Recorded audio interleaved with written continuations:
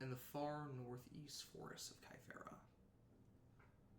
Tucked away behind trees, ever green, ever dark, ever protective. A mansion, no, an estate. A proper estate. A large facility with almost a hybrid breadth of older Shiquotan architecture with a flair of unmistakable elvish design.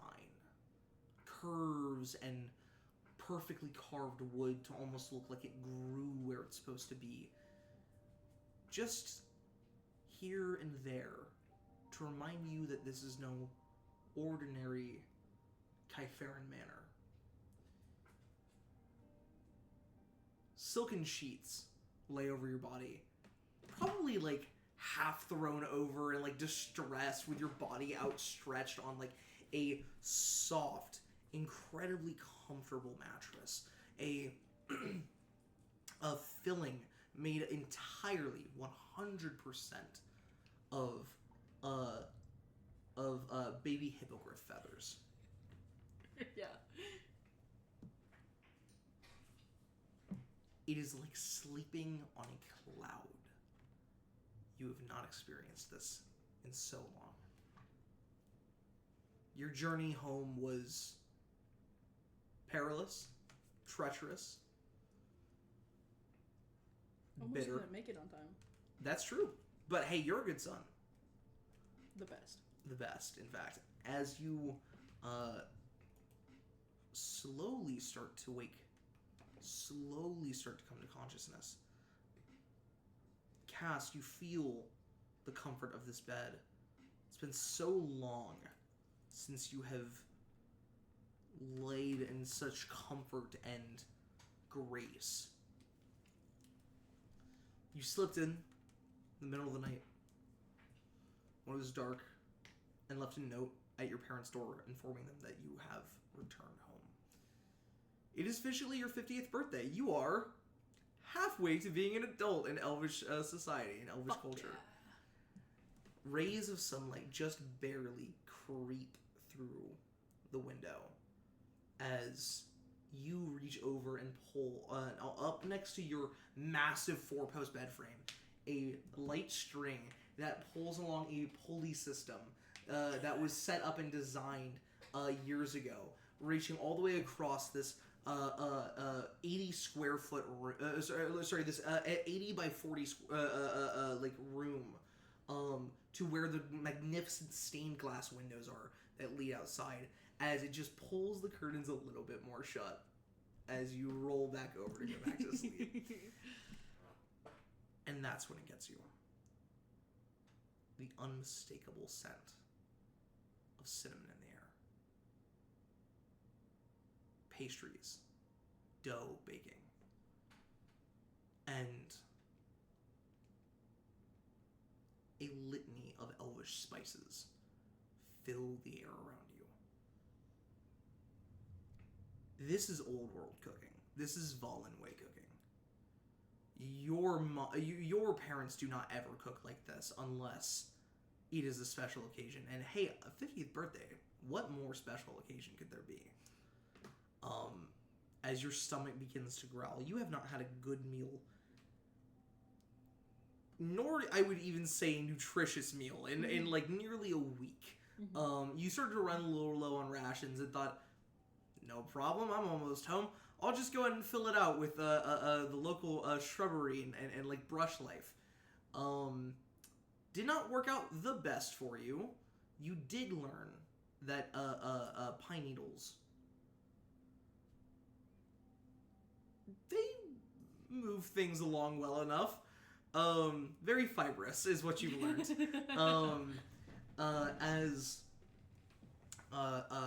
And you also know that they have a decent amount of vitamins in them. So like eating them is not the worst thing in the world that you could do for yourself. But you haven't had a good warm meal in nearly a week. as you roll your shoulders and immediately feel the pain as your shoulder blades ache. Very recently, like in the last few months, your shoulders have begun to hurt. And you know what that means. It's any day now, basically. It's guaranteed. Like we're talking like the next week or so. It might, in the time that you're here, it might happen. And then you hear a light knock at the door. And as it opens up, as leaning in forward, at first you expect the shorter and more positioned frame of your mom, but instead the looming and towering form of your mother peeks through the door, looks out as you see a soft and almost teary-eyed smile as she looks out across as you meet her gaze for the first time. Cassie, and like opens the door a little bit more as she steps in and goes, "Do you mind if I step in? Are you decent?" I sit up. Mostly. Give me a second. Yeah.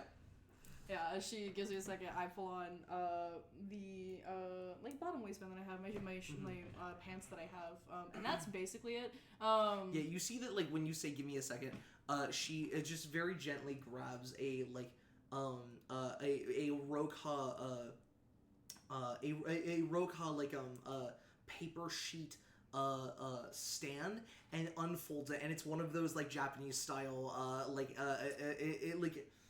what are they called, partitions with like the fanciful designs on them where you can just barely see the silhouette through, and she like pulls that along the floor as it rolls smoothly on the hardwood floors as she just as you're like getting dressed, she goes, "Yeah, it is so good to see you again, Cassie.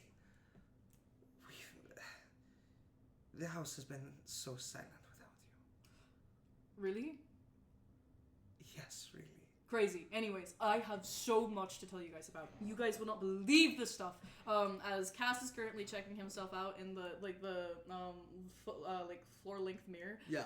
As he's checking out his wing scars. Yeah. This is his first time seeing them in color. He tried checking them out last night because it's the first time he's had access to a mirror, but it was dark outside. Yep. So yeah, what do they look like? As you look out and see that you're already like very tanned skin for being like a Sun Health heritage.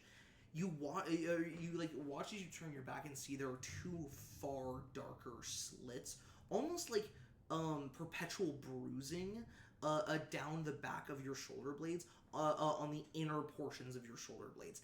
Each one is about a foot long down your back, and you see that instead of what you were expecting to be a protrusion of some kind, there's a slight indent in them, like a proper scar or groove. Why that's the case, you have no idea, but like it's probably a good sign. Yeah, I have so much to show you. Hold on, well, first, as I almost like pull out behind the cupboard and I go, wait, and I start affixing all of my jewelry and stuff that I can't sleep in. As I eventually push the thing back. Yeah. Mother! Are you still shirtless? Yeah. Yeah? Yeah. As you say mother, as she alights, she's happy to see you, and then immediately, like, her face drops. Horror, terror. You've never seen her look more like. I run like up worried. to her before I can get the look on her face, and I pick her up and spin her around. Oh, it's okay. Hello. I'm so happy to see you again. You sorry. understand? I set her back down. She immediately. Look, I got some more jewelry, from my shops, and then look at this. Look. Sorry, is the ponytail? It's very nice. I'm very happy. I see. Oh my goodness. Oh, it's like she's trying to find the words as you hear the footsteps before you see them approach. Also, my heel got the blade on the back of it. The claw got longer. Oh, okay. It's like she's like it's just taking it all in. You hear the footsteps before you see it approach. Before eventually, and faster than you can react, you feel one of your earrings tugged on as your ears pulled down. Ow! Your mom, lovingly but also with a healthy amount of force, Shiona grabs you by the ear and just goes, "Honey, please, that hurts so much more than I know it does. Last time. It's so good to see you.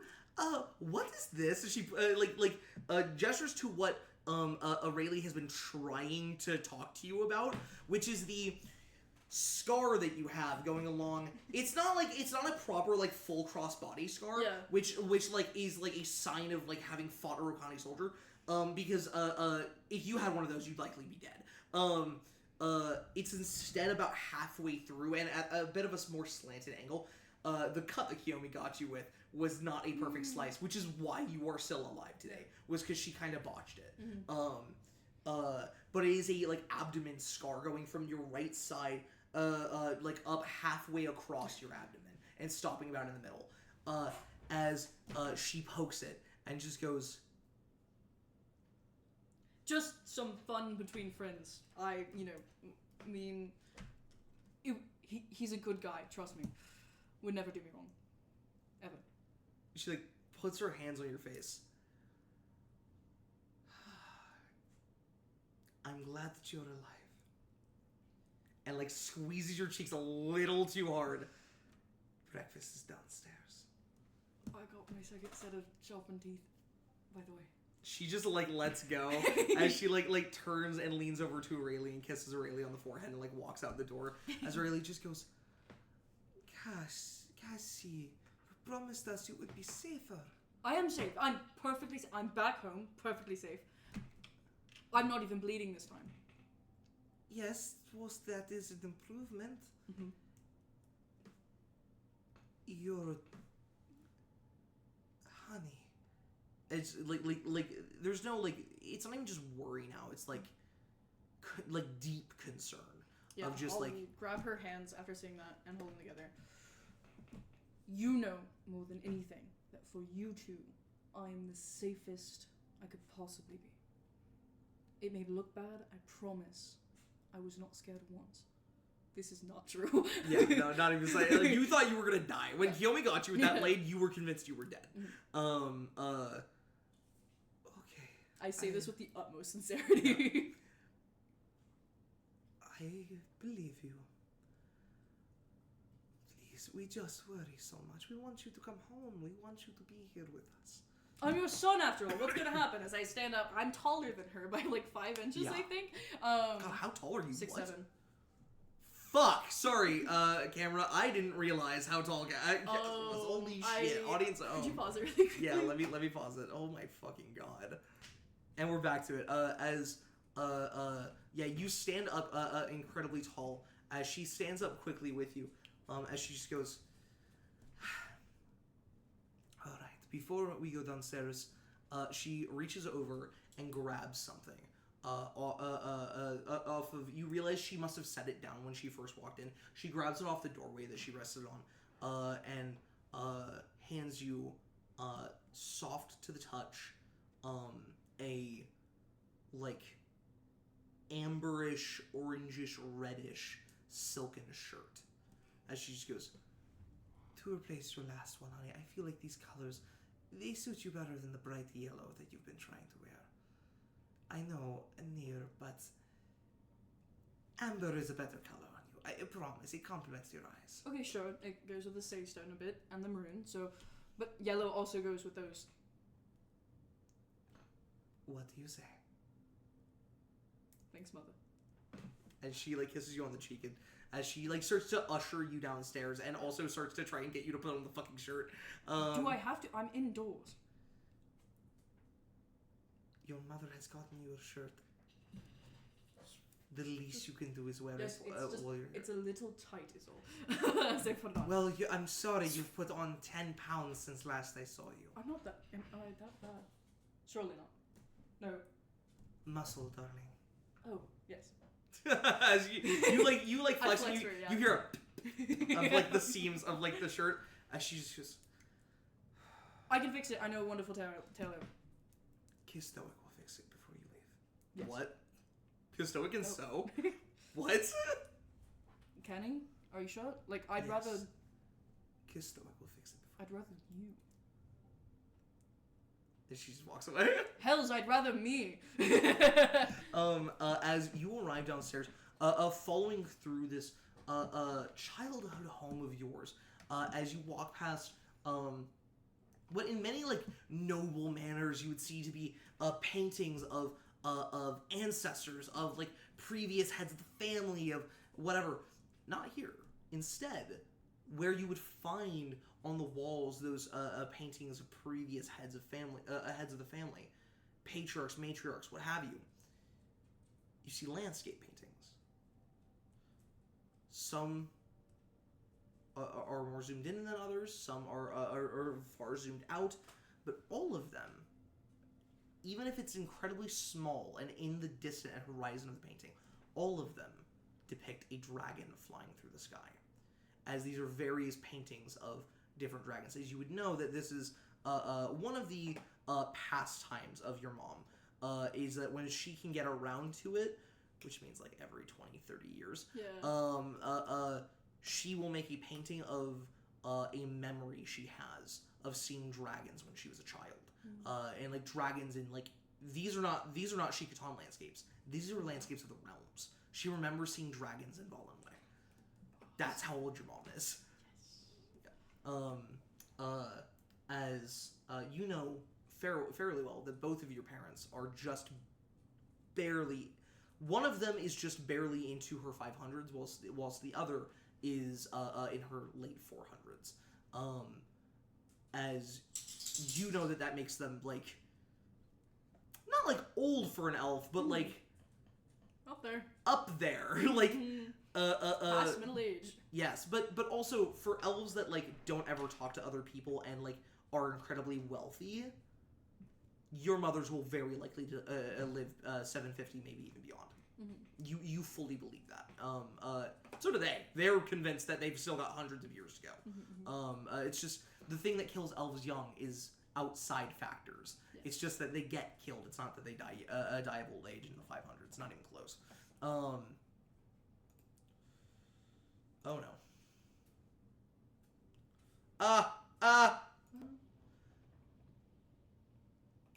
Your footsteps echo the sounds of your mother's as you walk through the halls of this great manor.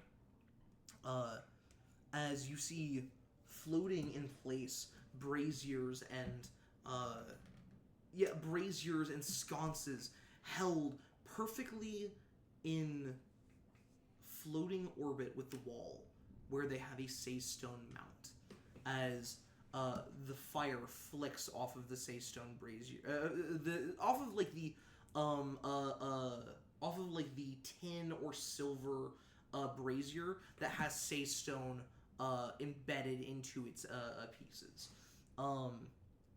You walk past a piece of art that one of your mothers made many, many, many years ago. Specifically, your mom made many, many years ago, long before you were born. It was one of the first attempts to try and smelt saystone before they realized that saystone is not. It's rock. It's not an ore. And it is this blackened saystone that has melted in some areas and crystallized in others.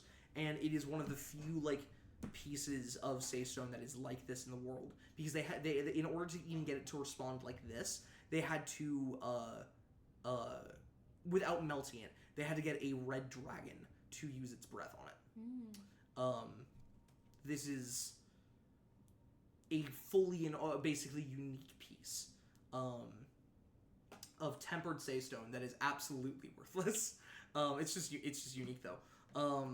As you walk through the halls here, entering the dining hall, where instead of being a long outstretched table, here instead is a nice, very short, very family, very personal dining table. It's round, probably smaller than this gaming table,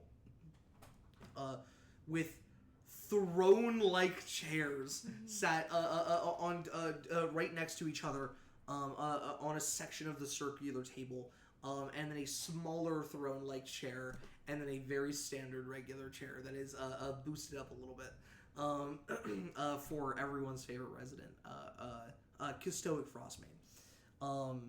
In here, you see that your mom has already sat down as Aurelie leads you in and walks over to the table.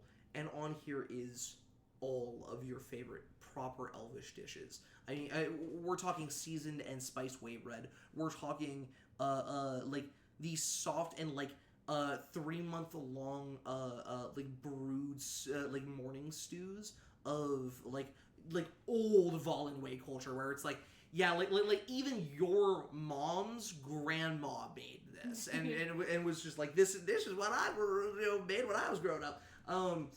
It's this very soft and silky textured like broth to it that just feels like you are drinking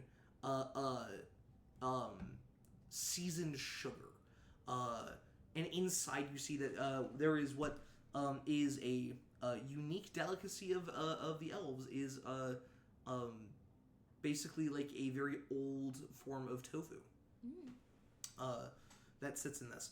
There are several other pastries, cinnamon, like cinnamon spice pastries specifically, cinnamon being a like favorite flavor of your parents, and I imagine it has become a favorite flavor of Cass as well. As both of your parents sit down, being elves, they don't eat in such large quantities like this typically, but something about the way that you've been growing up and your like unique appetite with being so heavily modified by turning into a half dragon, it's almost like their appetites have grown to match yours over the years. You remember when you were a child, your parents would typically have like a cup of tea for breakfast. Now anytime you see them, it is strange if they do not have baked pastries for breakfast. It's something when you changed, something changed in them as well. I gave them sweet tooths. Yes, that's basically entirely it. And they're so fucking rich. Why wouldn't they just do this constantly? Yeah. Cass, before he even sits down, he walks up, he rips up a piece of the bread, and he dips it into the stew. And then he starts eating it, and then he sits down. And immediately, whilst like Aurelie looks at you with such admiration, Shiona like looks at you and like rolls her eyes and goes, "I will never understand what your desire for whey bread dipped in morning stews. It tastes good. It doesn't. They're conflicting flavors, darling. You cannot tell if they're conflicting Stoic flavors. dared me as a child, so still doing it. It tastes good. I told him it tastes good, so... Stoic also eats Deathbane regularly, so... And I'm going to one day. No, you are not. Yes, I am. No. I'm working it up. Have you been microdosing Deathbane? No. Where would I even get access to it? Nowhere. The various places it grows throughout Kythera. I have no idea where it grows. The garden I outside. would not know. I don't know, so... With that said, you hear heavy footsteps come marching through the doorway behind you. Speaking of the fucking devil! Yeah, you say that as you just spin around as you see him marching right up to you and looking way up at you. Get up in your shit, right? As he does so, he holds up a hand like this.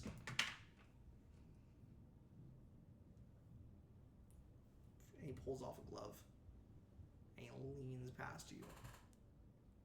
Mistress. Yes, he should... Rayleigh says, he should not use that language with you. Thank you, mistress. You see he jumps up and walks the fuck out of you. Ooh. You feel blood pooling your mouth. You've been treading the Stoic. In fact... Oh god. You take 7 points of bludgeoning damage. I imagine you have your temp HP up. I can't imagine why you would ever not have your temp HP up. Actually, I can't imagine why I wouldn't have that either. Yeah, I do take the full 7. Yeah, as your jaw is able to take it, you feel the blood pool in your mouth before you swallow it, and before you've even spoken, the wound has seemingly either it was never there, maybe it was just the moving of your teeth that let blood flow, or it's already healed. Mm-hmm. As you look back down to Kusto, who just goes, "That was awesome. How have you been training? Keeping up with it?" He looks down at your calves, Skipping a leg day, I see. No.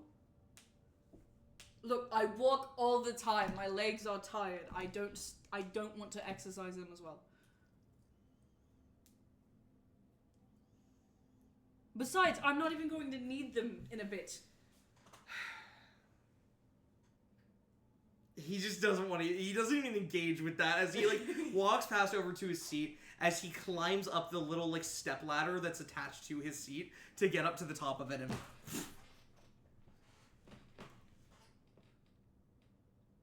Mistress Aurelia, Mistress Shiona.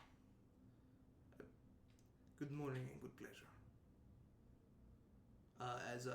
Like he nods to the both of them and like they like barely recognize this. He does this every morning and like they're just so used to it that they like gently nod as you sit back down at the hand motion of Aurelia telling you to sit down. As before anyone else can speak, I go, Stoic, guess what?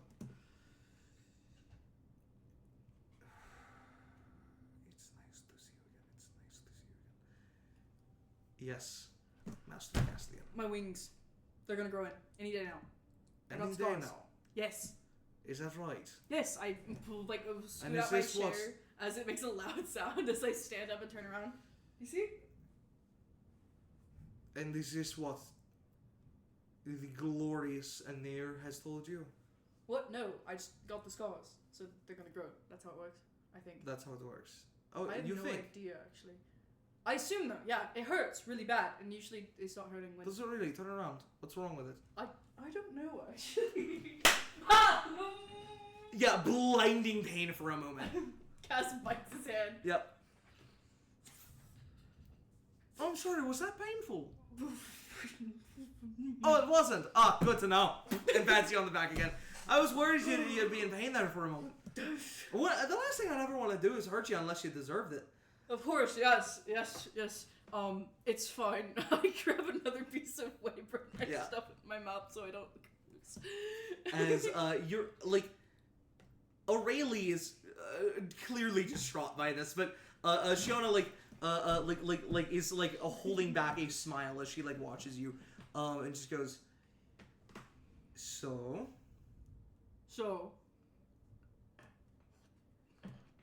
You said you had a lot to tell us.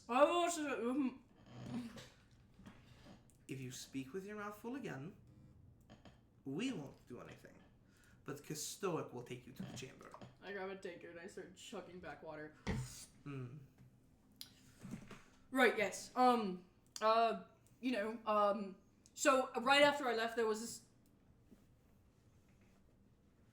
pack of raccoons. A pack of raccoons. Yes, very cute. They did nothing. And then she looks to Aurelia. Aurelia, by the way, bites that shit full, full sinker. Is just so willing and happy to accept that was the truth. She doesn't want to question it. Yeah. You see, she's willingly. And then we finally got to the road, and in the snow there was a turned over caravan wagon, and then we met some really astounding guys, very skilled. Who's we? Who are you traveling with? The raccoons. The raccoons. Yes. Very talented people. Stand-up gentlemen, then. Yes, good with tools. And they escorted me to Chadoga. Finally. Yes. Got to the city. Escaped. And we parted ways. Politely, as men. And I visited the shop. It was a while ago now. I can't remember what. Yeah, this would have been months ago. I bought something, I think. I don't remember what it was. But then I headed south. Yes, because. Nope, stop. You bought something. I usually do, yeah. From our shop. All the time. Honey. Mom, I've told you. The money we give you when you leave here is not for buying our own saystone. Kate, but I wanted a new piece. Aurelia leans forward, and now she's like stone cold serious and just goes, "Please, darling, understand. We love you, but you need to treat your finances more seriously. You have come home too many times out of rations, and living on the edge of starvation. Well, sometimes the raccoons get hungry, and I have to feed them, and they take food, sneaky little hands and all that. So, I think... At this instance, we will be sending out a message to Eshelvin to inform him that you are no longer to purchase product. He does such a good job. I have to let him know every time. You can do so with your words, Castian. Oh, she doesn't ever call you by that I name. didn't like that. When it comes to finances, when it comes to business, your mother, Aurelie, the soft-spoken, the beloved, the nurturing Aurelie becomes ice cold, even to you. I understand, mother. So, were these fluffy raccoons? Just the fluffiest. They're not mangy in the slightest. Stoic, you realize this whole time, has been grinding up, you see, petals and a mortar and pestle. As you see, he takes this kind of mush out and puts it between these two, what look like rock-hard pieces of bread that seem to be almost as much sawdust as they are actual flour, as he, just rubs his thumb with, the smear, and puts it together. There's an audible, when he clicks the bread together, and just...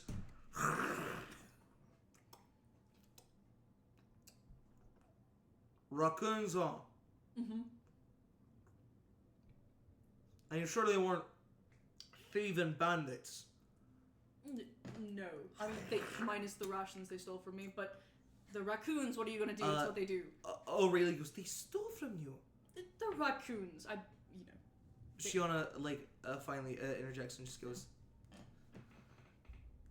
Cassie, dear love, you know that I am so happy that you are using creativity. I wanted you to be an artist like me. So when you tell a story, I'm so happy to hear you embellish it.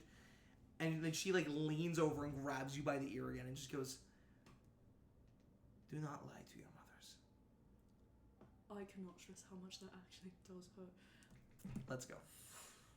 Okay. Thank you, love. And she grabs you by the chin and shakes you, shakes your head a little bit. Okay, the raccoons weren't bandits. No, they just a pack of your average wolf, Kytharian wolf.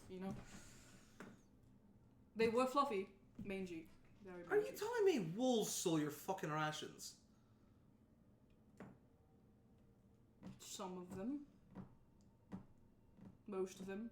How have you made it 2 years so far? Because I can hunt. I can take care of myself. I'm not useless outdoors. Alright, would have fooled me. But I suppose you've got a silver tongue like your parents. My silver tongue does not get me anywhere. There's just silence at the table. So, dear, Aurelie leans forward. Have you met anybody nice? Friends? I met... More? What? More? Do I tell my parents about my partner? No, surely not. No. Yes, I met a wonderful God's woman. She's awesome. She's wonderful. I met her pretty recently, sort of, relatively traveling. Oh, it's very pedestrian. Yes. She's very, very skilled. Adept at fighting, actually. Yes. We met because we kind of got off on the wrong foot. But after that, we started hanging out. We traveled a bit together. She held her own really well against, some creatures. We got attacked. Minor thing. She's really strong though. You would not believe. Breaks into that fucking rock hard bread again as he quickly wipes crumbs from his beard, swallows. Cause Stoic is this middle-aged dwarf, a couple hundred years old by this point, with brown hair, brown hair that is grayed pretty substantially from the stress of helping to raise you. He is bald on the top of his head with just a ring around the sides. As He takes a bite, rubs the crumbs from his beard, swallows quickly, and just goes. So what you're saying is that you've been hooking up with one of the Kytheran road guards, then? Mom, I would never. As I look over at her. Immediately, when he says that, Shiona pulls back like this, and just goes, "Oh, I hoped that it wasn't true. I hoped it wasn't true." As appalled and disappointed as Rayleigh just slowly does one of these.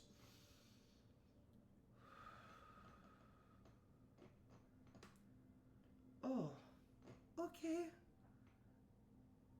It's not true? No, I mean, she's not just some Kytheran Rogard. She's very talented. Amazingly talented. Shiona just goes, but what was the phrase you used? Stoic. Hooking up, it's what the young ones say now, and you have a little bit, in Dwarvish he says some really inappropriate words, because there are no, appropriate words to talk about fucking in Dwarvish. There just aren't appropriate words for it. None of them translate well, I wouldn't say, no, that's really exaggerated.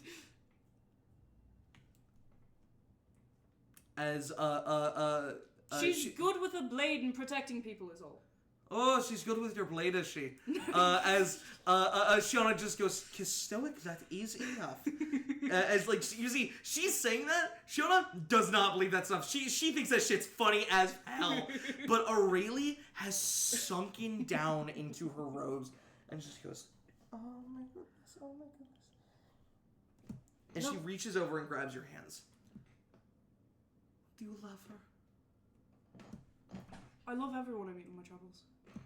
And she holds your hand and just goes, because a tear starts to form in her eye.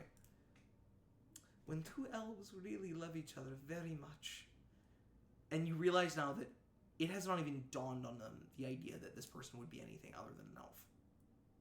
Oh god. Because heritage. Oh god. Because bloodline. Oh god. As she just goes, when two elves love each other very much, beautiful things like you can come into this world. And Mother, I can't stress how much it's not like that. She's just she has the most amazing armaments you've ever seen for a god. I said the same thing about your mother's artwork, and pulls away. Just to really looking at Shiona. Yeah, Shiona just goes, she did compliment my artwork. She was quite the fan. No. She's just.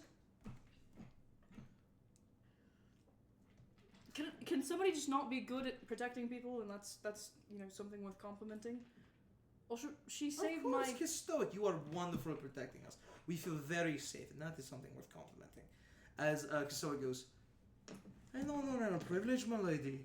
I am always happy to help. And turns to you and just goes, if you ever want to, I don't know, have her be taught a thing or two about actual defense, why don't you bring her around sometime? I'm sure your mothers would love to meet her. She's very busy with, her job and protecting Aurelie puts a hand up and just civilians. goes, but if there is the chance that she will be... I'm sorry? No, we're not. No. You're so None young. of this You're conversation. so young. I if am. there is the chance that she could be our daughter. As Shiona just goes, okay, that's enough. He's not even close to being old enough to date. Daggers into your eyes. You feel your heart stop. As it's very clearly just telling you, you can fuck around, you can have your fun, nothing serious. As Shiona just goes, I mean, we were older than him by this time. As Aurelie pulls her fingers away and reveals a knowing look of, no, they weren't that much older than you when they got together for the first time. As Shiona just stops her sentence halfway. You will have to bring her by sometime. We would be. It's a far distance from where she's usually at. We'll send the cart for you. It's No issues. I mean, she has to stay on the roads, you know? They don't... I thought you said she was not the Kytheran road guard. Is she or is she not? She's not. She just has a place to protect, and so she stays around there. I mean... I'm glad I got proficiency in deception. Why do I lie this much? Incredible. They're gonna be so mad! She's like trying to figure out like the farthest place away and goes, oh, she a god in Xeronoth Kree. That's a bit big for where she's usually at, though I imagine she's probably been. But I've seen her down south once, so... You need a deception check. My first roll's a deception check? Yes. Why is this Shouldn't lie so much. Oh, it's true. It's cocked. Cock no balls. way. Fuck, cock balls. I'm pretty sure this dice is weighted, but that's okay. I'm certain. Natural 1 for a 6. Natural 1. You're certain? So I rolled a natural 1 for my first roll. And it was caught like on that little this little bridge right here on a natural 1. And then I rolled it again. It was natural 1. Shot. Or that's just how Cass is, baby. She looks at you and just goes,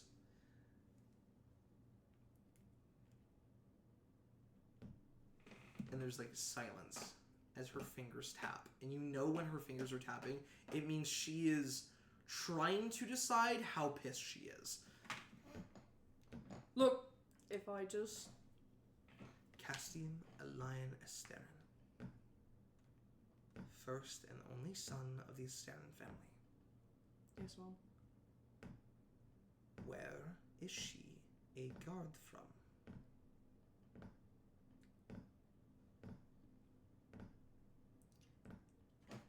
Sorry, this treated me fucking terrified. Surely I roll higher the second time if I lie. Yeah, 100%. Yeah, if you want to lie again, rip it to shit. It'll be new roll, new contested insight. No, I just didn't want to worry you guys. She's very nice. Her name is Kiyomi. She's... Immediately at the sound of the name, like, you see, like a stoic who's now, like, picked up a fork and is actually gonna try to eat some of this, like, dainty elvish food. He, like, flinches and bends the fork in half. As that's happening, Shiona's eyes go wide, and Aurelie, who's had her hands like this, just... As, like, she slowly pulls up in a horror as, Shiona goes, Kiyomi what? Did I happen to get her last name? That's a great question. I feel like I would have, yes, but I'll ask. She would have I don't know how much they give that out. She's a soldier. She would give her her real name. Oh no. Kiyomi Nakara. I'm gonna cry. Kiyomi Nakara is her name. She's a god, like I said. I met her in the contested city. The first time we met. And then, like, at that realization, how much have you been in Aroka? I'm not lying. Very little.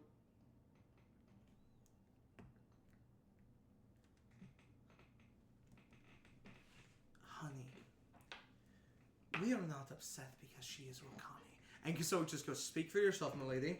As she goes, Stoic.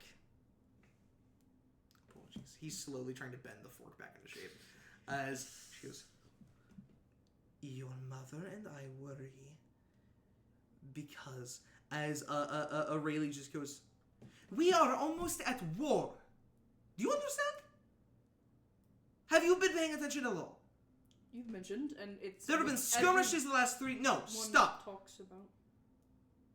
There have been skirmishes for the last 3 years. Economic trade has ceased in Kytheria. Normal exports from Roka are not moving through Kytheria. Do you understand what that means? We have lost full contact, no communication, with any of our business insiders on the other side. In Kytheria. No, Roka.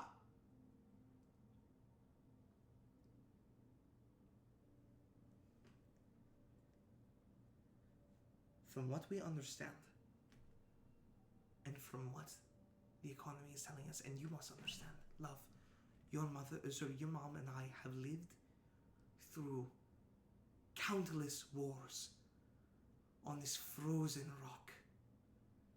Countless we have lived through. Before this country was known as Kythera, we have seen the wars of men. We can tell when they are on their way, and there is something big coming. The continent could be at war any day now, and you go prancing to Roka! I wasn't prancing. I was barely there. That's a promise.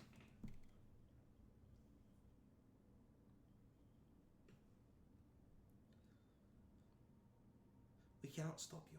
We made you a promise we would not stop you from going where it is you want to go.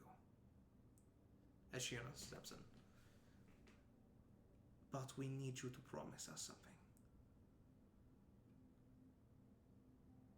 Castian. My child. And like her expression softens. If come the tolling bells of war, ringing the sky and souls of man, you will come home to us. You will not wander. You will not sail. You will walk home to us. You should never see war. We have seen more than enough to tell you you need not ever lay your eyes on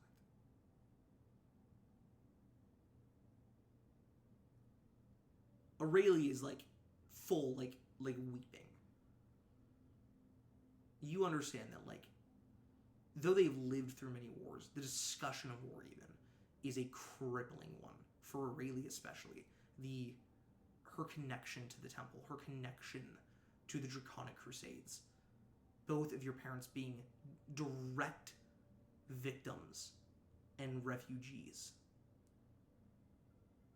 The weight of this conversation hangs heavy in the room. You feel your heart sitting on the top of your stomach. Promise us this. I'm not disagreeing, but you said the same thing about beasts and bandits and road travel, and we've overcome those. You have overcome those. We have allowed the fear of bandits and beasts to leave this household. We believe that you can handle yourself. Cassian, nobody handles themselves in war. Nobody. Not us, not you, not Kistoic. As Kistoic, this is like, notably, he is like nodding his head in like stern agreement with what they're saying, as there is a very like solemn look on his face. One you only ever see him have when he is thinking of when he was young. As look, should that time come, I will be back home and I will see you all. You promise? I promise. I'll make my way back here. I can't guarantee it's gonna be fast. If there's a blizzard outside, I can't. I know. Just do what you can. No one, love, not even a near, is safe from the horrors of war. That's like antithetical to you, what she just said. Like that, the very idea. You I want to disagree so badly. Your jaw trembles. Fighting in the words. Something primal in your body needs to disagree with that, but you clutch the dinner table and like keep the words in. Look, off that topic. However bad it is now, Kiyomi escorted me back into Kythera safely.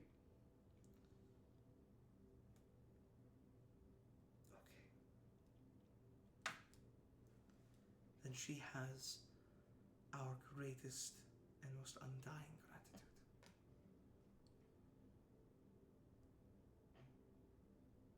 She is welcome in this house. As, like, Stoic bends the fork again. Ding! This time it snaps. Terribly sorry, milady. I'll go get you a new one. And, like, steps up and, like hops off this chair and walks out of the room. Yeah, once he's out and the door closes. You mean that? If Roka's gonna get as bad as you say it is, I mean... I'd want her to be somewhere safe. I want everyone to be somewhere safe. Honey, if war breaks out, only you are welcome here. If peace is maintained, she may be within our walls. But she is a Roka soldier, yes? This is what you're telling us? I mean, if she's hurt, she's hurt. If she is Rokani, she is Rokani. I don't see what that has to do. I know they can be dicks sometimes, but... They are loyal to their emperor. It is an admirable trait. Once upon a time, your mother and I were very loyal to something as well. Right, but we But don't... they will die for their emperor, a man they will never meet. She wouldn't put her blade against me. Neither would she you. Her eyes trail down to your abdomen. As she has put that together.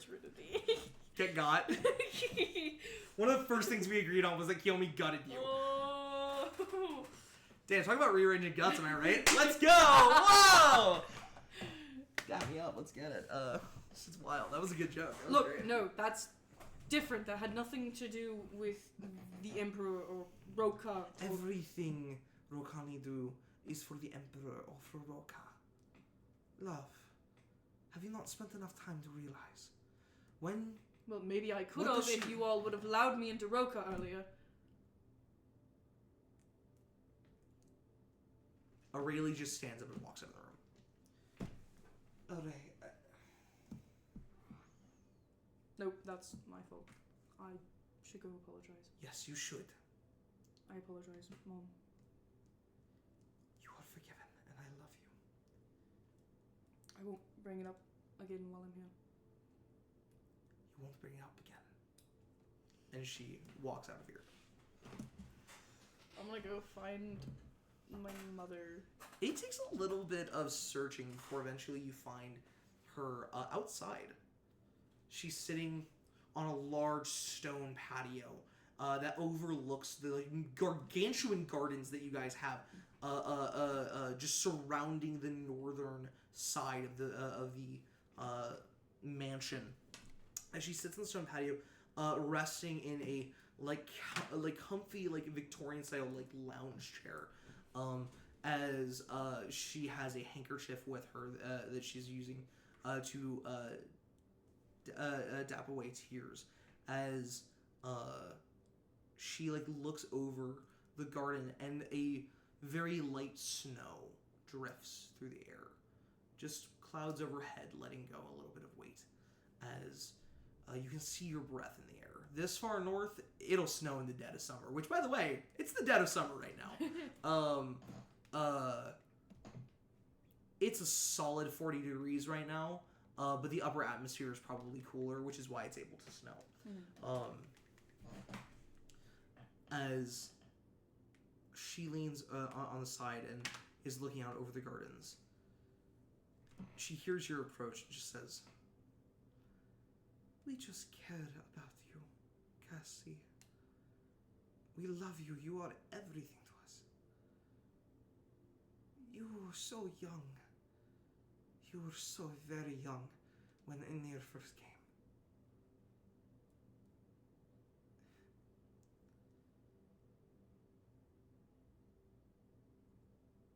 We wanted nothing more than for when we had a child, that they would not suffer the pain and the hardships that we experienced when we were your age. And yet you are a few years younger than we were when we were driven from our home. And you seek this danger out yourself. It scares us. Cass will sit down beside her chair and lean his head against the armrest.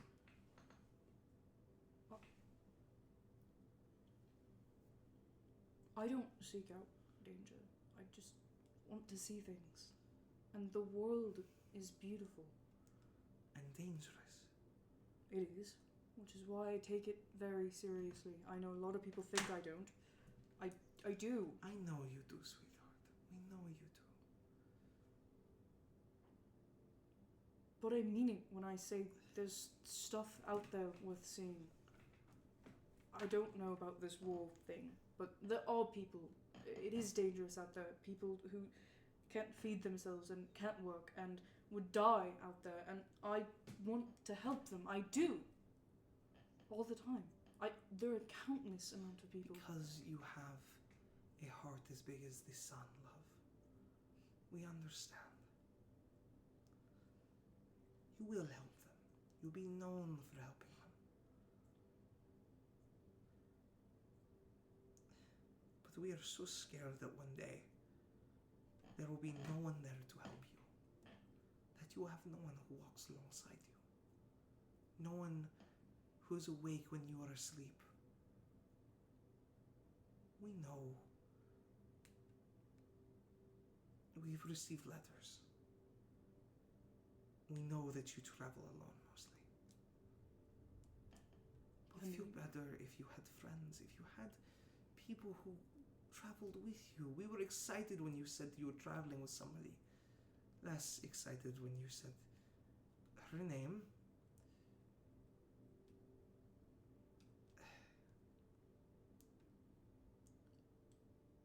Mother, if I travel with somebody for too long, they stop figuring out things, and you know, I'm not very good at not telling people stuff. I know, but sometimes even the most cherished secrets, letting them go can form such sweet bonds. Stoic is like family to us. He is. We entrust him with everything. This was a leap of faith on your mother and I's part.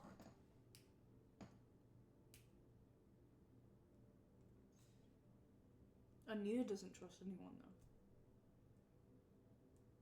though. Oh, we know. But you are not Anir.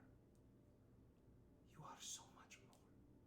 And she holds both sides of your head in her hands. I don't think I'm permitted to agree with you. I think you'd be very upset. But you are. You are so much more. But I mean it. There are some beautiful things, and I wasn't in Roka for no reason. I have a gift too. I know it's my birthday, but I miss your and Mom's. So, well, if you have gifts, we will give them all together. That's great. I was kind of worried it would die on the way over here, so maybe I should give it to you now. Yeah, as I'm gonna try go through.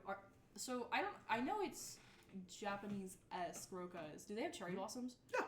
Yeah. Could I have carried a cherry blossom seed bud starter? Mm-hmm. Yep. Yeah, like a singular absolutely. one. Yeah.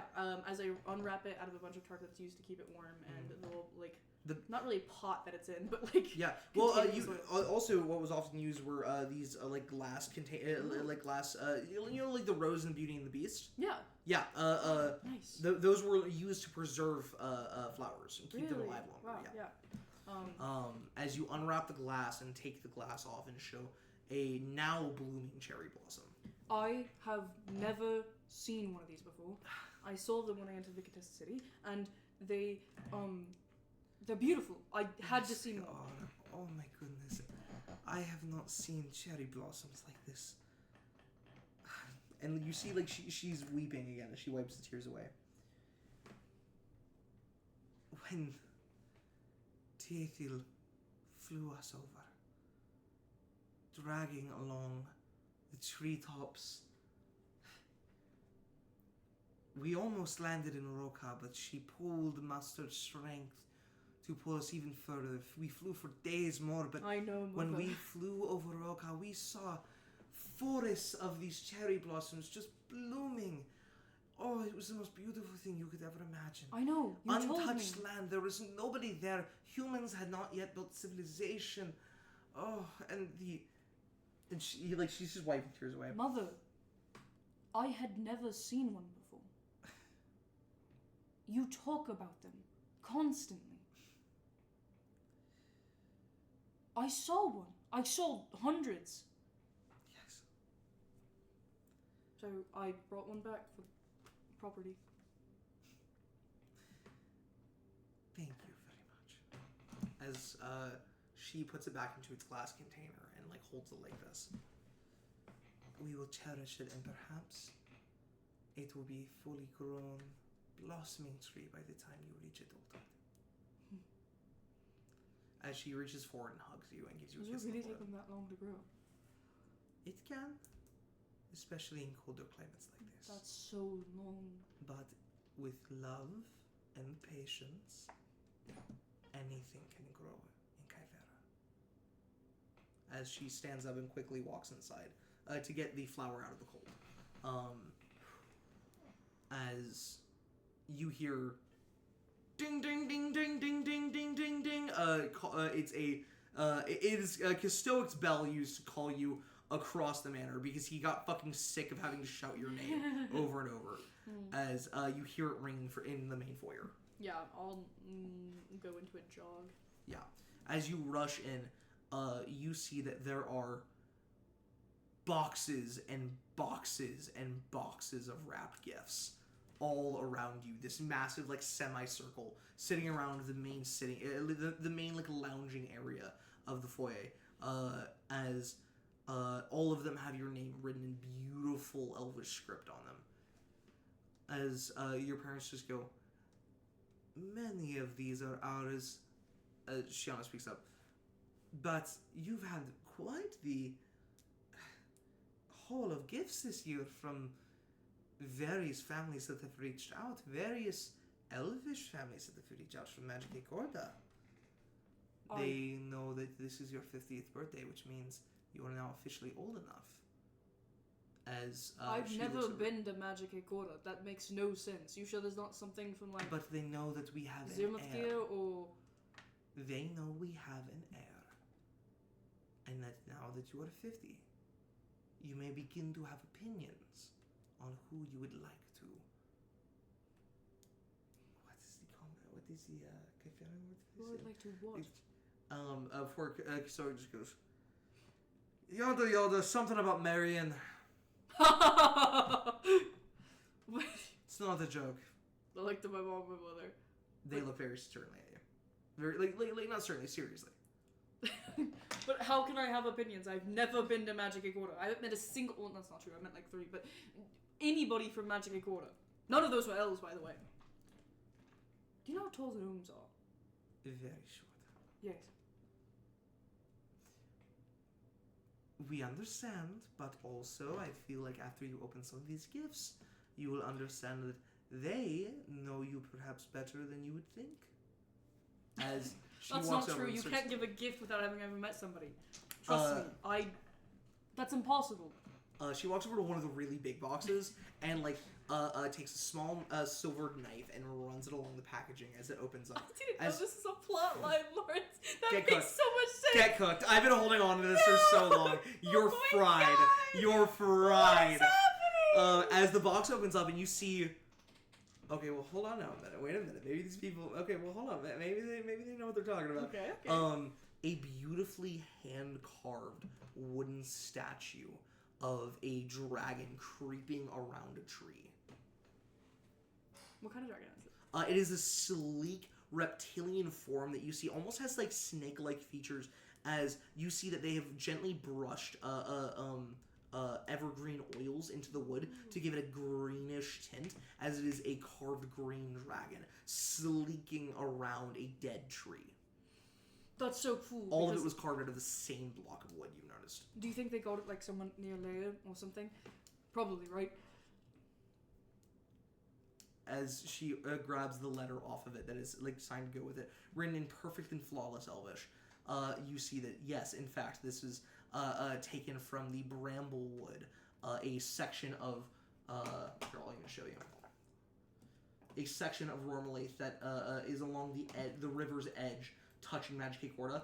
This here is known as the Bramblewood. It is a section of dead forest and jungle that there are 3, 4, some even say 5 dragons that live within this space, 2 of which are known to be green dragons. This is insane. Do you know how rare this is? Yes. It's from Rormalaith. We know. I've never been allowed to go near it, close to it at all. Ever since. Nope. Okay, great. Amazing. Yeah. As they go, and you never will. But I have this. It's so you never need to. Look at. Yeah. Exactly. It's heavy. Like, it's like solid wood as you lift it up. Bramble oak. As you hold it up, it is one of the greatest gifts you've ever received. And one of the things we talked about Cass a very long time ago is that one of his favorite things is statues. Yeah. Is statues, busts, figurines, things like this, carved and that had time, effort, and energy put into them. Mm-hmm. And this is going in the Horde. This is going in the Horde. Yeah. It is incredible and spectacular in its majesty. This is wonderful, and it does dawn on you, how did they know that you love statues? They don't know you. By the way, so I know you guys know I really like statues. Yes. Of course we do, yes. But how did they know that I like statues? I never... They must have listened closely. To who? I don't tell... Just that doesn't come up in conversation with people I'm traveling with. Perhaps your mother or I could have discussed it at a charity event or a business transaction or one of our many emissary runs. Insight check. No need. Against it, really? Okay. Yeah, they are spreading information about their mysterious heir and child. No, I know she's being obvious. My question is if Cass believes they have ulterior motives enough, or trust them enough. Amazing, give me an insight check. Okay. Great, -1. Holy shit. 8. 9 -1. Completely innocent. Are you kidding? Completely innocent. They must truly, the people in Magicka must really just be good listeners.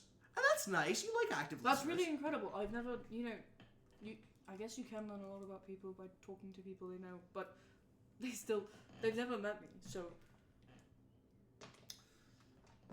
That's right, yes. It's a good point. I mean, perhaps you're not interested in any of the rest of these gifts then. I can look at them. As you begin to open up, and it is beautiful regal clothing for, because they don't know your gender, or your build, your frame, because your identity is kept very, very hidden. And elves are all the same frame. Yep. It's these very dainty, elvish, robes and dresses that are, some are very feminine, some are very masculine, some are, most actually are very, androgynous.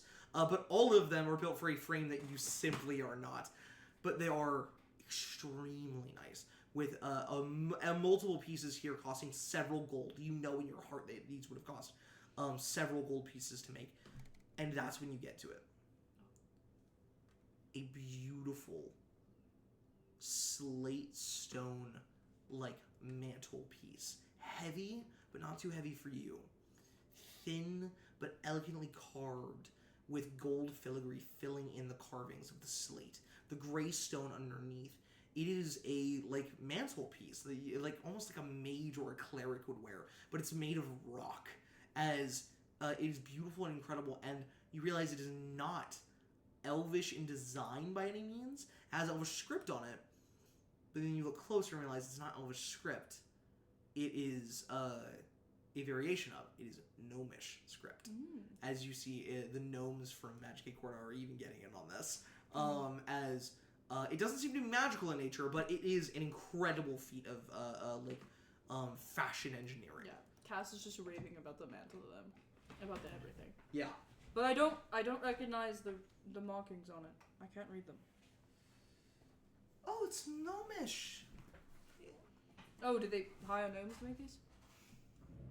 Honey, one of the most predominant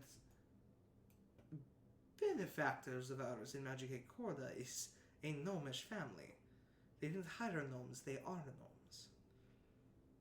Okay. Well, this is kind of weird, is it not? Just getting a bunch of gifts from people I've never met before. I suppose, but it's because they want to meet you so badly. Oh, they do? And they're, yes, of course, and they're willing to wait. Well, I can do that if, Mom and Mother, you would be so gracious to allow me with permission this time outside of Kythera. Of course, you are more than allowed to go to Magic Corda within 50 in 50 years when you will become an adult, to eventually go and meet your potential suitors. But like, no, they gave me the gifts now. I have to say thank you. Yes, now. but they've done so. These are elves and gnomes, sweetheart. 50 years flies by. How long do gnomes live? A point of contention. What?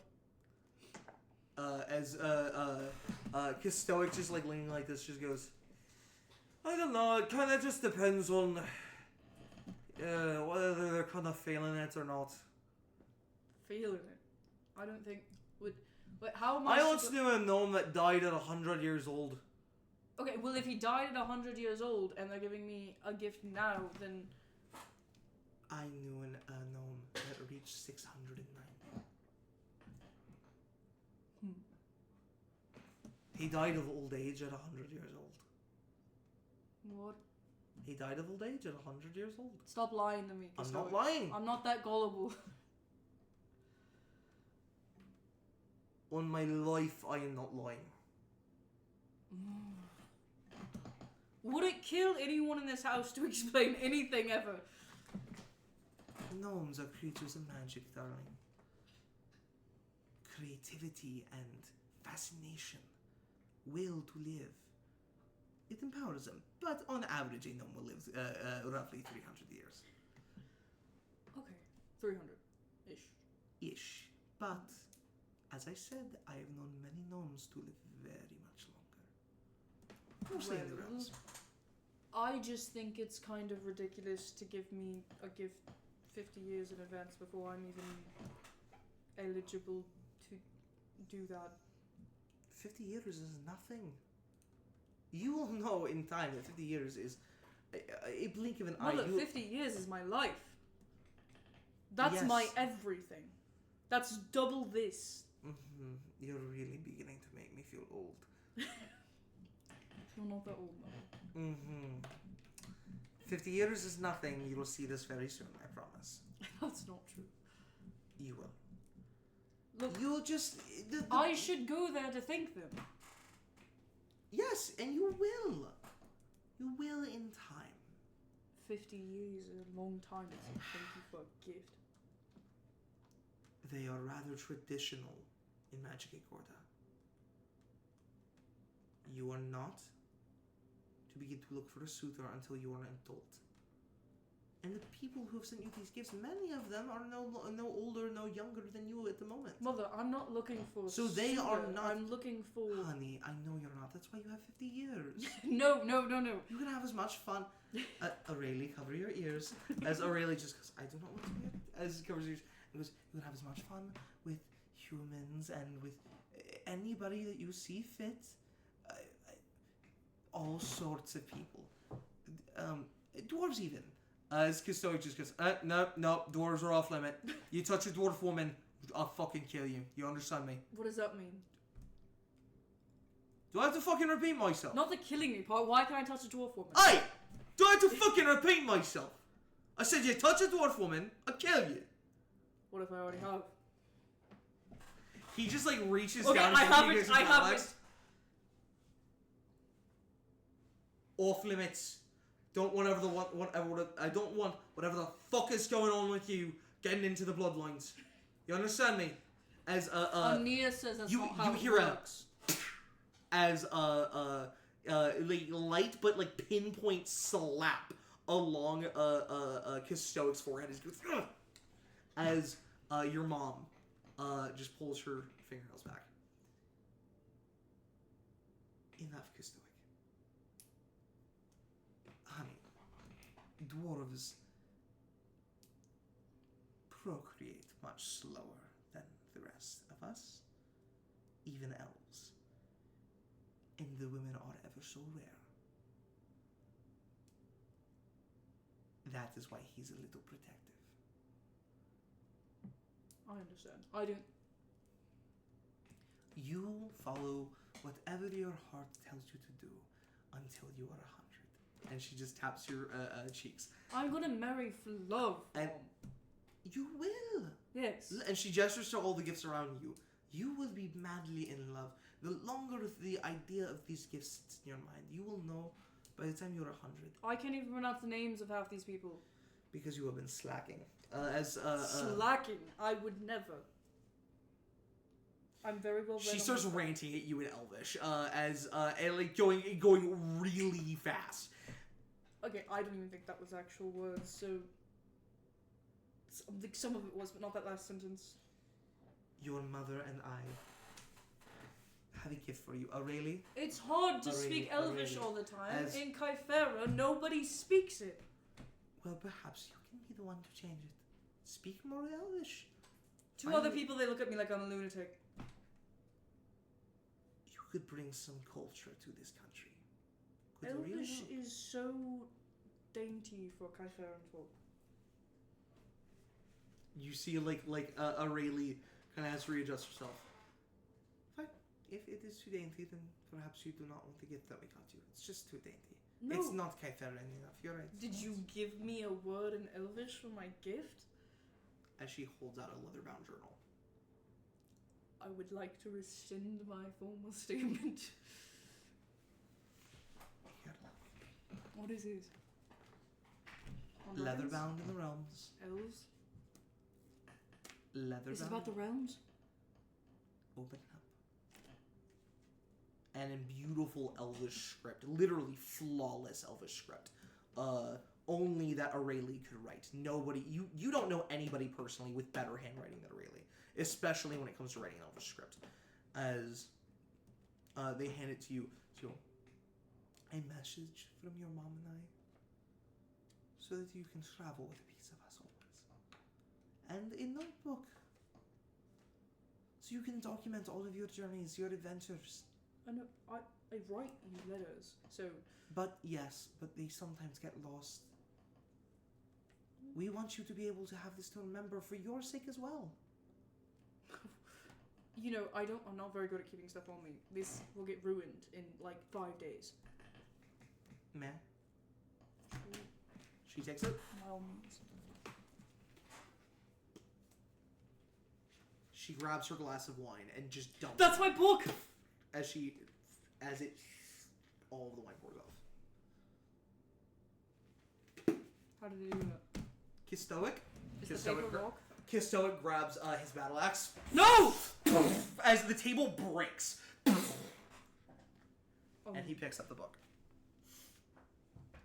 Even I pitched in a little bit of gold to make sure that this was exactly what you were going to want it to be. How is it doing that? It's magic. You act like you've never seen magic before. Well, like, it's a book. It's enchanted. Like each paper or just the book? Every page. The leather as well. That's impossible. Every piece of fabric. Who sat there and enchanted every page? An artificer. What's that? You don't know what the fuck it is. It's a fancy type of person in the realms who creates magic items. We don't really have them here in Shiquotan. It's not quite how it works here. Not enough magic to just pull around. Can I set it on fire? He reaches down as you see he pulls out a match. No, it's mine. I just don't want to get hurt. You got another 4 seconds of doing that before it actually starts to burn. What? It's not indestructible. It can be broken. It can be destroyed. You just hit it with your axe. The table broke. Yes, I understand. My axe is not as overwhelming as the heat of flame.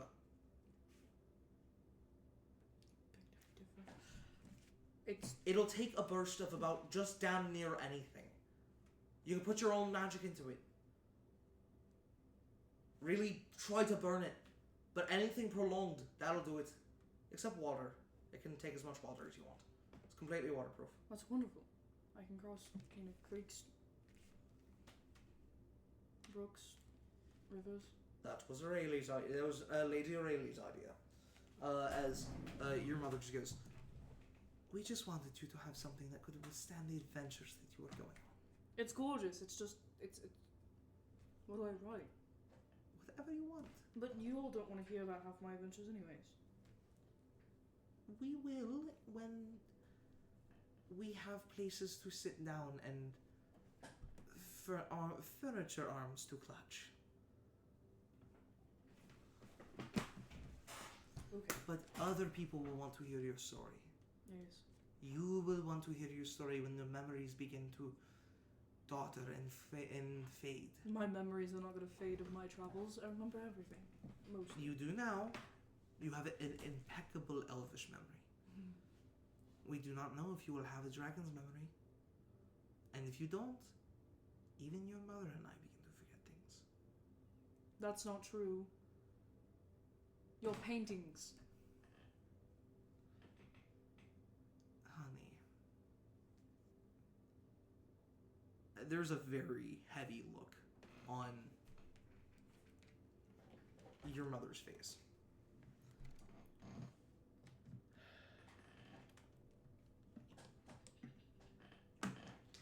I do not remember my father's face. It has been so many years. He was lost to me when I was no older than you. Everything fades eventually. But that is the beauty of the memories we do have. We have them. They are fleeting, but they are wonderful. One of the few things that humans truly understand is that mortality and the finite nature of all things is what gives them beauty. Nothing should ever last forever, not even the elves. Dragons live. Not forever. I don't think Ania's ever not been alive. I doubt that is true. You should ask him the next time you see him. Ask I him if will. he remembers being a wormling. Ask him if he remembers the inside of his egg, and if he knows of a time before he existed. I will. Thank you for the gifts. Of course,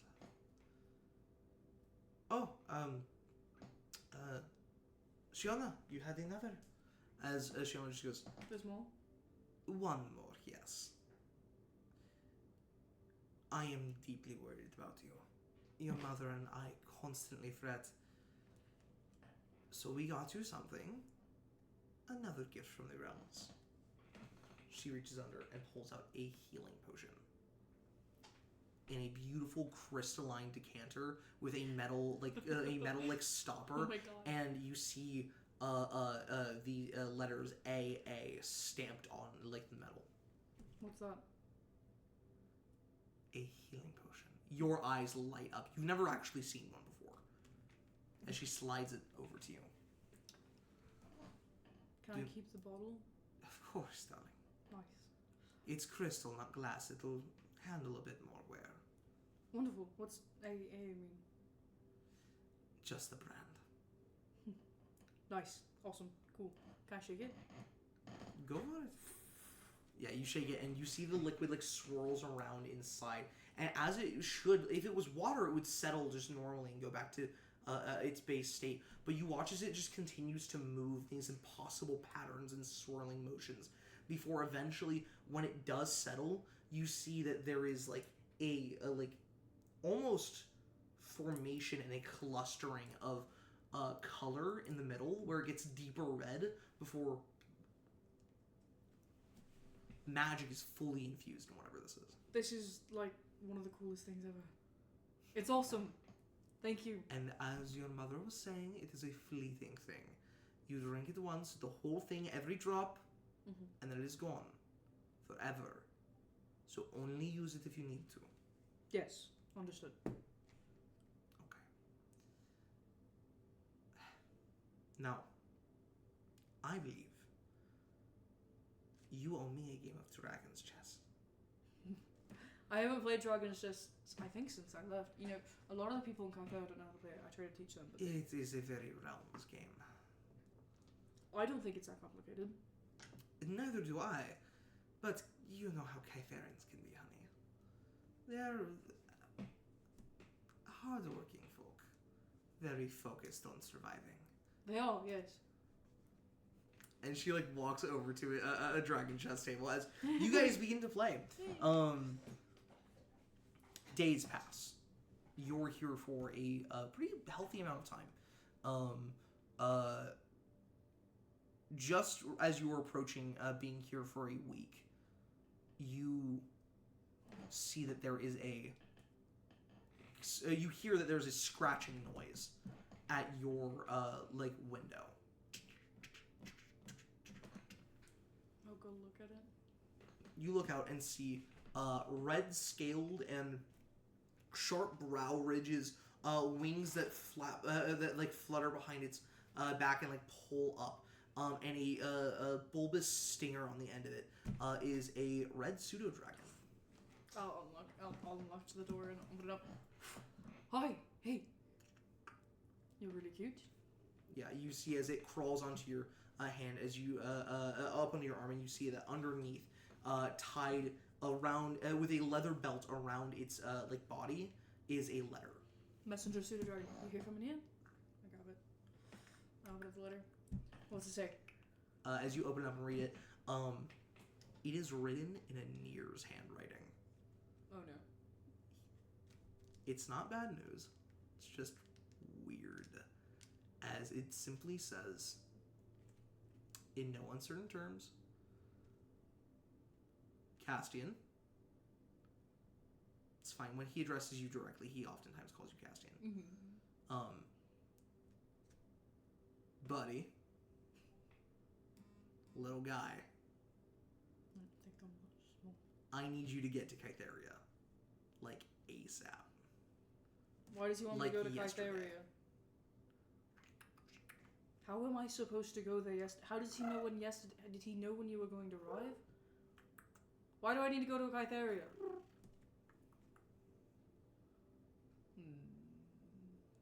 It like slowly moves its stinger at you, kind of like testing whether it wants to actually sting you or not. No. I went through that with the last one. Ania wasn't very happy with what happened to him. It like curls up on like the windowsill as it like recoils when you say that. Okay, tell him I'll get there when I get there. Do you need me to write it? Flip a letter right on the back of it. Heading there soon. ... Ish. ... Question mark. It takes it. You see, even like with a level of dexterity, is able to reattach the letter to itself before it perches and sits down like a cat, just staring at you expectantly. I pull out a copper.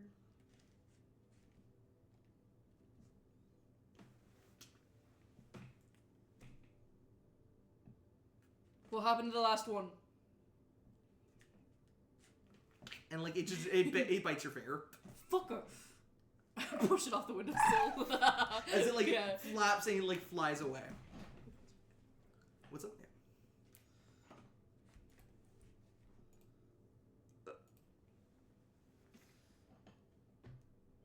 What was the last thing we were talking about? Oh, right, the super dragon. Yeah, it flies off, and you are left here in the room. The rest of the day passes. You inform your parents that Anir has sent you somewhere. Do you bring up how strange it is that he's sending you somewhere specific? Yeah. Yeah. I just don't understand. He's like, anytime he's ever sent me to go somewhere, he's like, hey dude, it'd be awesome if you checked by this place, maybe pick up this thing, maybe talk to this person. He wants me to be there yesterday. How does he even know when yesterday is? Of course, darling. I know this is stressful and confusing, but think of it this way. If you really need to hear, perhaps it's very important. And if it's very important, and she like brushes your shoulders and like straightens out like your jacket and coat and everything as you're getting ready to leave. as like It's just the coat covers up my I know, scale. I know. Anyways, if it's very important, what? It's very important. Perhaps you might even move on to the next stage. Perhaps this is a test. He's trying to see if you are ready to progress further. You think it's a test? If he has never sent you somewhere before, never had direct instructions before, Not like this, no. and now all of a sudden he does, and it's been, what is it, over a year now since you've had your last injection? It just seems to me, perhaps, he is testing you. You think so? I gotta go. I gotta leave. I have to be there yesterday. You're right, you have to be there yesterday. Yes. Okay, I'm going. Bye. No. I got to go. As Shiona goes, and you will leave without saying goodbye to your mom? I said goodbye like 15 times this morning. Also, I've been here for a few days. And she like walks over as she grabs your head, kisses you on either cheek, and just goes, "There are never enough goodbyes. Never enough." She hands you a pack of lots of rations, very nice, very good travel rations. Yeah. Of very high quality like smoked preserves. You don't even just have like smoked like beef or bison or whatever. Or tough chicken strips or anything. You have like smoked salmon. You have like pickled herring. You have how they got fish like that out here in the middle of the woods. You got no fucking clue. They raise them nearby. Possibly, very likely, actually.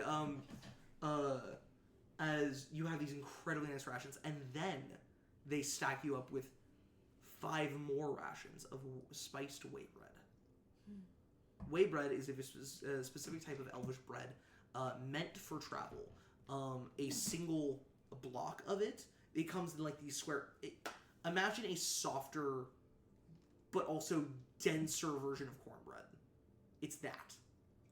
Cornbread if it was even denser, but not hard, not like hard tack in any way. It's still nice and soft, still nice and rich, almost cakey in that way. And it has the similar a similar effect as like elvish like elvish bread in Lord of the Rings, where it's meant to fill you completely. It's meant to act as a ration for you. This single block, and they hand you 5 of them. I can't wait to eat these. 1 a day. Appropriately. It is enough to fill a full-grown human man. I could eat all 5 of them right now. And we just. But you will not, because you are a responsible young man, I am a responsible person. Don't say young man, I'm a child. Yes, you are. And she fixes your hair and just goes, "There you go. Just in case anybody, any portrait make it." No. And like she fixes your hair again. It's so awful. What if somebody comes by looking to do a portrait? You have to look nice. A portrait on the side. Yes. Of course. Yes. She does you. Goodbye, love. Goodbye. I'll be fine and good, and I'm gonna get the next stage of my everything. Of course. It's gonna be awesome, and he is the coolest. Yes. You see that like both of your moms are like clutching, like one's a hand railing, the other one is grabbing like the a cloth of her dresses, like they wait. As Stoic stands nearby and just goes, "It was good to see you, lad." Yes, and I'm going to Kytheria, so if I see Kiyomi, I'll let her know that I'm really excited for her. To tell you all about her. Stay safe. Always. Be sure to come back to us. Yes. Goodbye. Goodbye. And careful, you've been leaving your left side open. Is that where my scar is? Yeah. No, your scar starts at the right but goes up to the left. But you know that Kiyomi was able to do that because she fainted on your left and then struck at your right. I'm learning that. He's not learning that. As you quickly walk away, unbeknownst to you because of your low perception score, the moment that your back is turned and you start walking down the road, both of your mothers begin to weep, cry, with Aurelie being borderline inconsolable as she usually is when you every time that you leave. As she begins to openly weep, and like Kostoic has to shut the doors so that you don't hear it as you walk away. As you march through the forest, quickly moving. This time of year, you know that there is a little bit of danger to traveling in the woods alone. Because Rormalaith creatures like to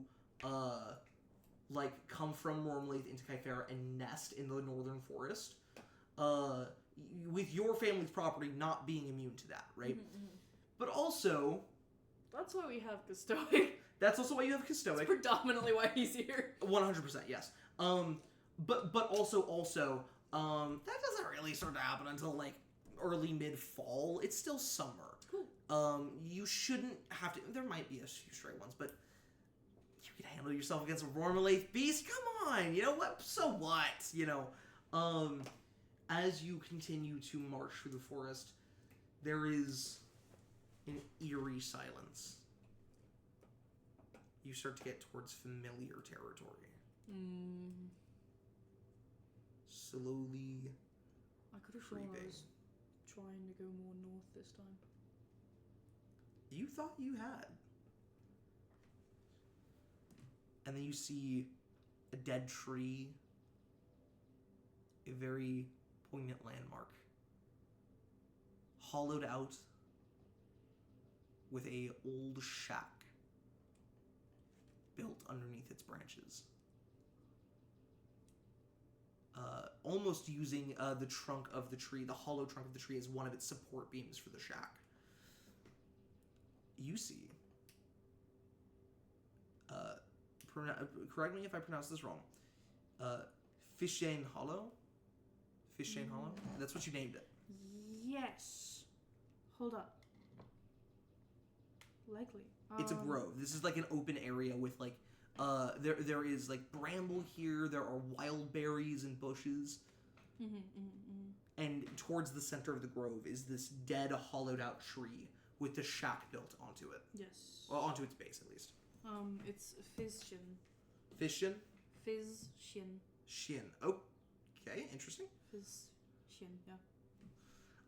I'm used to. Is that like a German pronunciation of it? Like, I'm okay with Fishshin. I'm okay with fantasy pronunciation. Yeah, I'm. Fizz. You know, I speak Shin. French. Yeah. That would be like Fishane, right? Because like that's Yeah. on Sante Gu on an E, Yeah. which makes it go ain up. Yeah. So but Fishien. Fishien. Okay. Fishien Hollow. And all of the hairs on your arms and your neck stand on end.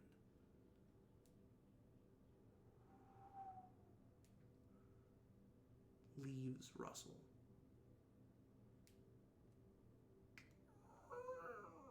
The creaking of the old dead wood. I hate that sound so much. Auntie Ashka! No response. Auntie, look, I have to leave, and so, you know, Mom and Mother will be very, very mad. Not to mention Kostoic if I ain't say goodbye. Kostoic's also giving you a package that you have to deliver. Saying goodbye after I leave this on the porch. It's right there. I'm going now. You set it down as you start to back away, as you're like saying, I'm going now. You turn around and immediately, several feet shorter than you, standing right behind you, looking directly up, a long, like crone's nose and two beady eyes staring you from underneath a hood. Hello? Auntie. Oh, I walking look at around. you. Yup, I'm back home briefly, So you know, no particular You reason. see she's been dragging behind her, dripping with a strange viscous blood, are large insectoid legs. She's got 4 of them, all bound together by twine. Auntie. What is that? What's that? She sees the package you put on her front. I have no fucking clue. Kostoic just gave it to me after I You're left. shouting again. I'm not trying to. This is my She indoor walks over voice. and Also, grabs if the it package. wasn't, we're outdoors. You see she uses like human nail on her thumb as she runs it along, as she's sharpened like with a file the nail on her thumb as she cuts open the wax paper packaging, and like looks inside as it is fresh supplies for getting ready. Fresh supplies and like it's like butter, salt, flour, things that she might not otherwise be able to get her hands on out here in the grove. See, it's just provisions, you know, to keep the whatever it is that you make good and great and awesome. And why do you have bug legs? You don't want something to eat before you leave. I've had so much with mothers. You know how they are. They're so sweet to me. They feed me so much. Of course. Would you like something? I would like to know why you have bug legs. I've asked 3 times. Belly. I don't want you have to indigestion. We could get you something there. No indigestion. I'm perfectly fine. But you might have some. Give me a moment. Nope, no. I'm gonna leave while you're going inside. Here. Is she leaving the bug legs? She does lay them down at her front door, leaning on the outside of her house. You said there's 4 of them? There's 4 of them. I'm gonna go over and grab one. It twitches. Oof. There are thick hairs on it as you pull it out. It's almost furry. What is this? It's like a spider, right? You wouldn't know. Give me a nature check. Oh, okay. 6. Beats you. You've seen hairy spiders before. Auntie, can I have one of these? No. Okay, but like, there's some. Can I have like a few of the hairs on the edge of it? Yes. Can you pluck out a few extra for Auntie? Yeah. Thank you. What even are these? Are they spiders? I'm gonna puke if they're spiders. She reaches out and grabs some of the hairs that you put in like the palm of your hand as she drops them into the little like bubbling like clay pot she's holding in her hand. This tiny little like cup that has this viscous green liquid that's bubbling and smoldering. As she drops the hairs in, and there's a. Why do you still do potions? Nobody smoke goes up. Comes out here to buy them. Look, you're not allowed to tell moms, but I fought a giant spider once. It bit me. It nearly bit my leg off and bit my thigh. And this was poisoned for like 3 days straight. I thought I was gonna lose the leg. What's good for spiders? A hammer. And she puts the hot to the touch like clay pot into your hand. She puts it there and just goes. Essence of spider to boast in your strikes. If you think like a spider, you can kill a spider. In case you ever run into any more. Do I have to think like a spider? This is for your indigestion. It holds up just a leaf. Eat it now. I don't have to. Eat it now. Auntie, what if I get indigestion later? She pulls out a second leaf. Eat one. I stick it to the top of my mouth. Fake chew it. Open your mouth. She looks around. Alright, good. You should be shitting in a few minutes. As she turns away, palming you the other leaf in case you get indigestion later on. I lick the leaf out of my hand. Yeah, it's so bitter. Wait, what do you mean essence of spider? What does it mean to think like a spider? She grabs the rest of the legs and just lifts them up and walks inside. What is this? Goodbye. Does it go bad? Goodbye. I have to keep it warm. It will stay plenty warm. Should I add essence of spider under my... Yeah, go ahead and add essence of spider. What the fuck is that, bro? Awesome. This is a type of alchemy that is, though common within alchemists and herbalists, it is also something viewed with deep, speculation and superstition by the general public of Kythera. It is called essence alchemy. It is pulling out the very nature of something in order to make interacting with that thing in the future easier and better. That's so cool. It's very weak alchemy, but it is also... Oh, you said it's called what alchemy? Essence alchemy. Essence alchemy. And it is very weak alchemy. However, like you'll never get a potion that does It'll never turn like a sense of rock will never turn your skin to stone, but it might make you be able to split stone better. It does that. Rad. But again, legends have it that a long dead and foul god in its rotting remains dripped pustules of decaying secrets into the world. And in those secrets, wicked truths became real to man. Things like raising the dead, things like communing with different worlds, and one of which being essence alchemy. It's considered like a very traditional, but also very old and very scary type of magic. Or science, I guess. Yeah. You know, most clerics and like religious people do not fuck with this type of alchemy. Most. Some do. It's just scary. Wonderful, Auntie. Have a good day. Goodbye. Mom's told me it was very important to say that. Anita wants to see me in Kytheria. I want to get my next thing. The forest beasts are stirred. Be careful where You you just are. killed all the giant spiders. I'll be fine. Also, I'm gonna get my wings like yesterday. I didn't kill them. Their legs all grow back eventually. Why would you not kill them? That's the worst part. I'm not gonna fight a half-legless spider. As I continue walking. You swear you hear skittering somewhere in the trees. As you continue forward, give me a perception check as you are put on edge. Auntie Ashka has informed you that something has the forest beasts all stirred up, and not really potentially worth the risk. Might want to keep your head on a swivel. Natural 20 for a perception? Yeah. 19. 19, okay. The 9 gang. We're joining the 9 gang. As a Cass. You hear voices in the distance. But you're another hour until you hit the main road. Who the fuck is on the property?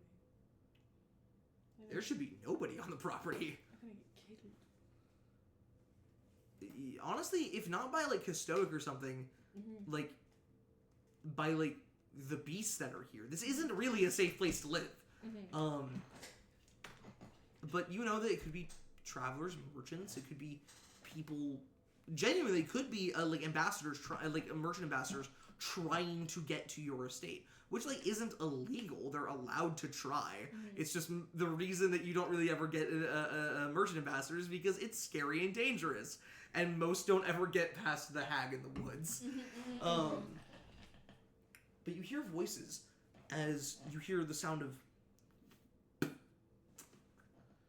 you get one? Yes, I got it. Heady pieces of shit. Why are we carrying these around? Because there's the chance that there's something good in. Stop. And there's sounds. And you're not sure where it's coming from. Before eventually you realize that you think maybe you've been spotted, but you haven't spotted them. Before quickly leaning around a tree, you see a couple of people, very nonchalantly, like backs on trees, like just hanging out in the woods here. And they've got a bunch of adventuring gear thrown on the ground in front of them in a big pile.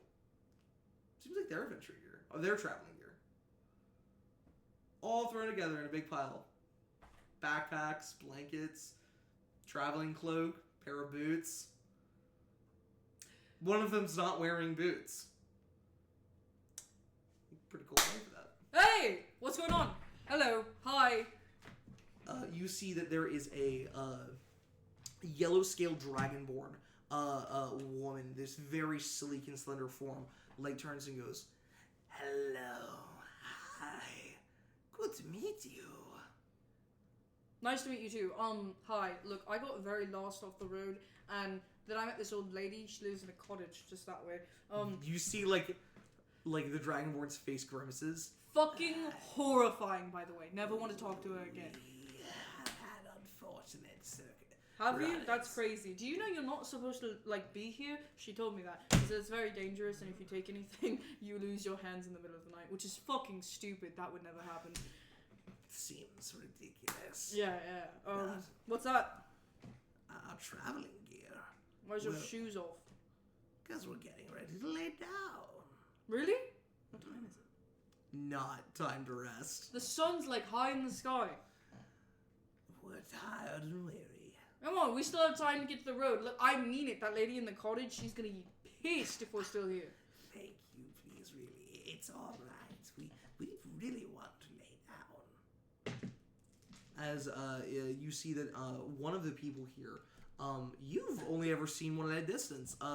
You see a Goliath. Oh God. Yeah, huge motherfucker. Incredibly well built, but steps forward and this big soft dopey face, and just goes, "We're not trying to be any trouble. We just need to lay down. You could even join us if you'd like." Man, you are shredded. How do you do that? Just working what my mother gave me, huh? You had you're one to talk. Look at you. You think I don't see the frame? Nice, thanks. I've been traveling for the last while. Yeah. Take that coat off. Let's see what you're working with here. No, it's cold. I shouldn't do that. Well, put a fire on. Go on, put on the fire. Right? And like, as they start to like get. Look, I really don't think we should like put a fire here. It's the middle of the day. First off, second off, But we're sitting down, and like you said, it's cold. that lady in the cottage, very scary. Yes, but she's a couple hours away. If we have to run, we'll run. But she's also just an old lady. Right. Okay. Sure. Rest. Sure. Sit down with us. As they all sit down, and start to talk about how, they're just a found family who have been doing, messenger running. You see that their backpacks are full of what look like important packages and messages, notes, things that do look like they need to get places. They seem to be couriers, or at least it's a very clever ruse.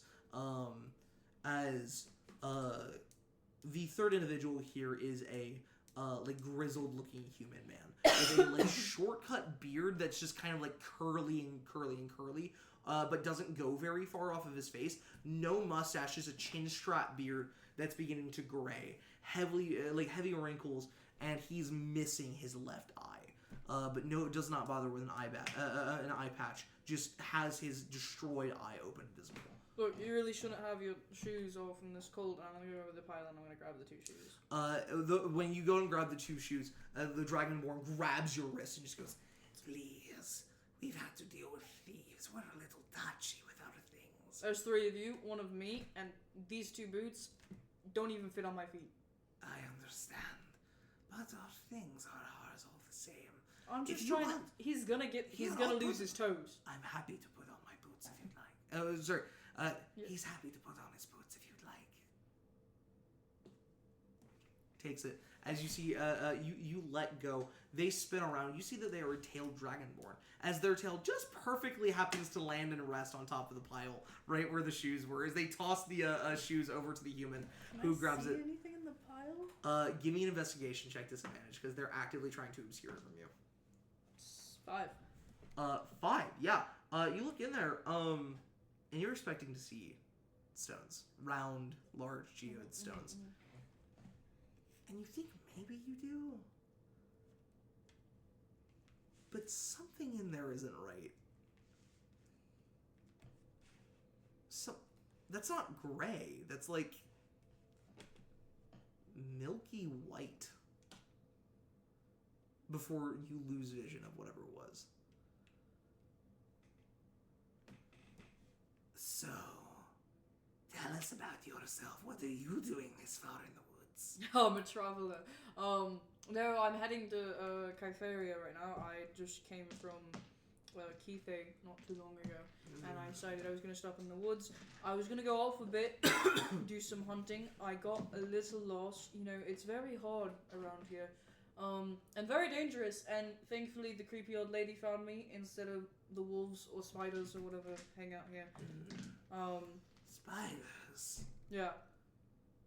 We haven't seen any large spiders. I can't stop hearing the scuttling everywhere. It's terrible. You swear you heard it. You don't hear that. Look, okay, maybe I'm just traumatized from the last time I went and encountered giant spiders. They were terrible. Anyways, no, but like, then she told me that it's not a good idea to be here, that it's dangerous, and I said, no, shit, the spiders and the wolves, and she said no for other reasons, and I asked her to clarify, and she refused, so. Scary. Well, when morning comes, we'll be sure to move quickly to Jadoka. Yeah? Yes. Good. Cool. I'm heading the opposite way. Kytheria. Why do you guys rest in the daytime? So we can travel at night. Why? As I said, we've had issue with thieves. Surely he can't see in the night. The gesture to the human. Yeah. And the human just goes, oh, that's just it. I can't see normally anyway. As he opens his other eye, his good eye, and you see it's mostly clouded over. Okay, I point back at the dragonborn. I don't think you can see in the night either. That's what we have candles and torches for. Humans can't see in the dark as well. Dragonborn can't see in the dark as well. So you're moving at night to avoid thieves, except thieves move in the night. That's like the worst time to travel about. Not to mention the beasts and the monsters. We could be sitting ducks in the night, if you'd like, and get robbed as we did before. There's 3 of you. You're hardly sitting ducks. Every one of you can take a watch. It's easy. But we are not warriors. You're not. We're runners. You're what? Runners. Runners. Oh. Couriers. What are you bringing to Jadoka? Messages from Kytheria, from some are from Roka. You know, we have... You've been to Roka? Sure, we've been to Roka. How long ago?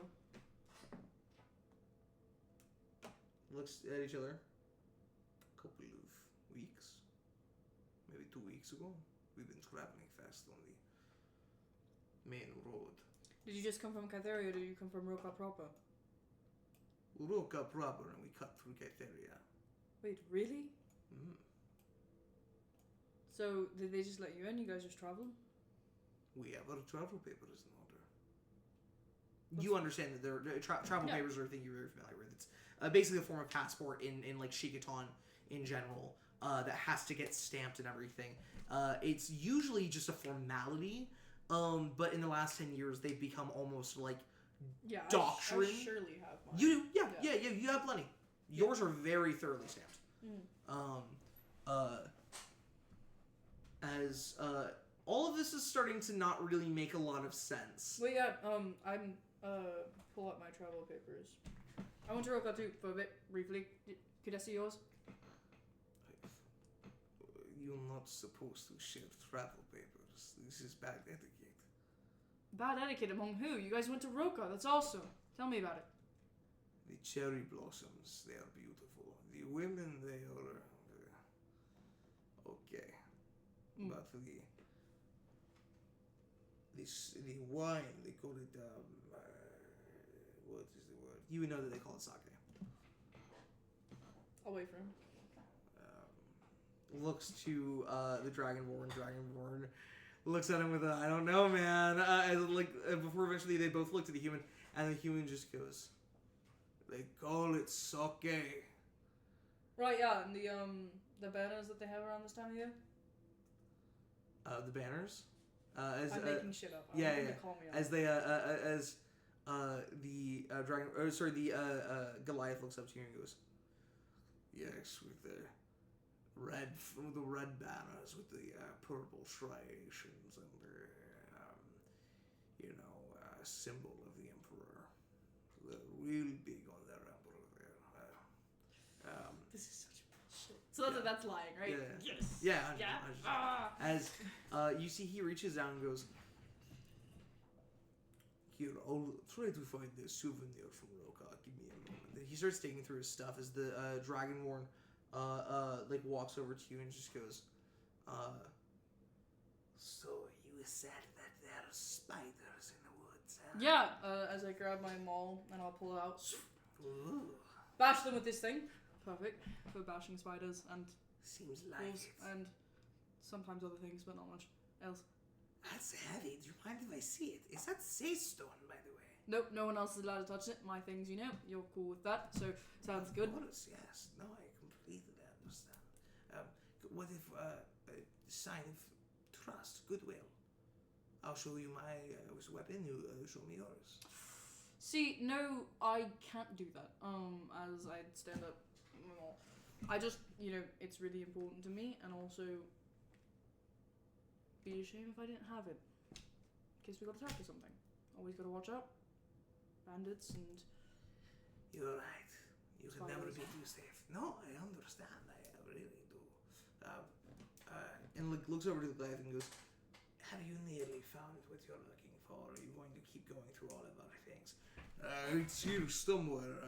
As you see, he's like rummaging through things. You hear a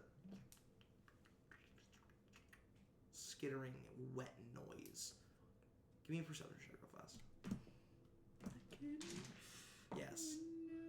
No. So close. 7. Came from the pile. You see he stops, almost like he hears it too. What these things?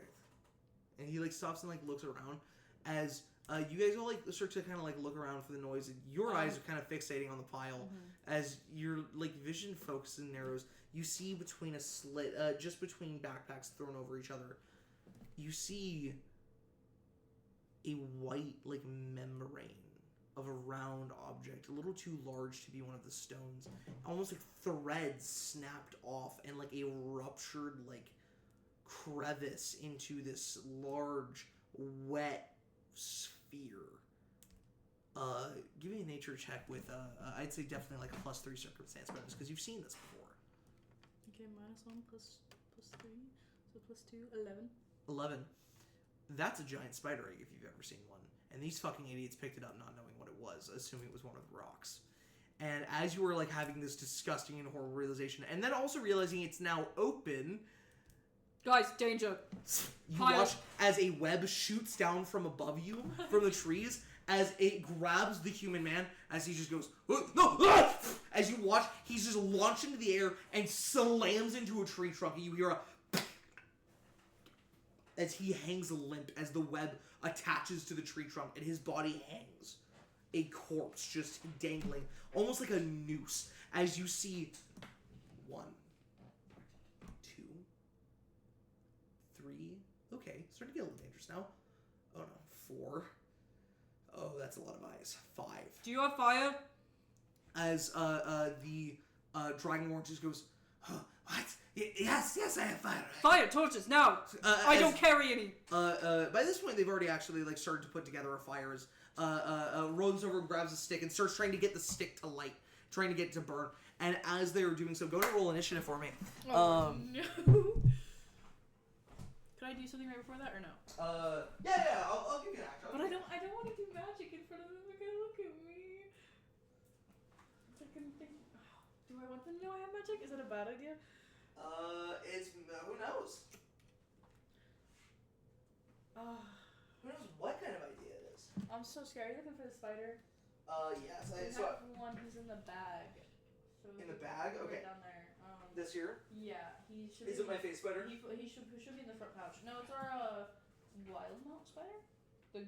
Oh, I think I gave the face spider to somebody else. Yeah, I don't think we have a face spider, but You said the front pouch here? pretty sure. I don't know if we It's on the other side. It might be in this. The actual Yep, top. totally possible. This guy? Yeah. Fucking terrifying. I know, he has human teeth. And mandibles. Illegal. Owlbear. Oh, why? Spider? Spider. Any Yeah, more? that's fine. Do you need more large creatures? Or? I do need more large creatures, but I don't see any more, so... You're not in the monstrosity section.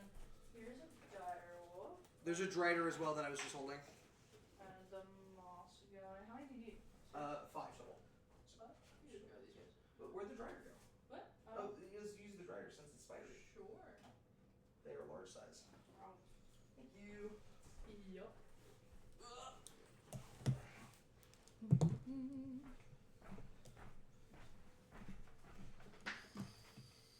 It's a shame my mini isn't here yet. I did order it though. The cast mini? Wow, It'll okay. come while we're up. June or July 9th. I'll use Xavier. I didn't get to use this many enough, so pretty. Unfathomably pretty. Scary, scary, scary. Yeah, no, we're gonna die if I don't. Yeah, so the thing I'll do right before, in a vague attempt to make it seem like they did something, I'll like try to spark my mole against the fire, like stow it. Yeah. Yeah, and cast Create Bonfire. Very cool, very cool. Yeah. As the stick that they are trying to get to start igniting in the like low embers erupts in flame. Fantastic. Initiative? 12. Ooh, interesting. I don't add Okay. shit. That's what I roll.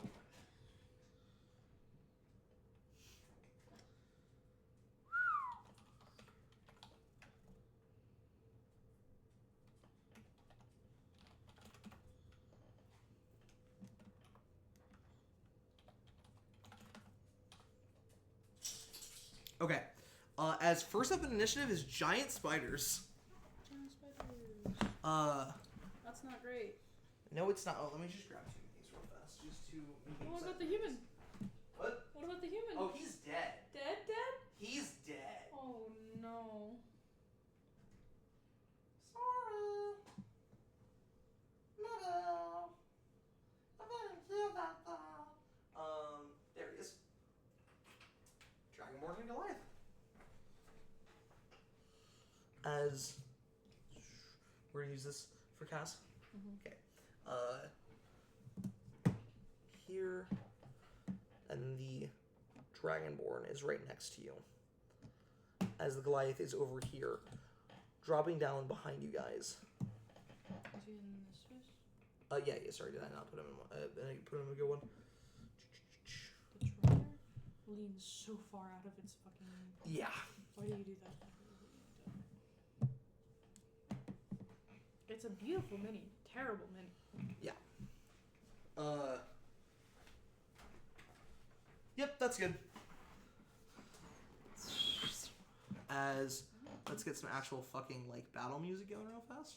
Oh yeah. She's missing an arm.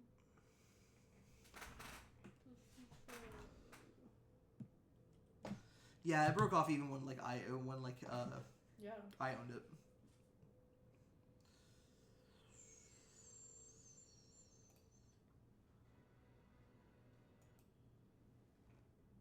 Oop. There we go.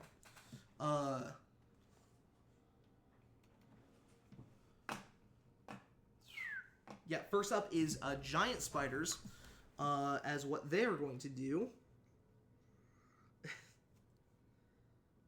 What The- CR are those bad boys? Do you want to know? There's 5 of them, Lawrence. Do you want to know? No. Maybe this isn't a fight that you Yeah, no. fight. I don't want to know. Okay. There's here one. You'll be fine. You're level 2 and like jacked. You're like yoked. You're great. Bro, those are spiders. You've got like 30 something HP. You're fine. Okay. No, I'm. You're correct. I know they do like 2d8 poison damage on a hit or some bullshit or 2d6. I imagine. Yeah, it's pretty high. It's a lot of damage.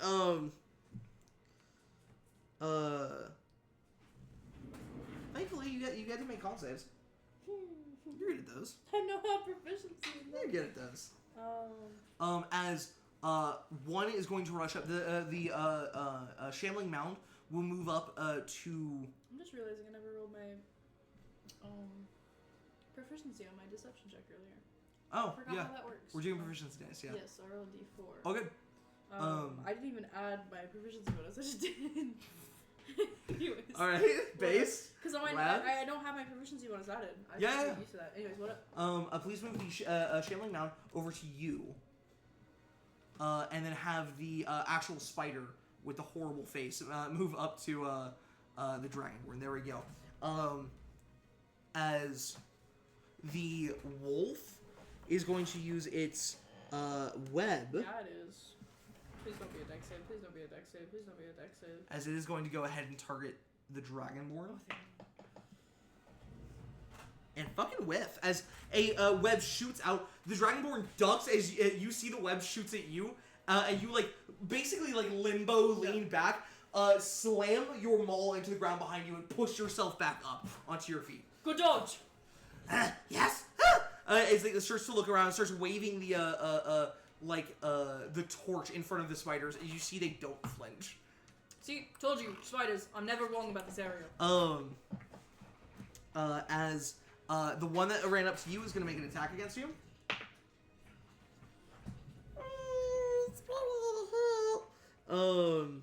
18 to hit. Yeah, that hits. That hits. Give me a Constitution saving throw, please. DC 11. Con save? Yep. DC 11? Okay. Ooh, 16. That is a success. Yes. You will take half poison damage. Yeah, half? Yeah. Oh, no.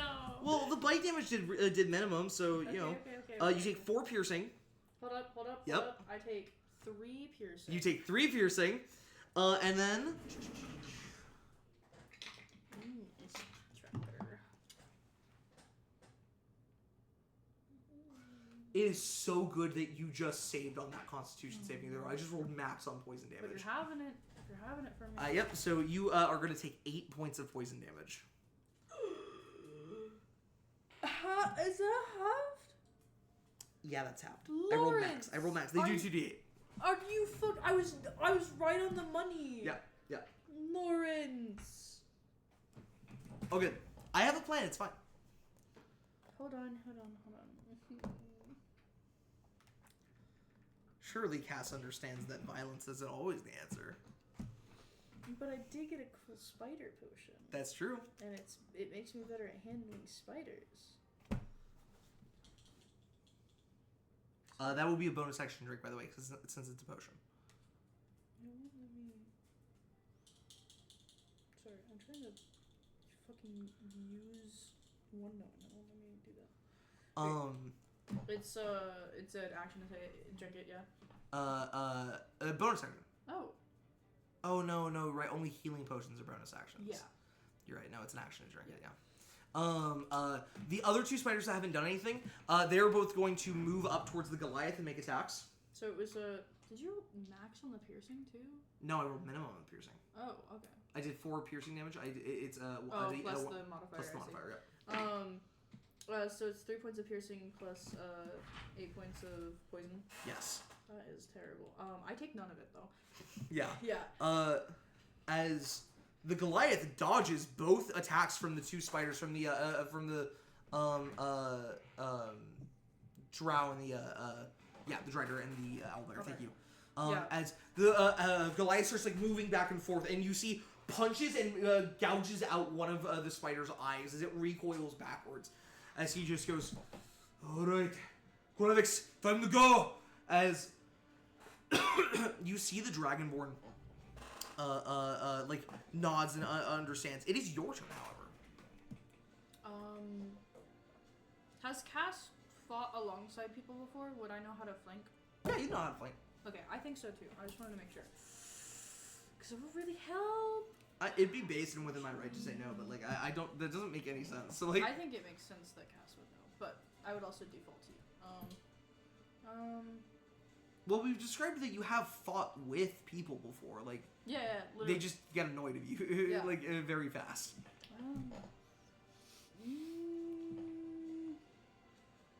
I don't know how much HP these fuckers have, but if they have the capacity to do like 3-8 damage. It's so hard. I don't know what to do. Tough decisions. It is tough. Or I could activate the ability, but then I deal damage to them. But that's what cast does, like every round. You can move around to get between the two spiders. That would put you out of range of the Dragonborn, and then you could ignite your ability. Activate it? Yeah. But then I'm wasting my flank if she leaves me. They said they were gonna run? Yeah.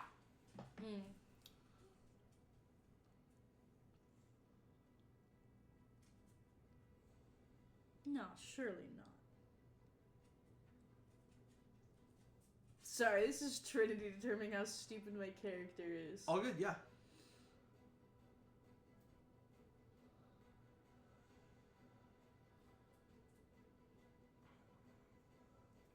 Yeah, I think I want to try and convince them to stay for the fight. There's no need to run! I fought them before, it's fine, okay? It'll hurt like a bitch, but we got this. What? No! We're all going to die! As, from underneath my coat, this radiant energy begins to light up as this heat exudes off of my body. As it builds up and lights up through my throat.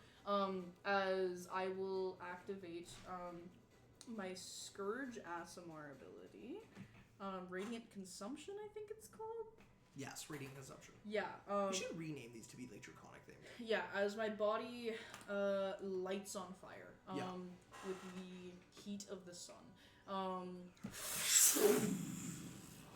Fire erupts from your body. That's the first thing that I'm gonna do. It's my action.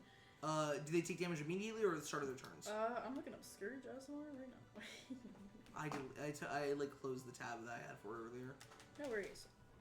It's my turn to learn anyways. Okay. So, yeah. No, I just, shed bright light in a 10-foot radius, dim light an additional 10 feet, and each of my turns, they'll take damage within 10 feet of me? Yes. Holy goddamn, the Dragonborn's still out of range, but, and then in addition, once in each turn, you can deal extra radiant damage when you deal with attack or spell. Cool. Yep. And then I'm going to, bonus action, cast Hex. I'm pretty sure there's 5 creatures, so this isn't ideal. That's fine.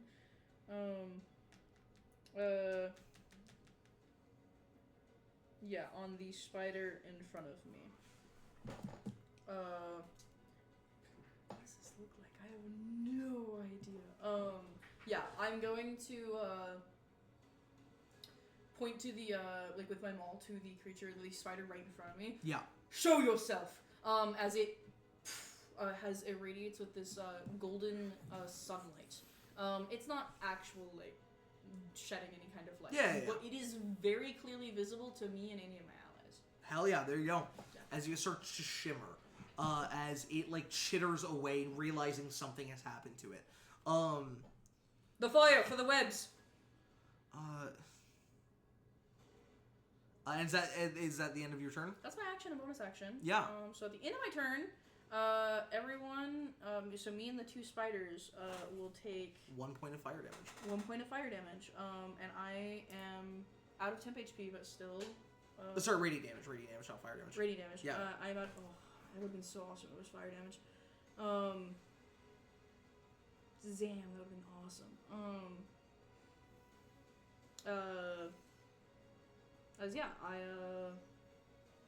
I'm out of temp HP, but I'm not down in HP. So That's amazing, yeah. As fire begins to lick away at their bodies, as you can hear the sound of like their their arachnid tissue underneath the carapaces begin to pop. The smell of the fluff and fur of their hairy spider bodies begins to burn, and it gets in your nostrils. A foul stench. As they recoil in pain, but it's not their turns. Instead, it is the Goliath's turn. who I'm gonna roll will save for him real fast. Yeah. Wisdom save. High, he saves. I'm gonna give him plus. I'm gonna give him +2. Could I roll a persuasion check or no? So I'm saying that like he's rolling wisdom save because you did that, because you did it. You've already done this, and I'm giving him a +2 because I really liked what you did. Sure. Okay.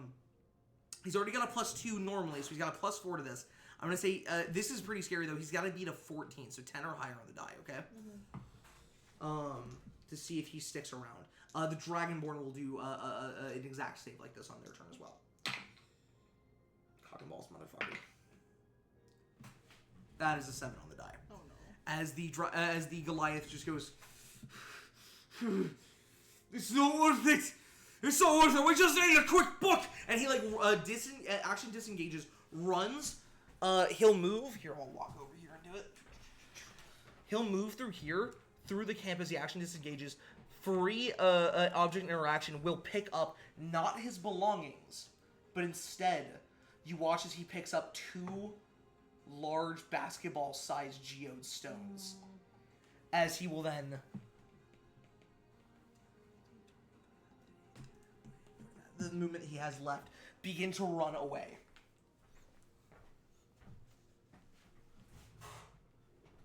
Fucker. As he just goes, I'm sorry! I'm sorry! They'll remember your names! He never got your name. Yeah. As he begins to run as fast as he can. It is now the Dragonborn's turn. Wisdom save. No. They have an action they want to do. They're going to take their action, and then they're going to do the wisdom save to see if they then run away after the action that they think that they're going to take. Okay, so they're going to do their action first. As you see, Dragonborn looks up, like forward, across and through the many legs of the spiders here. You realize some of these spiders are missing legs. As you see the Dragonborn like looks forward at you, and just like goes, I'm sorry. As you see fire form in their throat in a 15-foot cone to hit all 3 of you. What the fuck? Because if you cook and if you die, the spiders will eat you and not them, is their reasoning. That's evil. They're not good people. Dexterity saving throw, please. DC 10.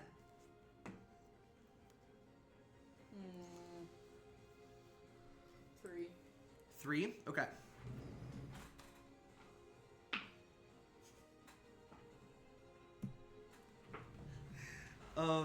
So both spiders fail. Which is nuts. They have a +3 to this. But moreover, the spiders will each take 3 points of fire damage. You will take half that because you are resistant. Round down, you will take 1 point of fire damage. As fire licks across your body. Unless... I have 2 damage reduction to fire. As you take 0 fire damage. Okay. As fire licks across your body, you put your hand up like this, as like the flames do not burn you. Man, when you were a child, that would have cooked you alive. This is fucking rad. Yeah. As like you like look forward and see the Dragonborn has released the fire, started to cook the 2 spiders. As it just goes, oh shit! Realizing that really didn't do much at all, is gonna make a wisdom save. You're lucky that didn't hurt me. God. Another 7 on the die. You asshole, Lord. And they have a lower wisdom. As they're going to run. However, they've used their action. So they cannot disengage. 5, 10, 15, 20. As 3 spiders will get... I'm not They even can going to make do it this. so that only 2 of them roll. They are panicking. Okay. I just let you know. Yeah. I did that on purpose. First spider. Hit. Second spider. Hit. So you know, I just rolled 2 18s and a 16. Couldn't have rolled that on their will saves? I'm sorry. Are you not having fun? Are we not enjoying ourselves here? We can stop. Like, it's...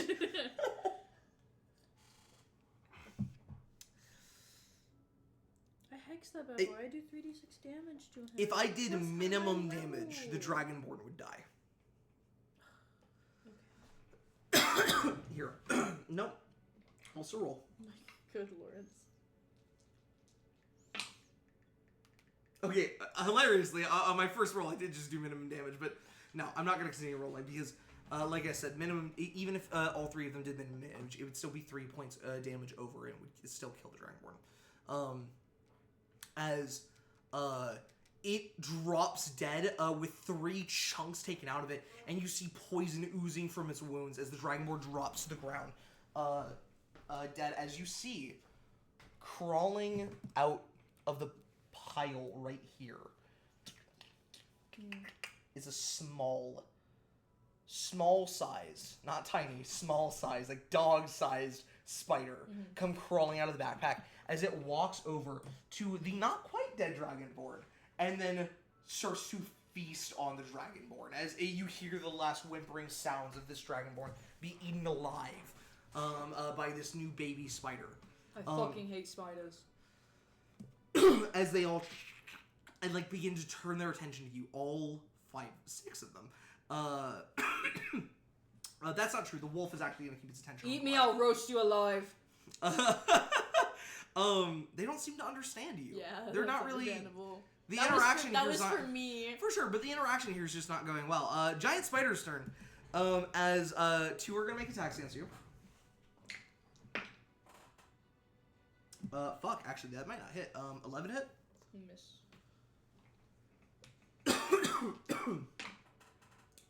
Jesus fuck! Lower. But those 2 are gonna shoot their webs at you. Okay. Range check. That is gonna be a 19 on the die. Plus 5, 24 to hit. 24 hits. Yep. The target is restrained by webbing. As an action, the restrained target can make a DC 12 strength check, bursting the webbing on a success. The webbing can also be attacked and destroyed. AC 10, 5 HP, vulnerability to fire damage, immunity to bludgeoning, poison, and psychic damage. Which means from... Oh no, because you do radiant damage. Yeah. So as webbing shoots around you and sticks your maul to your body. As you're having trouble moving. And I count as restrained? You count as restrained, yes. That's crazy. Okay. Wow. You can still take actions, and attacks are at disadvantage. And attacks against me are at advantage? Yes. Yes.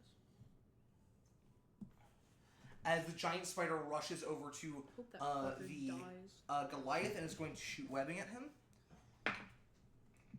Yeah, as he drops to the ground and begins to roll.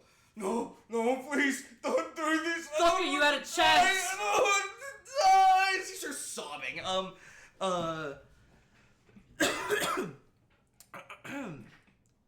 Cass, it's your turn. What would you like to do? Hi. I feel like we're in a pretty good place. Yeah?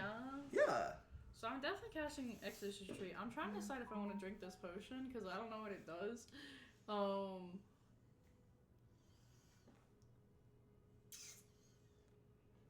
if I break out and run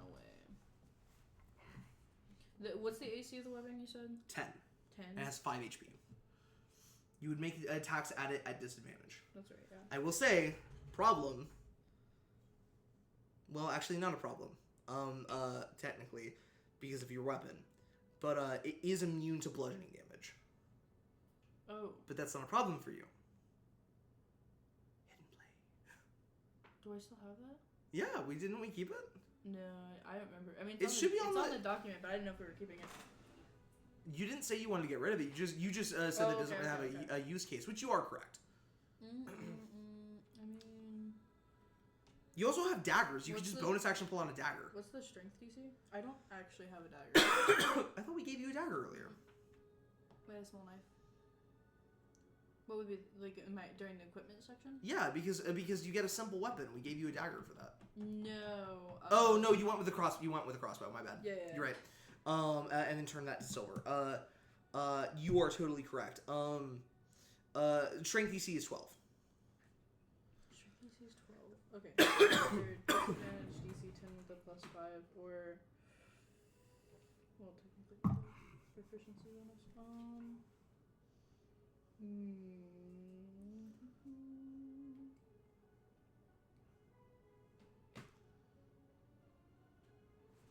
I will say, sorry, at the end of their turns, they would move 5 feet away, not 10 feet, because they don't know how big your aura is, but they would move 5 feet away from you. So they're still in the aura, because they're dumb spiders. Yeah. But, no, that's still within 5 feet. There we go. But they think that this should be enough to stop them from getting burned. They are wrong. Is it DC 12 strength, you said? Yes. Takes your action to do. Or would attacking be better? Because attacking will get my D4, but it's at disadvantage. I have no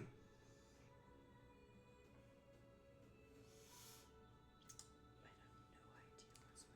Tough decision. Trying to learn how to play your character, trying to, like, maneuver. I've given, like, really tough fights to each of the people. I'm not going to lie, this is the hardest fight. Or I could drink that potion. No, actually, I think... Well, I don't know. No, I think this is the hardest fight. It's the action economy. It's definitely the action economy. Yeah. And they do 3d8 damage. Potentially only 2d8 because half of it can or 2d8 of it can get halved, so potentially only 2d8. I don't know, because, like, even if I get I don't know, because if I try to get out and it fails, I'm stuck. You also have inspiration points. That's true. 2 of them, in fact. Well, I didn't want to use them. I guess you should be aware. We're doing Eekson rules. It was one of the things that we discussed in the Sunday sessions, is that you're going to get a hero point at the start of every session. Oh, I didn't know that. That's not what I did for Eekson. I thought it was what we did for Eekson. What do we do that for? We did that for something. Arcane in every Pathfinder campaign we've ever played. Pathfinder, that's what it is, yeah. Sorry, we had agreed that we liked that. We liked that people could get inspiration I points. didn't remember that. Sorry. Okay. Oh, good. We'll run it past the group again, because maybe we didn't agree on that, but I swear to God I remember that being one of the things we agreed on one.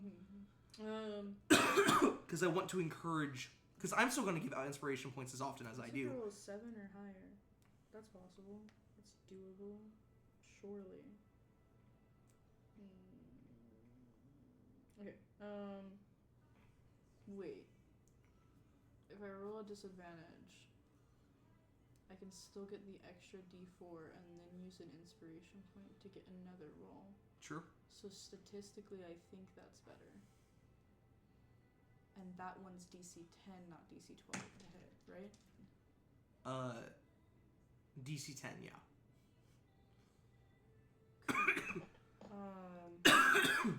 Okay. So I'll attack it. Okay.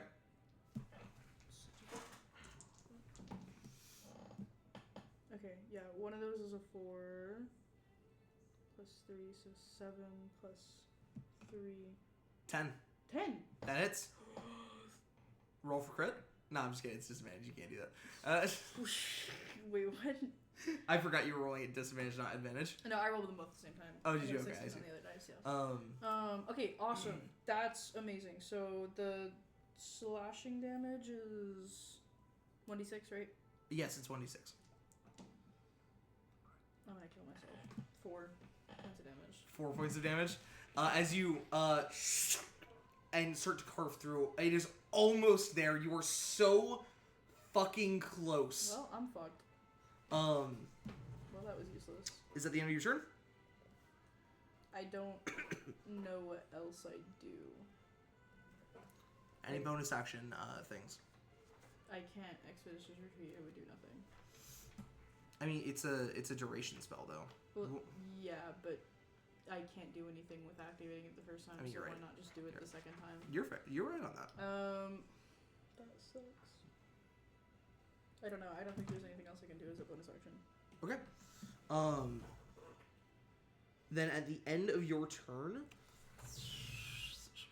They take 1 damage They both take 1 damage. And this is an interesting ruling.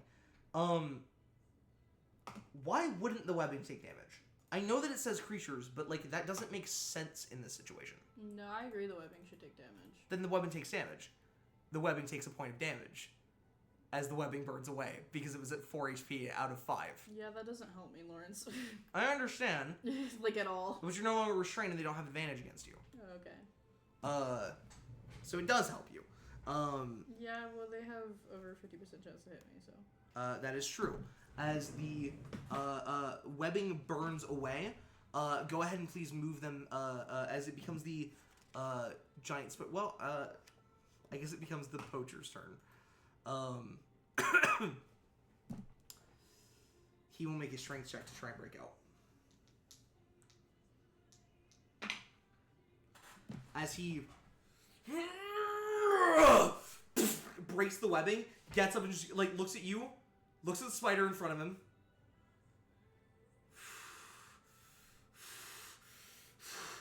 Do you want to say anything? He's clearly on the fence of like what he should do here in this moment.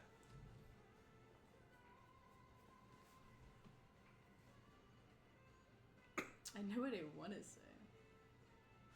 You can be true to that. Okay. He's gonna die. I think he's gonna die, right? There's a good chance. Yeah, that's fine.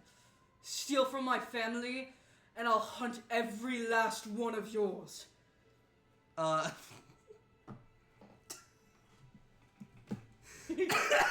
Fuck this man. I'm so mad at him.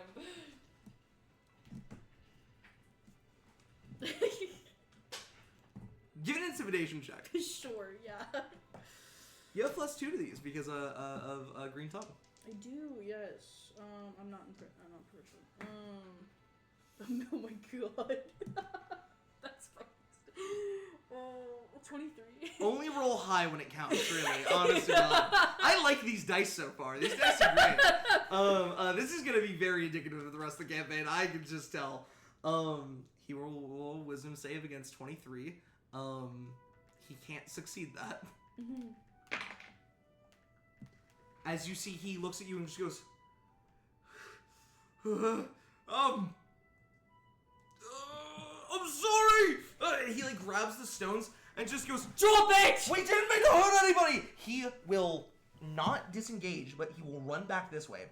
Oh, he's not within 5 feet of it. No, you're not. Yeah, that's right, because it did a ranged attack against him. 5, 10, 15, 20, wait, no, sorry, hold on. 5, 10, 15, 20, 25, 30, because he's just going to get within the range of the spider that's eating that. Yeah, as he takes one of the stones, plants his foot, and throws it at one of the spiders. As he is proficient in improvised weapons. Tavern Brawler, baby. Tavern Brawler. As he will throw out the Shambling Mound, which is down a couple HP because of the fire, the radiant damage, that is. Oh, yeah, I'm also down 1 HP because of the radiant. Yep. It's also down, here, I marked it. Why don't I just read my fucking sheet? It is down 6 HP. 6 HP? Where's my phone? There it is. Roll D4 plus his strength. He has a +3 strength. As he does 6 points of damage to it, as he crashes a rock into the side of it. Nice. As you see the rock, and the rock cracks. And inside, cat's eye. Neat. Nice. Yeah, not really valuable, but like that's pretty cool. As blood pours from the spider's face. As end of his turn, giant spiders. Please move the shambling mound over to the Goliath. You mean this one? This guy's next to me. Yeah, he just hit it with a rock. It's going to go attack him. The other two, don't worry, the other two are there to fight you. 25, 30. Yeah, there we go. As it will make an attack against him. 14 will hit, yeah. Con save on his part. Natural 20 success. 2d8.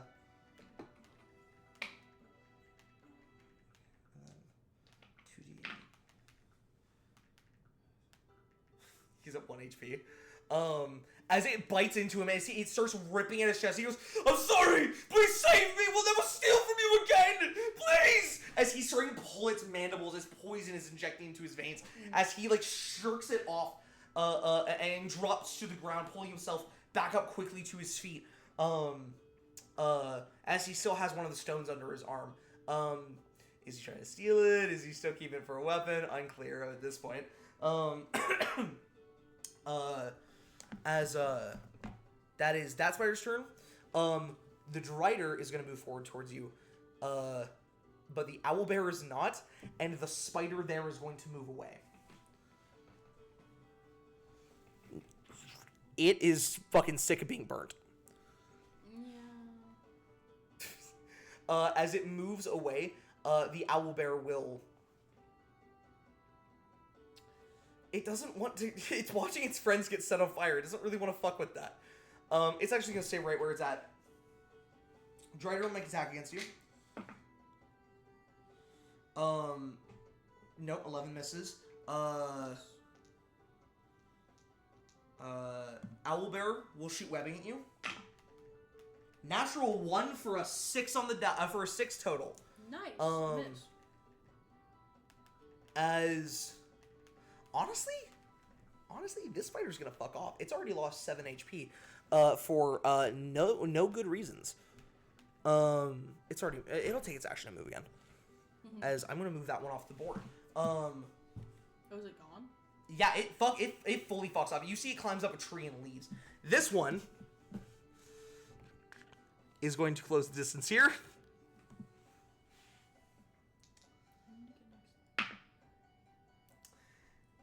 He's at 1 HP. I can't roll. It's impossible to roll low enough. As you see, it bites onto the back of him, and it just goes, "Oh, sorry!" As it grabs him by the top, and the other one grabs him by the bottom, as they rip him in half. You fucking told these guys this place was dangerous. You tried. You did everything, by the way, that you could.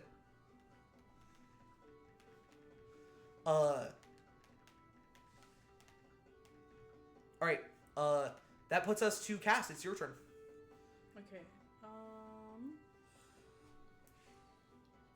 I'm gonna bonus action cast Expeditious Retreat on myself. Okay.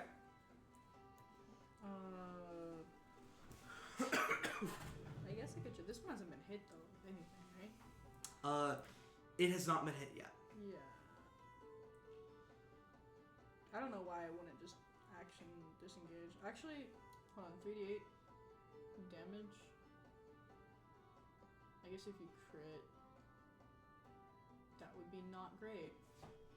Wait, the poison damage doesn't get crit though. That doesn't make any sense. I mean, it's a part of the same attack. Does it? It should. Okay. Well, but it's a part of a Constitution saving throw attached to that attack. Would you rule that as going through as crit? Because it is the same attack. I don't know the technical ruling. I think it is. It counts under 2014 rules because like it counts as part of the crit because like sneak attack does. But sneak attack is not a save. But like spell attacks technically. I think it would count. You think it would? Yeah. Okay. Then that's your answer. Then it would.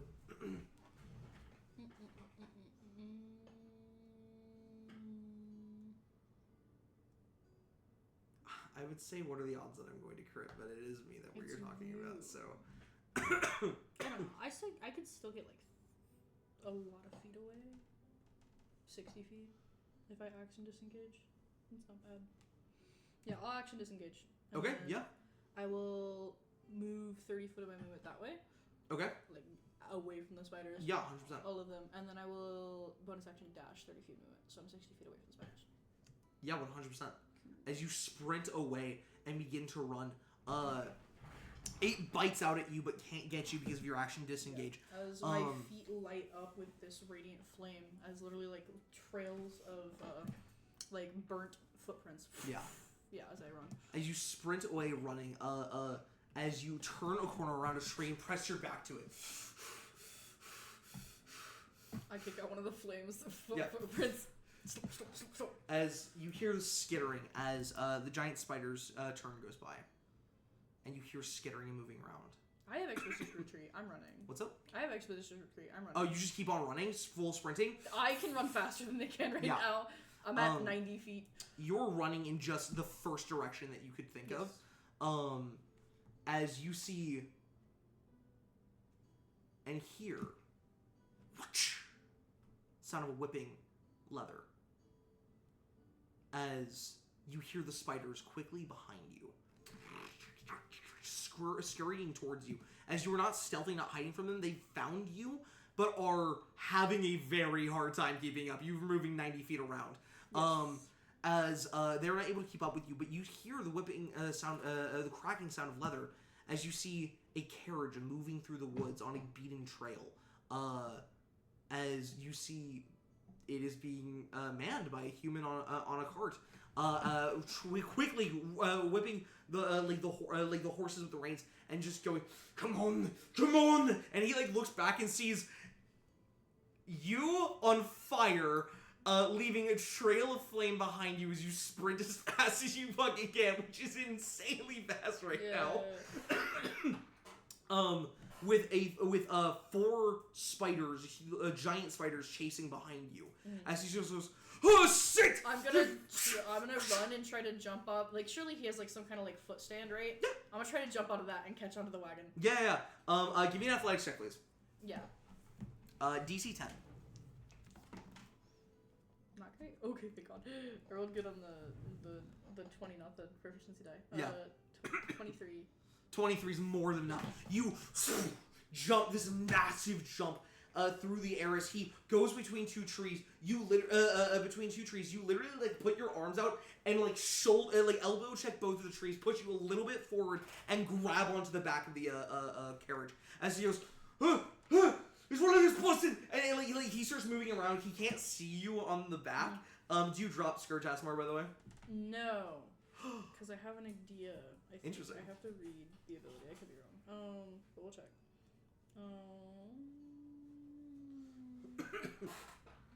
Once on each of your turns, you can deal extra radiant damage when you deal damage to it with an attack or spell that equals your level.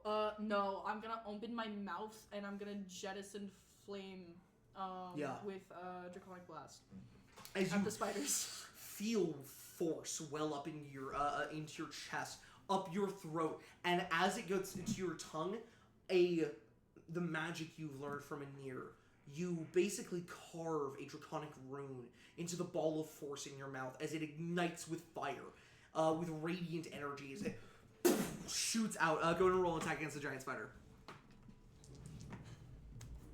Not as great. Surely their AC is terrible. 8 plus 3. 11. 11 will hit. Yes. As it roll damage.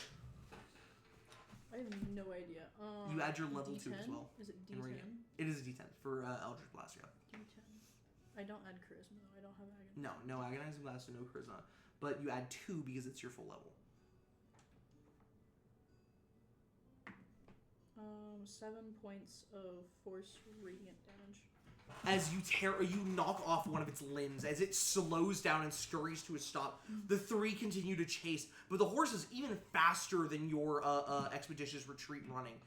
As they, as you begin to completely lose the spiders in the distance. As you hold on the carriage as it rides. Eventually the flames and the heat off me subsides as the dim light and bright light. I'm a friend. I was just trying to escape those. A hand axe throws past you. Friend! What do you not speak, Kyfarin? I just figured the spiders learned how to talk. What? I figured the spiders learned how to talk. What are you saying? Eventually, he keeps writing for an hour straight before eventually pulling it off to the side. As you realize he is taking you out of the woods. I'm at 20 HP, Lawrence. That's crazy. Yeah. That's insane. Tanky. And we were worried about Scourge Asmar. it's gonna get worse. Yeah.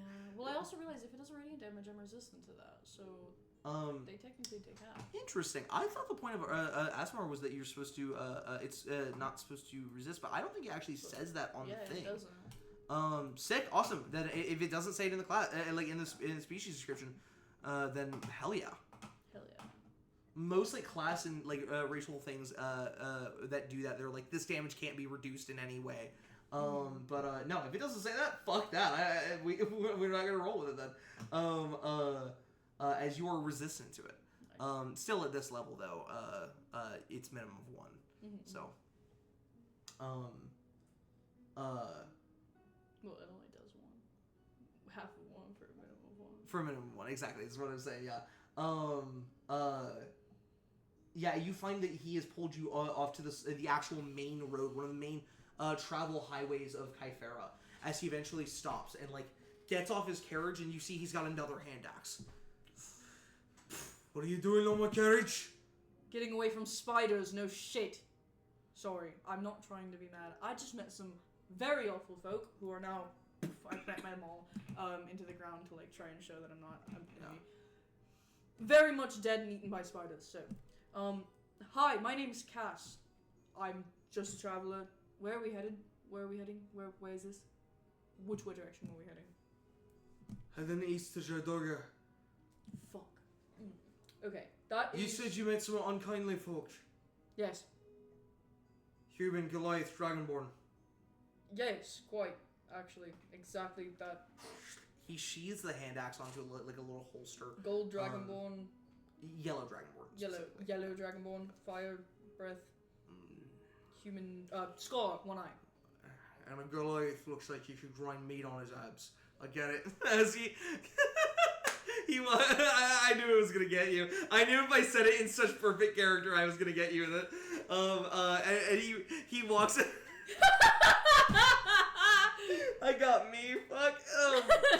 He walks over to his carriage as he opens up into the back, and you see he rummages through some stuff, and it holds out a small little metal like tin badge. As you see, it is a Jardoga guard badge. The poachers been hunting, looking for. As he like gestures out toward the woods, looking for the property of. He narrows his eyes at you. You know who owns these woods, don't you? You don't mean the old lady in the cottage? She can't own shit. No, I'm talking about the Esterin family. Surely not. Name doesn't ring any bell. No. Yeah. One of the wealthiest families in all Kythera. Fuck, are we gonna be shot? Like... No! I'm a guard. I was sent on behalf of them to hunt down poachers. They are good friends of the Jarl in Jardoga. What do they poach? Are they like farmers? They have livestock? Are you dumb? Are you daft? No. I just don't keep up to date with politics, you know. He walks in the carriage and you see he pulls out a round stone that he has. As he holds up, and you see that it has already been branded by your family, which means that it has been sold. He was either gifted this or bought that's it. That's really a good idea. They no, it's not poached. That's so smart. As he holds it out and just goes, I get one of these every month that I work for, that I work on behalf of them. Never know what's going to be inside one. Gems, crystals. Once found a bunch of mold in one. That seems ludicrous. Cool though. How do you not know about this? I don't keep up to date with politics. This is not politics. This is how the economy of the North in Kythera, which he's a tourist, and he like throws the stone into the back and slams the carriage door shut. And look, I've been to Jardoga like once before. I can look. You're coming with me. You're not under arrest, but I'm deputizing you for a short period of time. You're the only person that has eyewitness accounts of the death of these 3 poachers. You're coming with me to make a to make a claim and witness of their death, and then you're good to go. We'll even give you some coin for the trouble. Well, like, I mean, Jedog is nice and all, but I really have to be somewhere. I understand. Could tell you the accounts right Cool. now. You can either be deputized or you can be under arrest. How do I know you aren't the poacher? What the fuck were you doing out in the woods? I don't have stones on me is a good start, I think. That's a hammer made for breaking stones if I've ever seen one. That's a hammer made for breaking skulls. Okay, I'll be on fingers. I don't usually, He it starts coughing. To Jadoga, how long are we from there? Like a day? My horses will move first. I can get us there by the end of the day. Oh, perfect. Yeah, that's fine. That's not long at all. Let's go. Tomorrow. The end of tomorrow. Could I just... He just kind of brushes the manacles that hang at his hip. Is it fine? I'm telling you, there's at least... I'll put in a good word for you. You put in a good word for me. So I was doing my job diligently. You were doing I your pulled job. you from the horrible depths of that terrible forest, saved you from those spiders. Did do that. Yes. You're right. You need... You know, I'll go there. Then there might be 5 or 6 silver in this for you. That's... You remember that you're supposed to act like that's a ton of money. Because to a normal person it is. 6 silver is a lot, so yes, 6 silver. Hop on, or climb inside. It's a little crammed. Yeah, the whole thing shakes. Yeah, and then I grab my maul. Things down even Yeah. further. Oh my god. As you guys ride together. Wait, you're a god for the, what'd you say? The egg... I don't want to say it wrong. Exterior family. Yeah. So, like, how long you been doing that for? Couple of years. Do they like you? I don't work for them. I work for Jadoga. And the Jarl of Jadoga. So you haven't met the fucking old lady, the creepy one in the woods? No, I haven't met the old lady, the creepy one in the Why woods. is she? What if Everybody knows about her. I don't know. What if she's a poacher? She's not the poacher, I promise. She has explicit permission to be there. How do we know that? We never talked to the family before. Of course, nobody's ever spoken to the family before. No one but the Jarl. Nobody? They don't make appearances. They're recluses. How do we even know they're alive? Or are they like crazy old wizards? They're not wizards, but like... Druids then? They live in the middle of the forest. He grabs you by the jacket and pulls you a little closer and just goes, look, you be careful. I see those ears. I know that you're Elvish. If you go back in those woods, I hear rumors. Elves go in there, elves don't come back out. Cannibals. They've got... And he looks disgusted. An acquired taste for elf flesh. Sorry, just trying to be... This is the most Kypharan shit Cass has ever heard. When Kypharans don't know what's going on, they jump to the worst, most horrible nightmare scenario. Fuck, you don't think that lady just... Don't know.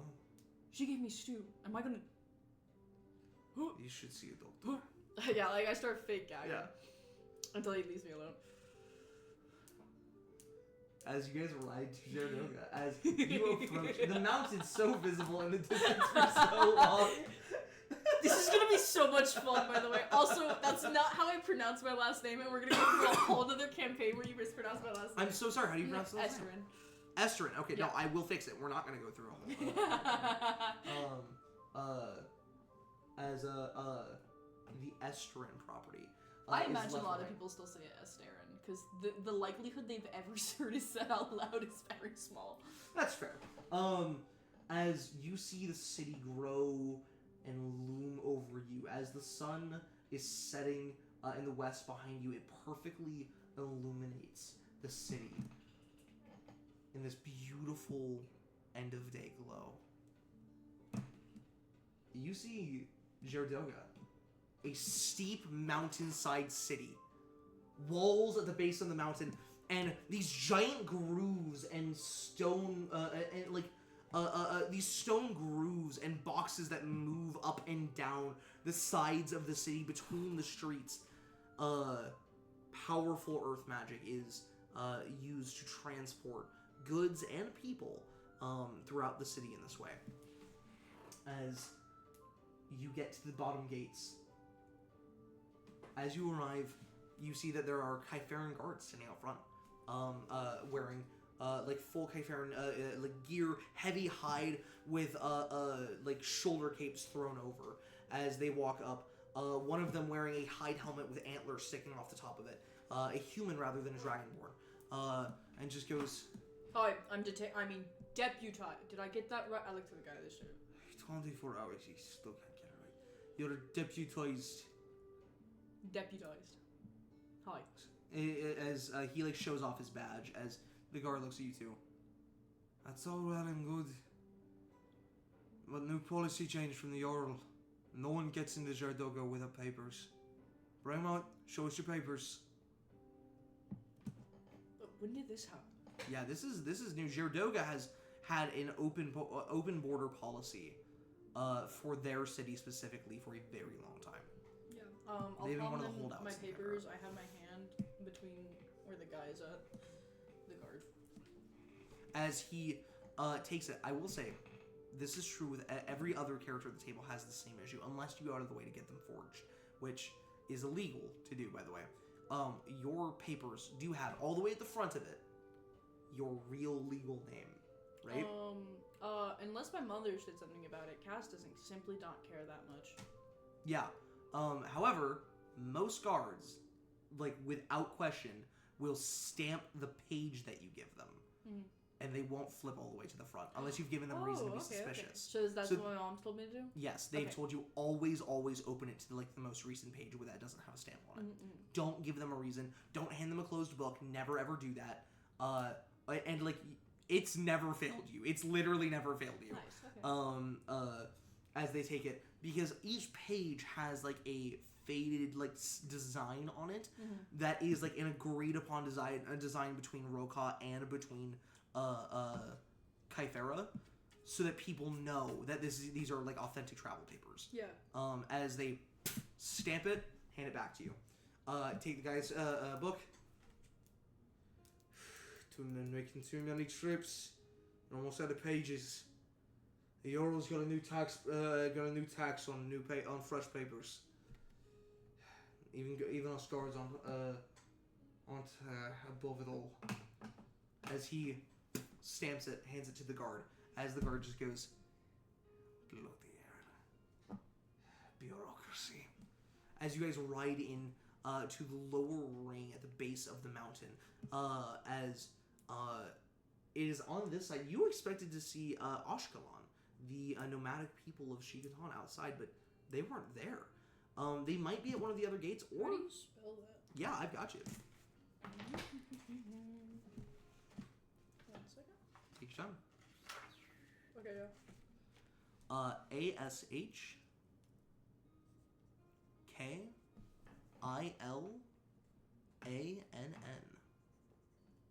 Ashkelon.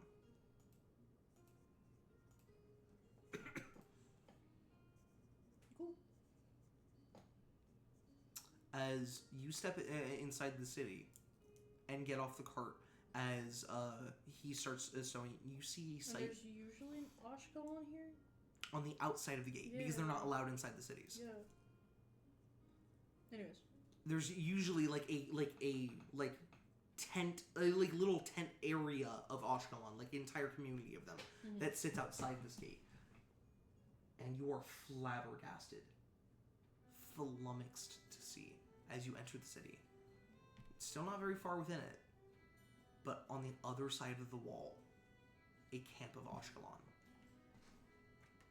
Does not make any sense. It's illegal. They're not allowed to be within the city because they refuse status as Kypharan citizens, and they don't recognize the Yeah, I'm sure I have a friend or two here in the Ashkelon, and Cass, who's been so hard focused about making it seem like he's never been to Jardoga, but maybe once before, to this guard, has given up care as he stepped briefly off of the cart, and he's just starting to talk to people. And the guard just goes, "Hey, don't get too far. Still need you to come with me to my boss." I'll be right back. I'm not getting out of your sight. Promise. There's just people I have to talk to. He like sees you walk over the Ashkelon and he like grimaces and like scowls. As he like is very confused and upset that they're in the city. This seems new to him as well. Hey, what's he happening? spits on the ground. As you walk up, you see a hunched over, super heavily hunched over, due to some sort of either birth abnormality or severe injury in their life, dragonborn with black scales, and a smudge of ash-colored paint. So this light gray paint that starts at their upper lip, goes along their lips and down their chin. All Ashkelon have this. It is a mark of Ashkelon. You wear it, you apply it every single morning so that you are not hiding the fact that you are Ashkelon. It is a sign of pride for being a member of this community. As you see this Dragonborn, who you've met on many occasions, walks over to you and just goes, Cass, always a pleasure. Yes. Is it normal to give them money to other beggars at all? They are beggars. It's considered giving them alms, which just means giving them money. You can. It is frowned upon because people hate the Ashkelon. They, or not everybody, but like, no one's gonna. It's not illegal. No one's gonna start beef necessarily, but someone might spit at your feet Then if they like. See I you do it. will take 3 coins copper in my hand and just palm it as I say hi. So as you like have it in your hand, they go like this, and this is how Ashkelon all greet. You would know to greet them in the same way. To grab it like this and pull backwards like this, and then release. As they tap forehead to forehead with you. That is the full Ashkelon greeting. I've gone through that with every single person in the party so far. You are now the last person That to know means we don't have any bad people in the party because they've all done it. True. Let's go. No racists in this party. Woo! As a honestly, yeah, the party has actually, all in all, been very welcoming, with only a few exceptions of like people being like, I'm chill with them, but that doesn't mean I want them to bow me. What's happening? What? As she goes, I've never seen this before. Neither have we. A few days ago, the Jarl came down to us. Jarl himself, in person. And demanded that we come within the walls.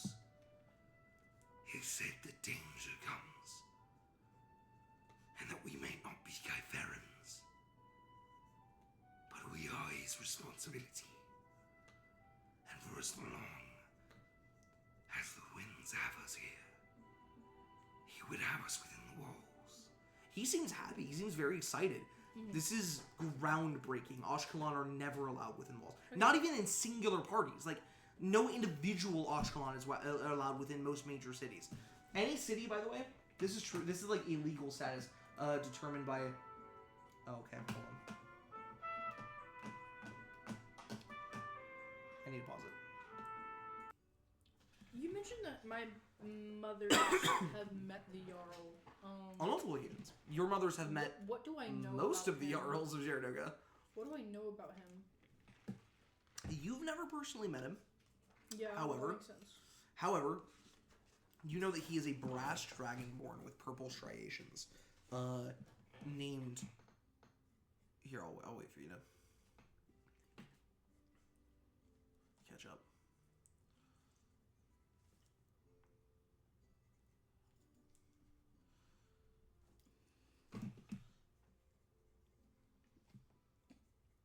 Okay. His name is Kaltunder. Kaltunder. There we go. Kaltunder. Kal. Hold on. Mhm. Kal.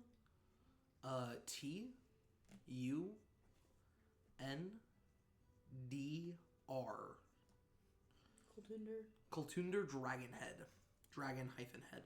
Amazing. You know that his family is named the Dragonheads because many years ago, one of his ancestors came walking into Zeradoga with a severed dragon head dragging behind him. And the Jarl of the time named the individual and like gave them the title Dragonhead. The dragon heads were then military advisors to the jarls and the various leaders of Jaradoga for a very long time, until eventually, when a couple generations back, the jarls of Jaradoga, the jarl bloodline of Jaradoga, at the time, died without a like successor, without an heir, and so the Praetorian Three, the three democratically elected officials of Kythera that basically act as its president, elected the dragon heads to take over as the jarls of Jaradoga. Jaradoga is one of the few remaining cities where jarl. What's it? Oh yeah. Jarl what? They're one of the few remaining cities where being a jarl is typically passed down through bloodline.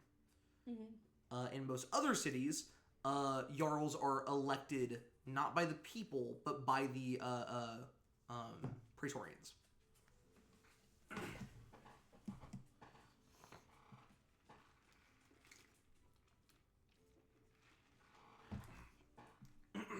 And what's his opinions on these people? Like, would I have any idea about Historically, the dragon heads have been very like openly negative towards the Ashkelon. Because this feels suspicious to me. I don't like it. But they've been openly negative towards the Ashkelon in no greater Than the rest of Kythera. than the rest of the jarls. These stars, Trinity, the major cities of Kythera. So Jaradoga. Yeah, the four. Yeah. Ivrix. There's 6. Oh. There's there's red ones. no. So there's Jaradoga, Ivrix, Mavnoth, Volmar, and Kirpathon, and then also Zermath Creek. So a total of 6. Those stars, it is illegal for Ashkelon to enter the city. And that is like the equivalent of federal law. The smaller cities, smaller towns, settlements, like Murloc actually allows Ashkelon within its within its borders. But that's because they don't have an outer wall. So they don't really have a way to stop the Ashkelon from coming in anyway. Yeah. So there's no law preventing Ashkelon from living within the city. But any of the starred cities here, they all have walls or borders of some kind that the Ashkelon cannot cross. Okay. So yes, this is, you would recognize, unless federal law has changed recently, or it would be considered Praetorian law has changed recently. This is a violation of the Praetorians' edict. Which is bad and gets jarls beheaded. It's considered treason against the country. Now, there are some instances where jarls can take action that is directly contrary to the edict of the Praetorian. But they have to have good and viable reason to do so. So yes, this is a huge fucking risk. Anyways. Seems very out of character for the dragon heads. So they all just let you in here? Yes. Came down to our camp himself, surrounded by his guard, and invited us in. Right, well, I hope you have a good day. Sorry to bug you. No, thank you for your time. As they put their hands together like this and do a deep bow for you, as deep as their hunched body will allow them to do. And as they do so, you see they run something along their palm as they smear a like crescent shape onto your forehead with the ashen like paste. As they do so, they say the words to you. Welcome, and as it was always meant to be. Shiquotan, home of Ashkelon. As they will give you the within safe borders blessing. What's that? When you are within the borders of any of the major cities of Kythera, you add +1 to all rolls that you are proficient in. That includes saving throws and attacks. Hold on 1 second. What was it called? Within safe walls.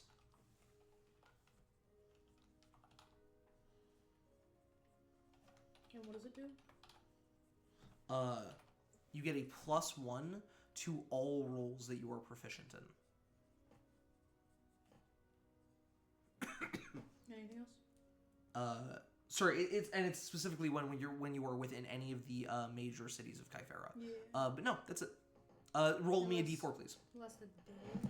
Roll d4. Oh, I see. 4. 4. This will last for the next 4 days. 4 days? Uh-huh. Oh shit, I thought I was rolling hours. Nice. People are gonna hate me. They do that. See, I can't be a rich boy. I hang out with these guys. Honestly, the best cover. It's pretty good. It's kept your identity secret on many occasions. The Ashkelon are a little bit of a threat, or like a risk for you. Not a threat. A risk for you because you've noticed that the Ashkelon seem to know things they shouldn't. Oh no. They Yeah. they know when the weather's changing before everybody else. They know secrets that like people on the outskirts of a city should never know. You've met Ashkelon before in various other cities that have almost like they have eyes that aren't looking at you, but something within you. They're a very mysterious crew. But you've also never met any Ashkelon who have been outwardly violent towards you. Never had them steal from you. They've offered you beds on many occasions. Tried to convert you many times. Tried to get you to see the flow, as they describe it. Cass is definitely, or like the ash thing only for people who have converted. I'm sorry, say that again? The ash thing, is that only for people who've converted? Yes, that is only for people who are Ashkelon. Okay. Cool. It is simply to identify yourself as Ashkelon, because a big part of their faith is that even in face of persecution, they refuse to hide the fact that they are Ashkelon. Yeah.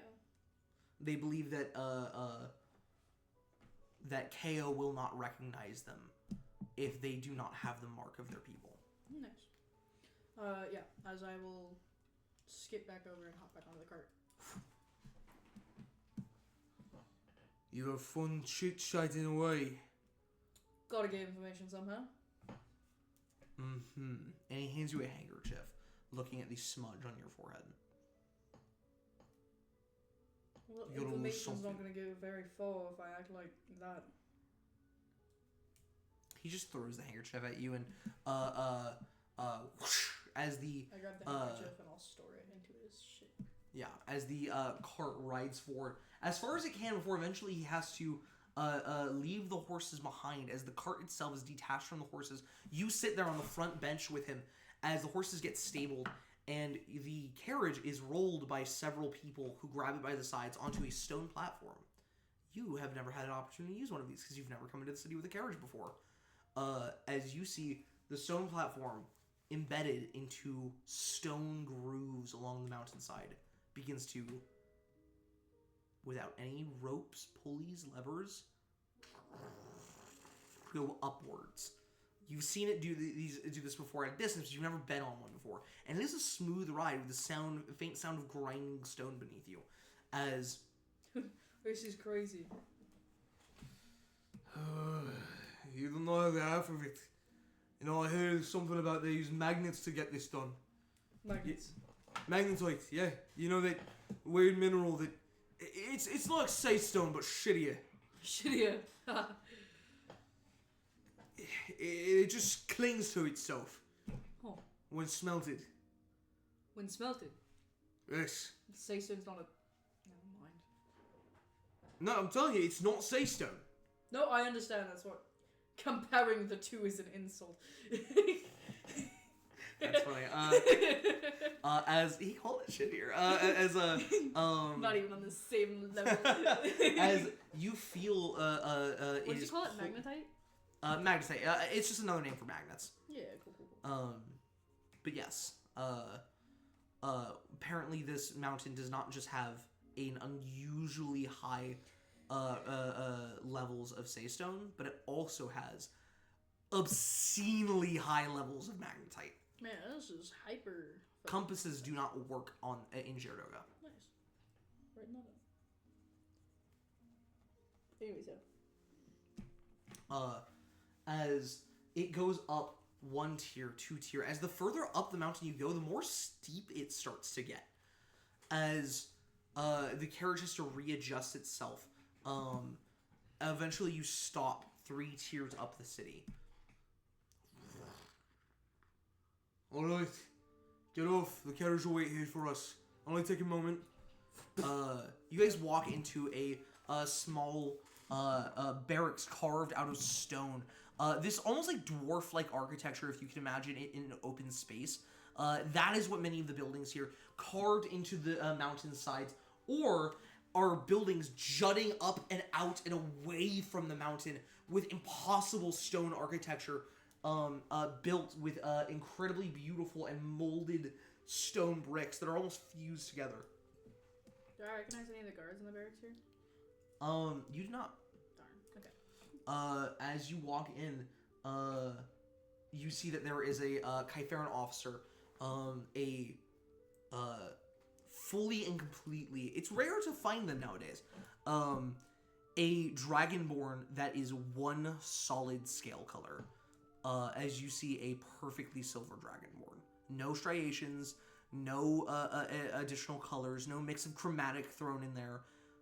Pure silver all the way down. Wearing very uniformly cut hide padded clothing to keep them warm. But you see, even as they exhale, frost forms in the air where they breathe.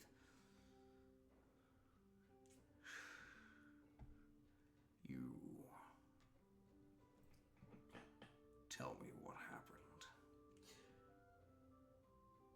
So, well, first off, there were, I was out in the woods between here and Keithay, kind of next to the road, kind of not next to the road, and there was some giant spiders. Well, first off, so there was these 3 people, they were in the territory, and your guardsman here tells me that they, not supposed to be there, because they're poachers, but they don't punch animals, they poach rocks.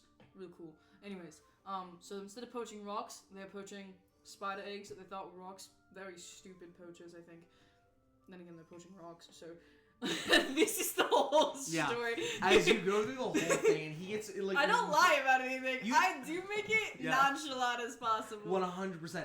You notice he stays hyper fixated on you the whole time. No matter how annoying like you make this, he does not even blink. He watches you intently. And then you'll find Guardsman here, let me take a ride back on his carriage, and told me I was deputized. And so I really got to get to Kytheria like yesterday. Or the yesterday before yesterday's yesterday. He opens the drawer to his desk and reaches in and pulls out a handful of silver. Then he reaches in and he pulls out a few more copper. And drops them onto the desk in front of you. You've done a service. We're glad on behalf of Girdoga and your dragonhead that you are alive. Take your money. He puts down the full 6 copper that you were promised. 6 silver. 6 silver, yes. Full 6 silver that you were promised. As he puts down 7 copper as well.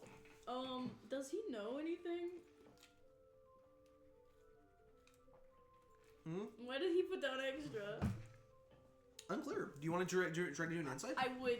Yeah, give me an insight check, to please. do it. I don't know why he's looking at me like that. I hate not having proficiency. This sucks. I want to play cleric again, Lawrence. Nope. 15. Ooh, I rolled 15. 16. He rolled bad. He rolled bad. You see that he has put down this extra coin mostly because you have brought him a piece of information. There was something in your story that he caught very, very interesting. And that what seems like he's very intrigued to hear it. I need to get to Kytheria, probably. Kytheria? Oh, no. You're not sure. That's probably it. I don't know what else I Not high enough to figure out what the thing was that procked his attention, but he's happy. He's seemingly happy with the what appears to you extra information that you've accidentally given him, Oh, no. and so he's rewarding you for that. Can I ask him that? If you want to. Did I say something that was helpful? Of course. Because I was promised 6. You've given us confirmation of 3 dead poachers. That's very helpful. Yeah, that's 2 silver per poacher and then 6 copper for 7 copper. 7 copper for. I can take the 7 copper back. Spiders? For the spiders. It's probably for the spiders. Spiders. Yes. Cool. Awesome. Now that I've done this, am I no longer deputized? You are no longer deputized. Is and the other you guard are free to go. He is sitting, waiting patiently next to you. Are you like leaving Jadoga by any chance? No. My service for the month is done. Okay. I slayed those 3 poachers. True, you did. Very glad they're dealt with. Wouldn't want them poaching any more rubble, perhaps boulders if they got, confident. Sorry. That's funny. Alright, I'm gonna head out to Jadoga and then head out maybe after that, maybe. Bye. Enjoy, Breath. If you're here, why not stop by some of the shops and bazaars? I got some extra coin! By all means, yes. He nods his head at you. Speaking of bazaars, The bazaars are on the bottom ring, Down. but the finer stores are on the second ring. If you And want we are the on the... third ring, Understood. but if you want the... And he cocks his head at you and looks at your really nice attire. If you want the much more presentable arrangements, then the fourth ring above us would be your destination. Understood. And I walk out. Do I know where Save Our Scales is? 4th ring. Go on the 4th ring. Yeah. It is 4th ring, really high end, really fancy jewelry. Saving the Scales does have actually cheaper, more affordable options, and is the only ring on. Is the only store on the 4th ring that regularly has customers that would never be able to shop in the 4th ring regularly. Nice. Because they have affordable options. As you go to Save That Scales. Yeah. Yep, you climb. As you get outside immediately, a guard goes, "Oi! Hey! Do I know you? Hi. No, what are you doing? What have you Lash yourself to the railing!" You look over and forget. Ah, yes, Jerdoga. You look and see you're basically sideways on the fucking sidewalk. As you grab onto the side of the building, you see that everybody who walks along the sidewalks and isn't on some moving platform has looped to their belt a piece of rope that you're familiar. It's just you're not in Jerdoga enough to remember to do this every time. Yeah. Piece of rope with a little metal loop that you then hook onto these metal railing bars, metal and wood railing bars that go along all of the buildings and all of the streets and all of the everything in Jerdoga. There are so many places to loop this belt, or to loop this hook. Thanks, I could have died. I don't know how you all live here. Carefully, and we remember, always stay looped in. Only takes one slip. Yep, that's why you're the god. I keep going. Yeah. Do you pull out some rope and like loop yourself? Yeah. Yeah. As you slide up and climb the steep climb, winds you a little bit. By the fourth ring, the air gets a little bit thin up on the mountain. Fucking hate it here. As eventually you get to more even-ish footing carved into the side, where you no longer are at a slant, and instead, if you walk around the perimeter, you are walking on flat ground. As you start going, no, not that shop, not that shop, not that shop. Save that scales, as you see carved in between two other stores, almost innocuous in that way. Very much looking like the other stores on this ring, which all have like a very. So the rings go up, right? So first. Ring. Yeah, exactly. Yeah. What's the tallest? It goes up to the 5th ring. Okay, I'm just writing down. And you know that is where all government officials operate, and that is also where the Jarl lives. That's the Jarl's Makes palace. sense. There was a 6th ring, but It fell off. Yes, according to like the legend and Yeah. of the sort of Jordoga, the 6th ring was that merchant's home, but it collapsed.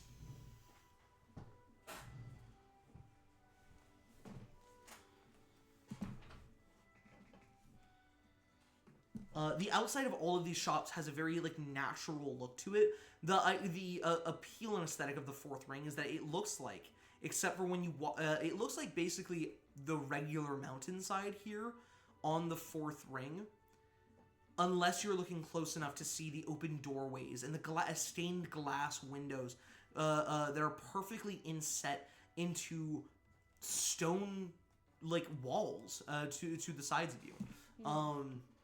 With beautifully carved and then gold filigreed signs indicating where you need to go next, what store you're at, how much further until you reach a different destination or a different platform shift, etc., etc.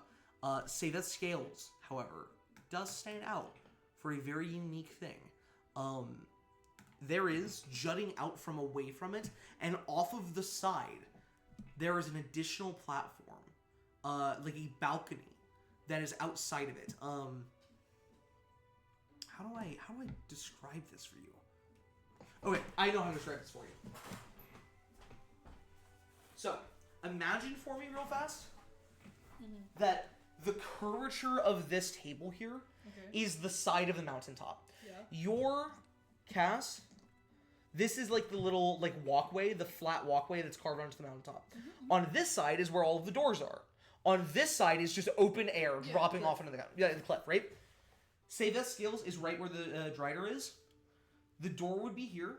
You walk up, floating an inch off the side and completely supported is an entire platform, balcony, railing around it, hanging off the side of it using saystone. I'm so excited. You see on the balcony there are like little coffee tables and like chairs and there's a lounge area. Oh yeah.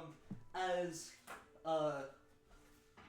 you see that it is permanently locked in space using chilled saystone, which you understand that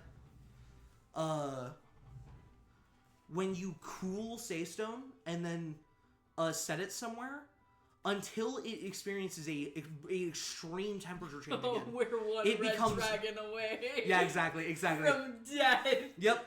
It becomes like locked. That's how you get that rigid. That's what your maul is. Yeah. It is chilled saystone, right? So your maul it doesn't push, it doesn't bend. It's like it's permanently fixed there. Yeah. Almost like there's steel running through it, even though there's not. Your maul uses chilled saystone. The saystone that people wear as like jewelry that floats just barely off and rotates and moves around, that is warmed saystone. Yeah. Warmed saystone has much looser orbits. They're not tidally locked. Tidally locked is when one side must face permanently. Yeah. They're not tidally locked like chilled saystone is. And you know that they're also really hard to work with. Warm saystone is like much harder to like work with. That's why like being a Saystone jeweler is such like an important skill. Yeah. Because if the orbit is even a little bit off, then after several rotations, the Saystone will fall out of orbit and then just drop to the ground. Yeah. Making it basically worthless until you can get somebody who knows how so Saystone works to try and fix it. That's why there are different types of like title lock. Or different types of like Saystone usage. And is it like they're stuck there in place, like in like immovable objects, so enough force could break it, or is it just heat? You don't know. You've never. Awesome. Then I'll do what I do every time I. You know who would know? Eshelvin. Eshelvin would know the answer to that question. Then I'll do what I do every time I go to the shop, and I will jump on it. I'll jump on the platform. Doesn't even budge. Nice. You know that this platform, you were there, like 9-8 years ago, when they installed this platform. You were here, in secret, obviously because can't be you. When they installed this took hundreds of pieces of chilled Saystone. Hundreds, surgically and very carefully implanted, so that they would have perfect, like lined up orbit, like locked orbit with another piece of matching chilled Saystone, so that the whole thing could float a full inch off the side of the mountain and it never move. The planet could shake and it wouldn't move. It will stay permanently relative to itself. You have watched entire parties be thrown on this balcony. You have watched giant constructs be put on this balcony. Statues have been put on this balcony. You've not yet seen a weight that this balcony cannot yet hold. Now, how big is it? It is a 15 by 15. Nice. Yeah, exactly the size that I just used there. Yeah. Nice. That's awesome. Yep. It is a pretty sick fucking balcony.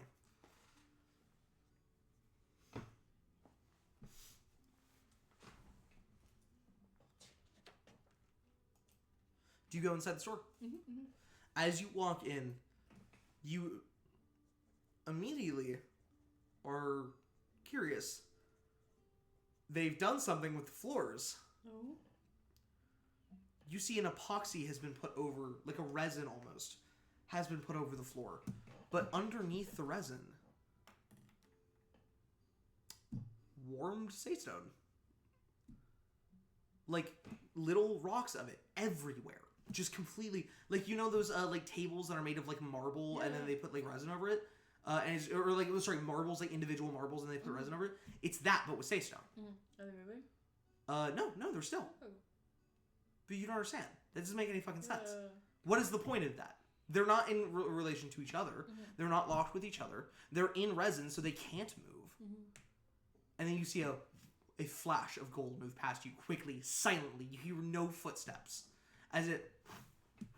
As you see gliding, hovering over the floor, with Saystone boots. That's so awesome. Sliding, claws gliding, and just barely scraping along the walls, not leaving any marks, but just enough to keep himself balanced as he moves through the 6'6", broad-shouldered and glorious form of Eshelvin, a draconic god of a man, a golden dragonborn who moves through this space as if he was born within it. You see that he has Saystones perfectly carved and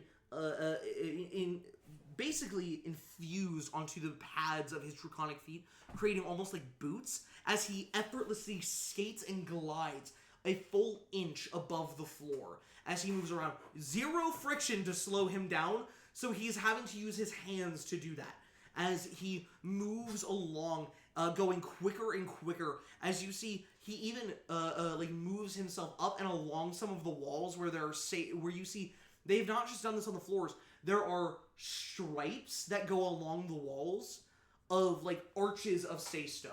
That's so awesome. So allowing basically like pathways carved into the walls. Not all of the wall, just routes that he can take. As he glides over it, he goes up on the wall and you see as he glides up and over an arch, it slows down a little bit as gravity kind of meets him, as he is sitting sideways on the wall. Standing sideways on the wall, an inch away from it, locked with the wall itself, and just goes, Cass, Actually, what you do are think? magnificent. What are we saying? What is this? What do you I've think? never- It's beautiful. What? I know, and he just keeps as you see he spins around. He's wearing these very loose-fitting merchant robes that are just way too regal. It's borderline treason what this guy wears. As he spins through, as he slides onto the floor and then bumps into the counter a little bit and goes, "Oh, okay, What sorry." instruments all these? Do moms know? Yes, they do. And lower your voice. The store is open. It was their idea, even. They never told me. Well, they wanted it to be a surprise. Well, a surprise it wasn't. I was going to be supposed to be heading to Shadoga, but then I got deputized because I saw 3 poachers on our property. By the way, Did you arrest them? they fucking got killed by giant spiders. Oh my heavens! Ah! And he glides over and he finds something to sit down on as he gets a chair and just goes. It's fine. Between you and me... He puts his hand out trying to grab something and there's nothing there, and you know you were supposed to grab him his fan. I grabbed him his fan. Oh my gosh! Between you and me, I kind of watched it happen and fought some giant spiders. Oh, Cassie! Oh, come here! Got Oh, roughed up, but I'm come fine now. here, Cassie! And he takes you and Yeah. he sits you down on his lap and he holds you and he just goes, "I'm so You're not allowed to sorry tell you them, saw that. Like at all. I'm so sorry So you saw they that." don't... none mention. Oh, Never. oh. Also, I'm fine. It's okay. I only watched one of them, 2 of the 3... Never mind that. He ruffles your hair and just goes, It is a cruel and dark place out there, and that is why I do not leave the city. Whew. You say that as if you don't live in one of the most dangerous cities ever to exist, I think, actually. How many people break their skulls on the mountain? And how many of those people weren't looped in? Each and every one of them. I'm always looped in. But what happens if you happen to forget? I think it's a very easy mistake, okay? He opens the second fan. Anyways, It would never happen. I have the memory of a true dragon. Okay. So Speaking of which, you are looking rather scaly. And he closes the fans and slides them into. You see, he has holsters in his robes for the fans. So I'm not supposed to take it off when I'm outside, but as I'll take off my coat, and I'll show up. Oh, still not wearing any shirts underneath the coat. I see. I got this really nice silk one, and I was wearing it on the road for a bit, but then I stopped when I got into the city because it felt weird. Anyways, also, so look at these. They're I'm awesome. looking Yes, very they good. don't hurt anymore. Isn't that great? That is good. They're Yes. almost as beautiful as mine. And then this. These. Look I'm at throwing that. my wings in. And he looks at it and just very gingerly taps one. Very sensitive, it seems. I think that's probably the worst thing it's ever been. Yes, not great, but that's good. That's good. That means they're gonna grow in a day now. Probably once I get to. They're not. I'm so sorry. What do you mean? No, they're not. They're not. I can tell you right away. No. I've met winged dragonborn, and look. But they hurt so much. If it's following a similar growth progression, it's indentations at first, and then it turns into outward growth. I mean, Okay. I'm Well, sorry. how long is the travel from here to Kytheria? Kytheria? Oh my goodness. Why are you trying to get to Kytheria? 1, 2, 3, 4, 5. 6.5 days. 6 if you go really Between fast. you and me, I'm 6.5 days from the next injection, so that surely will make it go faster. Oh. Also, not to mention, so I'm going to Kytheria. I'm with sorry, that, one but also, moment. He stands up and glides over to the door and shuts it, and flips over a sign saying closed, and then he pushes himself over the wall. I don't want to stop you as from he- making a sale. Though. Oh, please, a sale? I've made plenty. As he looks over and sees that there's a customer at the store who's just sitting here looking at you guys. Hi, do you want something? Sorry, you can have them. I'm just talking. I'm probably buying something. You get anything new? I think I should just go. What? Okay, sure. Have one today. And just slowly walks out as Eshelman floats over and just lands down as you hear the door shut and relock itself. As he sits down. Alright, what were you saying about Kytheria? Yeah, but so Mom's already kind of know, but kind of sort of don't know how serious it is. Anyways, I kind of been seeing this girl. Every time I go to Kytheria, she's there. Oh, stop! I know. Oh, what's her name? It's awesome, Kiyomi.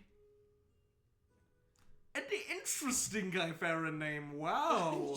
So, well, I mean, she lives in Kytheria, so she's not, you know, she doesn't live there. She's been So- stationed there. I mean, How good does it have to be to commit treason? So- Wow. her blade work, first off. Tell me about it. No, not like that. No? No, like actual flourishing blade work. She's I know a wonderful. thing or two, And please. her footwork is amazing, and her armaments are wonderful. You do want to be able to dance well. It translates like you wouldn't believe. Frankly, this sounds like a catch for you, Cassie. Look, I am ecstatic for you.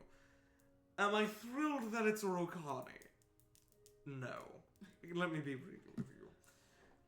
She's But- wonderful. She got me out of Roka, okay? Yes, I know she did. I believe you. But also, don't you worry a little that, she could be trying to convert you. Convert me. That would be impossible. Cass, I mean it. I have seen far stronger of will men than you bend the knee for far less exciting women.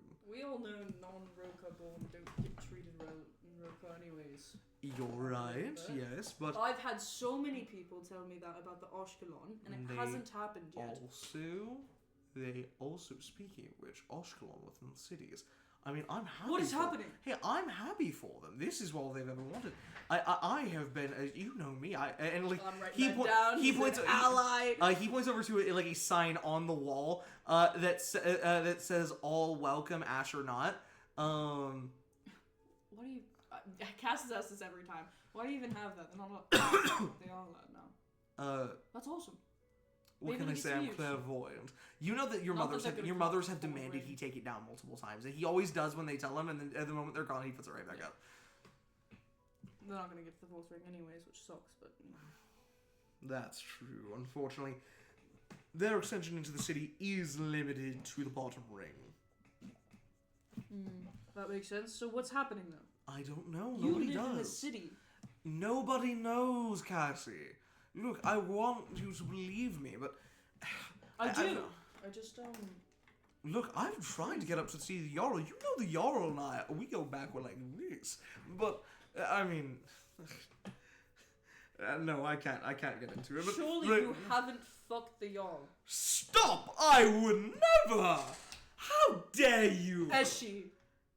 I have not fucked the Jarl yet.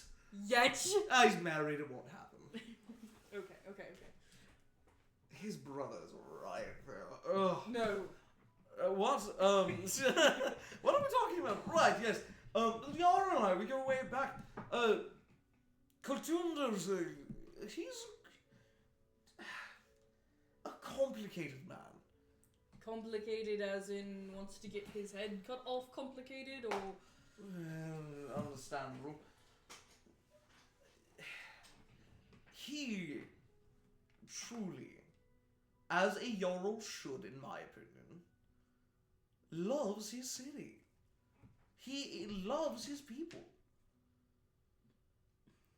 He's just a little confused on who his people are. Are they not the Ashkelon?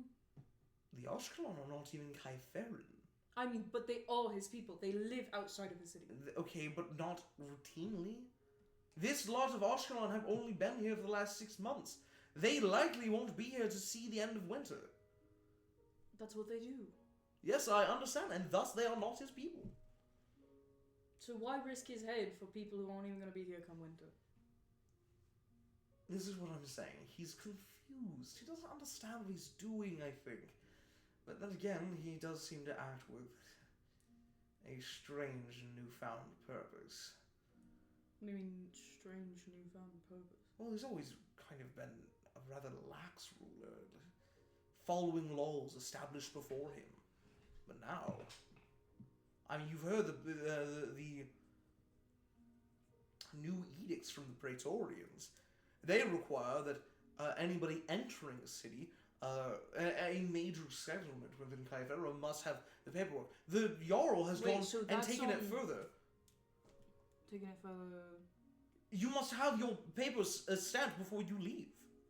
Leave too. Yes.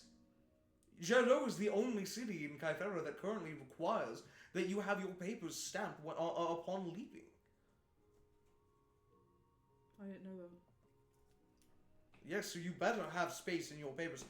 Also, the tax for new travel papers. Have you heard? How much? So you, as you are well aware, a packet of travel papers costs 3 silver.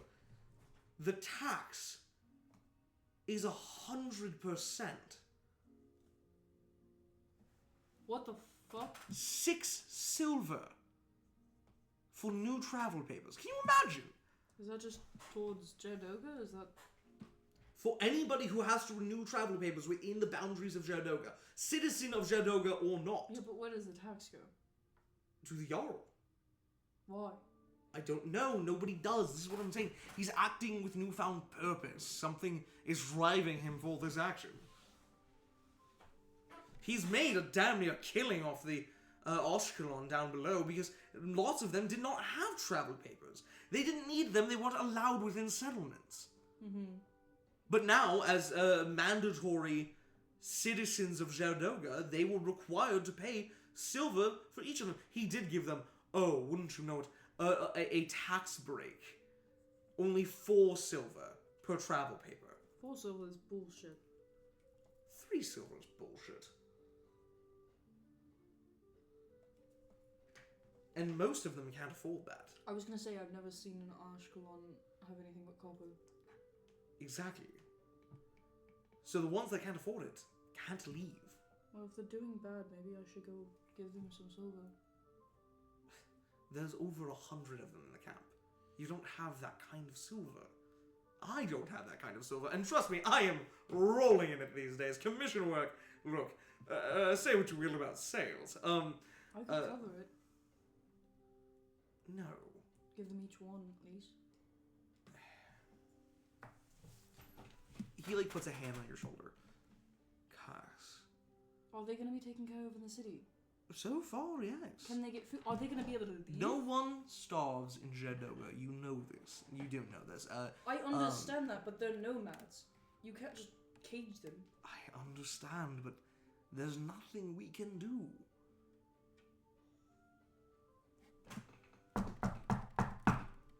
At the door. Store's closed! Store's closed! Sorry. What the fuck? A moment, please. He stands up and like catches himself because his feet are still like Did safe. Mom tell you it was my birthday? Well, it was a bit ago. I'm 50. Oh my goodness, and I can really see it in your. Oh my God! The cold sun will smite you with flames of ice and snow as he like opens the door and just goes, "Oh my!" and shuts the door immediately. Who is it? I believe you have friends. Friends? Who? Which ones?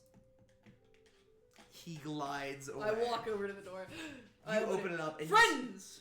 as you see, like arms crossed, not looking happy, you see 2 dragonborn. One with deep, very dark green scales, and the other one with electric blue scales with flecking of yellow all across it. As you see 2 dragonborn you recognize. They're a pretty low rank, but also you saw them the last time that you were in Anirithrin. As you see 2 Anirithrin hunters standing here in front of you. Guys! Hey! Well, the shop's technically closed, so I was talking to the store owner, and They look at each other. if you guys want to come in for chat, we could... One hand on your shoulder, other hand on your shoulder, and they pull you out. Can I at least say bye? Like, I have to... Why are we here? They spin you around, put your head back in. Well, actually, I have to go, I think. I don't know. Do be careful. Don't let them Yeah, be it's too the rough first with time you I've- now, buddy. I would never, with these guys, fuck them. Well, I mean, I don't know. You would. Well, if you're not going Stop! to. All right, I'm sorry. God forbid I have hobbies. As you are dragged out of this space, and they put you up on the platform and sit you down in a chair on the safe stone platform. Hey, Gold Dragon one's off limits, by the way.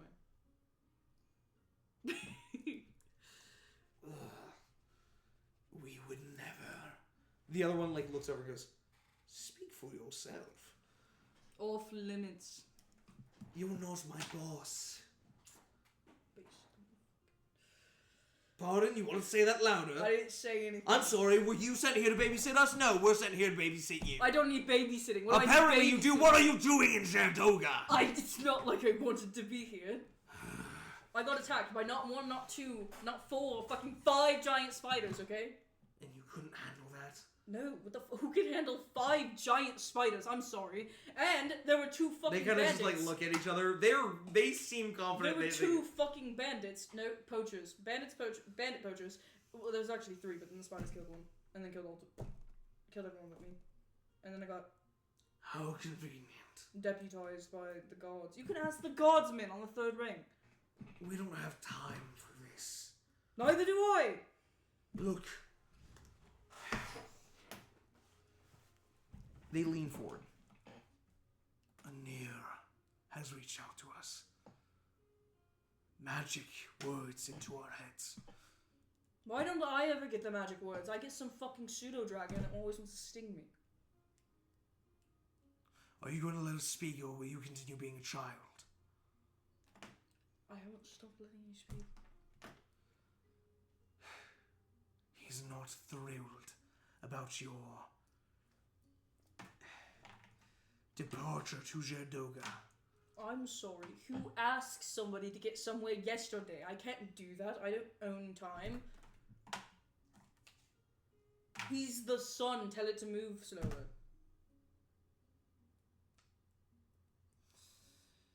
Am I going to finish, or will you interrupt me again like a child? I don't know when you're done. You pause between your words. It's dramatic. Then I'm allowed to... Stop talking!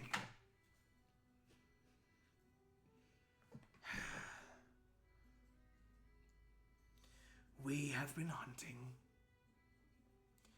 a great mouth worm. Reaches into their shit, pulls out like a leather-bound journal, flips it open. You see a bunch of sketches of different horrible monsters from Wormalaith, and points to this giant serpent.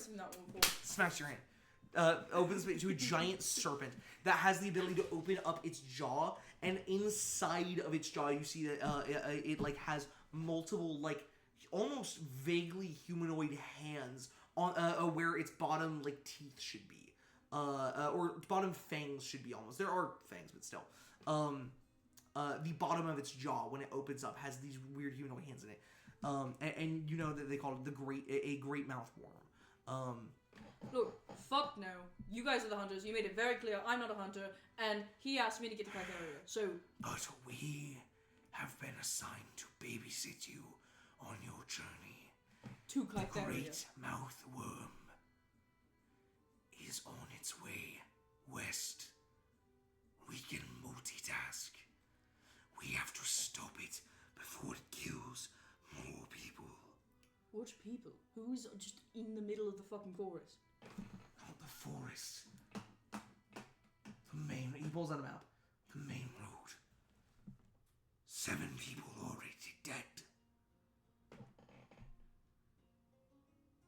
Okay. If we come across it, then you can prove your mettle. Fight with us. We will get you to Kytheria. On time. I have nothing to prove, but I can fucking kill it. So... Great. We are forever in your debt. Your strength humbles us. Thank you. They like it just rolls his I'll eyes. be a for you. little bit more quiet on the trip down. He bows to you. We have to get going now. Right. You have a quick way down the mountain? You see, one of them pulls out a little slate tablet, almost the size of a bookmark, tied to a string. As you see that they have a platform key. It's just a normal piece of stone, but it marks as an identifier of I have paid almost a gold to be a lifetime basically premium member of Gerdoga citizenry. As you see, he hold it up and flips it over to see a near symbol on it, and goes, Anir always provides.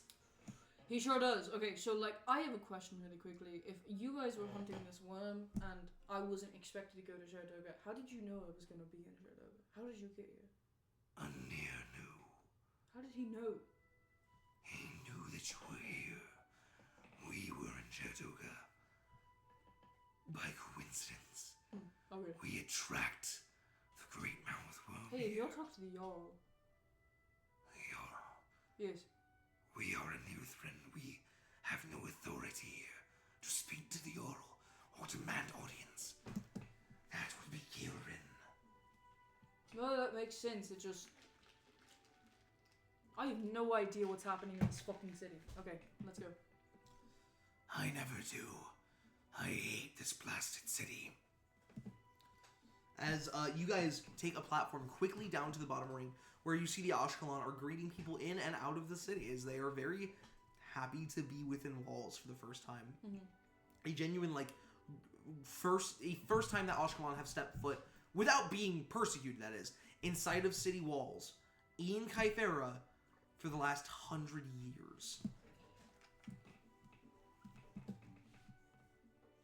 As you guys exit the city, you have to get your paper stamped. As you see one of the hunters holds out their book and just goes, You fucking kidding me?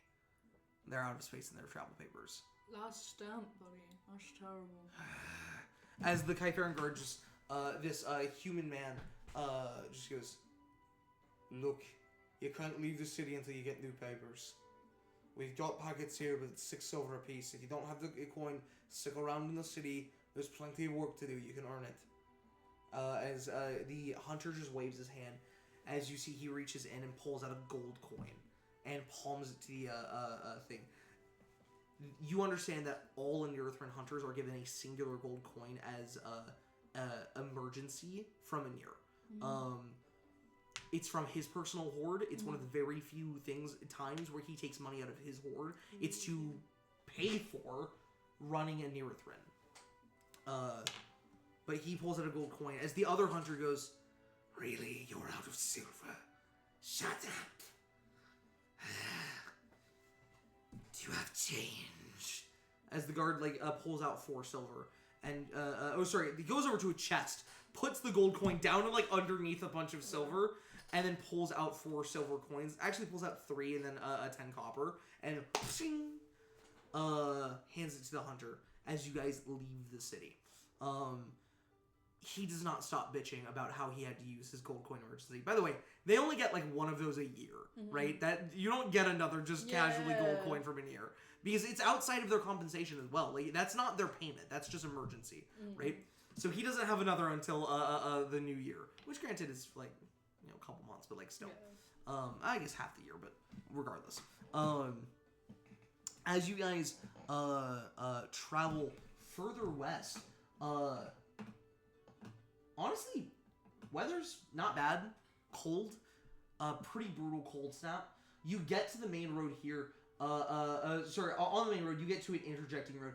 If you went south right now, it would take you to Nerliv Sith, which is the lone karst that is just north of the Kyphin Crass. It carved into the bottom of it is a very intricate and also very isolated trading camp. That there are basically endless rations there, and is also considered the gateway into the north. Nerliv Sith is considered, because when you're this far north, anything north of Nerliv Sith, so Gerdoga included, rations and the cost of rations goes up, The value of rations goes up. It's harder to maintain them in the cold, so getting higher quality rations is a bitch and a half. Well, I have just about the best moms ever, so... That is true. And it is Be like that. fucking grueling. Living in Kithe and Vinyark is brutal. It is not for the faint of heart. You guys continue moving on past, and it's only right about here that you come across a pretty horrible sight. The smell of burnt wood and burnt flesh. As you see a large bonfire, maybe 20 feet off the side of the road. It's been put out for about a day now, maybe. Maybe more than that. And you see skeletal remains left laying in the bonfire. Someone was burned here. Their corpse destroyed, leaving only bones. Charred bones. The hunters both, pull out their weapons and get on guard. What the fuck? I don't know. I thought we were dealing with a worm, not... We are. This is unrelated. Unrelated, right. Probably. Walks over and starts looking around. You see there is a scattering of traveling gear, equipment, a backpack. You see there's a shovel laying on the ground. There are no extra... It's almost like a mockery of what you should have for traveling. If a children's book wanted to talk about the things you need to go on a trip, it's like that. It's very super basic essentials, but none of the realistic stuff of an extra pair of socks, of an extra a fork or a metal or a metal tong or something to put your coffee pot on or your kettle on when you're trying to cook it over a fire. None of this small essential equipment that you have, that the hunters have, that any real experienced traveler would have. Everything here, it's I'm just gonna go on a quick stroll. There's nothing around here to go on a quick stroll from. But you see it's just scattered out and about. You don't understand why. Fuck is this? You can't live off any of this. I don't understand. You think it's bandits? Shut up for a moment. You see he reaches in and pulls out from a harness a small vial.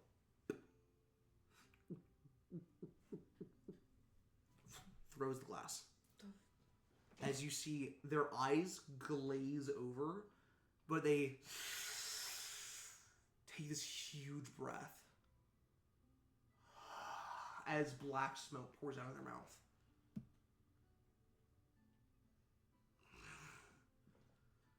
The great mouth worm was here. Does it have hands and thumbs? Not exactly. It looks like the stuff here was gone through. Not looted. Actually, important note, it doesn't look like it was looted. It looks like it was searched through, but it doesn't really look like anything was particularly taken. Is there anything of value? Minus some tools and equipment? There's a really nice pan. Like cooking pan. Unironically. I'm grabbing that. It is a great cooking pan. It's also the only cooking utensil here. Again, it feels like a mockery of what you're supposed to have. I don't understand. So the worm was here. Is there something with the worm? I don't know. There's not supposed to be. It's from Roman, like you said, right? Yes. So it's not like a beast you could I don't know, like a dog that you could tell it to sit. No.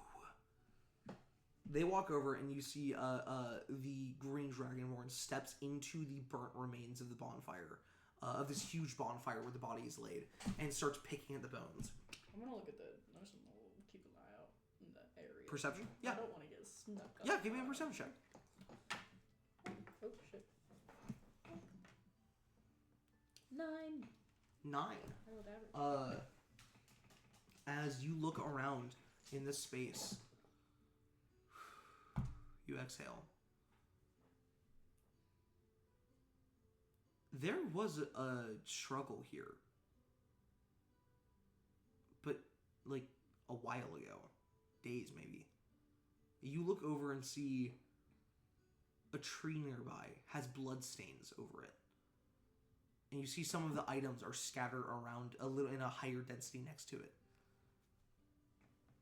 Putting it together, this body must have been on that tree at some point. Somebody came along Burned it. and found it and chose to burn it. You see that the branches and the logs from here, you look around and see that small trees on the edge of the of the forest were chopped down to get the fire, get the wood needed to create a long-lasting fire to really burn the body good. Mm-hmm. Why someone would take the time to do this is crazy to you. Does it?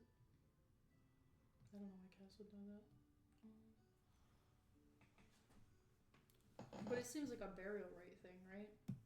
Yeah. Yeah. It's not common. It's actually extremely uncommon to see this on, like, the side of the road. I'm gonna go over to the bonfire with the green dragonborn. Yeah. I'm gonna grab some of it and put it on my thumb. Does it stick on my skin? The, like, soot dash? Yeah. Is it like the Oshkosh stuff? No. Okay. And that's actually a really good question. This is much darker. In fact, it's very dark. It's like pitch black dark, which is even a little dark for what like charcoal should be. Mm. It seems odd in that way. In fact, you take a smell of it and you get the hit of faint scent of oil. This was burned using, like, rather than a traditional starting kit. They must have been in a hurry and they used oil to try and catch the fire. Hey, Worked well. Look at this. And picks up one of the the rib cage. As it begins to break apart, they hold a section of it that doesn't break, and just as you see the ribs cracked and broken, pushed aside with a groove running between them, almost like a sharp, round object pierced in between them. Sharp round like a scythe? What do you mean by sharp round? Sharp round like round, like this big around, Oh, circular. Like A hook or maybe something else. a fang or something? A fang. This is a giant snake you're looking for. As the hunter goes, This person was killed. By a serpent, snake, not fang. Also, a The few days great ago, mouthworm. somebody took the body, put it in fire. They must have found them dead. Like a burial, yes, because the fire was a day ago. Yes. Why would somebody do that? Well, it's cooked with oil, by the way, not your actual fire. You're right. Whatever this means, it means we're a few days behind the worm, unless it stayed in the island. You see the black dragonborn, the blue dragonborn with walks away and into the field, and like looks around. You two, come here. Come see this. I jog up over him. As you jog over, you see rotting, several birds picking away at it, and its head pretty severely burned. Its mouth scorched as several blackened hands fall out from its unhinged jaw. The great mouth worm, dead.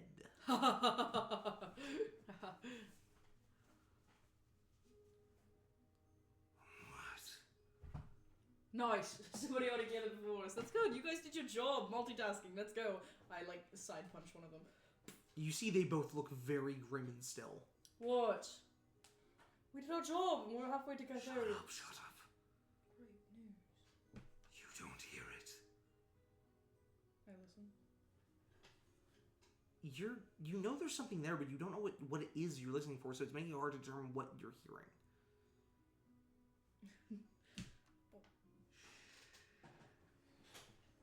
If it is dead,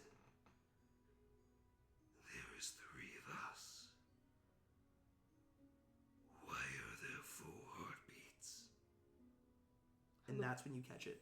There is a loud heartbeat near you. In which direction? What's up? In which direction? You don't know. The creature? Maybe. Up? You look up and Sky? there's nothing there. That's good. Just check. Gray sky above you. Okay, all around us? There's to the south of you. You're like a little bit off the road south. This is where you found in this tall grass called gothwheat. Gulfwheat. Called gulfwheat. Grows wild here. That's where you found the serpent body. How do you spell that? Goldwheat? Gulth. And then wheat. It's native to northern Kyvera. Northern and central Kyvera. And it grows wild here. It makes Do I feel mediocre bread. anything under my feet? You feel the ground. And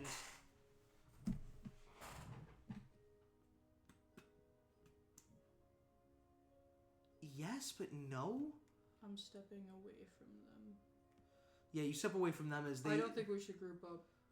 You're right. Split. It's bigger As- than us, but there's one.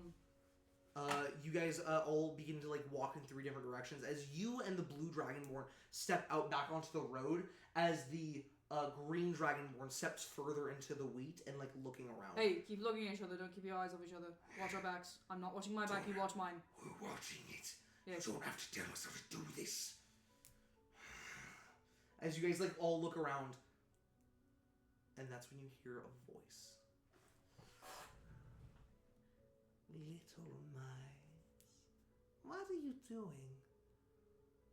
Creeping, watching, hunting, hunting. Scurrying noise. Sound of gravel moving. Okay, As- since you're such fucking expert hunters, what the fuck does that? I don't know. How does it talk? Nothing from Normanite speaks. And they look at you and you see a real look of genuine fear because this is out of their ballpark. They don't know what they're dealing with here.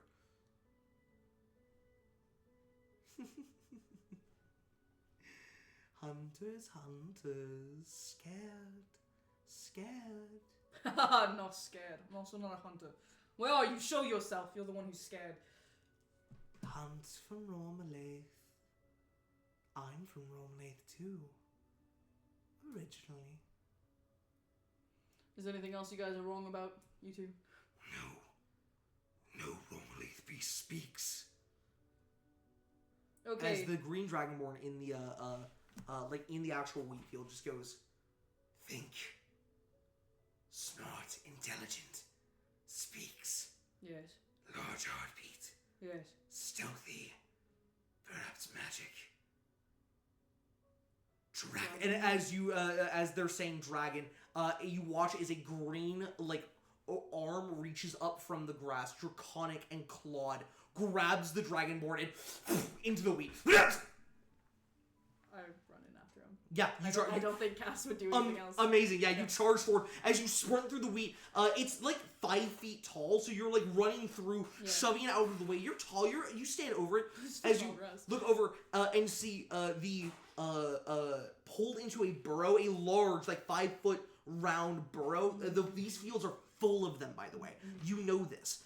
Pulled into one and fighting and kicking for his life Against a young green dragon? against a green dragon wormling. Oh, thank God. As it is, you were about to tell me against a young green dragon lord. No, This no, is no. still deadly, but... as it begins to claw and rip apart at him as he's kicking back. Off of him! As I'm gonna activate my radiant consumption. Amazing, yeah. I will say he is between you and the green dragon. You will hit the green dragon, but you will have to hit him as well. That's fine with me. That's how Cass fights, baby. Based. He's gonna have to get used to it, too. as It's his instinct. as you ignite immediately, radiant energy spatters across. Give me a initiative check, please. As you will not have to use an action to up it. Wait, this is gonna be good. I can finally hex it. I might get to be able to attack this game. Yay, I had that going. Really, I got really high. I'm probably still going fast, but that's fine. I'll have to roll in a second. Ooh. Sorry, where do monstrosities go again? I don't know where I'm supposed to do these. Mid left. Wheels before dragon. Here. Mid left. Mid left. I see. And then I need a medium size, because wormlings are medium, yeah? Wormling, yeah. Yeah. Wormlings are small. Do you have like medium sized dragons? We got these guys, they're medium. Oh, but it's so You tiny. can use a rust monster. That's actually perfect. That's actually perfect. You could die with you. It's a little guy. This little guy, he's technically a worm. It's cockroach. I know we have a wormling mini. I thought he's like a. I used to have. I don't think it got to you spirit guys. one though, but I don't know where he's at. I had a Rust monster. I had an unpainted silver wormling. Nice. But I don't think it got to you guys. I think that went to somebody else.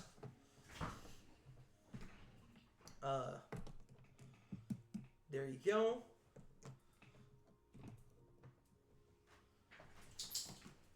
Sneak. Cute.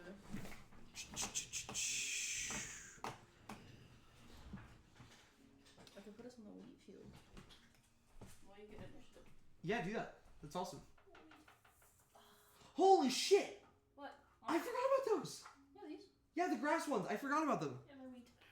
But they can be used for really anything. It's really smart how they're made too. The guy made them. This is just carpet, by the way, or rug.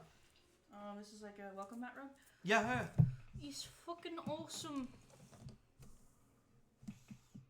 That's actually so fucking hype. Do you mind if we put another one down? I'm cool with that. I don't know why I would mind that. He's over here.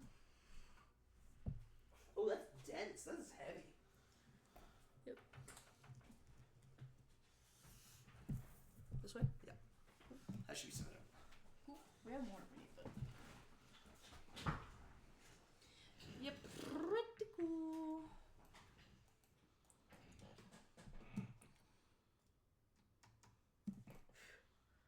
Girl, when you started talking to me, I was like, that is fucked up. Also, that's a rook, right? What is? Rook killed that fucking beastie. Has to be.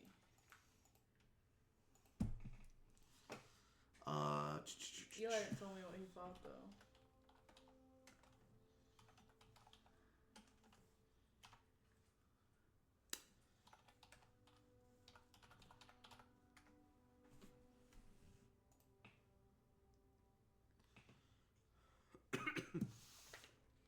I'm gonna be able to fight. That's crazy. I can't believe this. Fighting in my D&D game? That's illegal. I said, hell no, brother. Not me.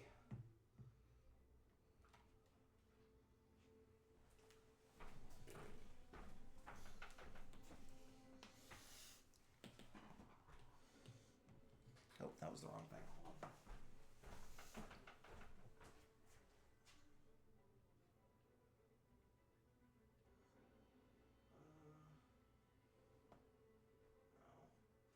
That was spice.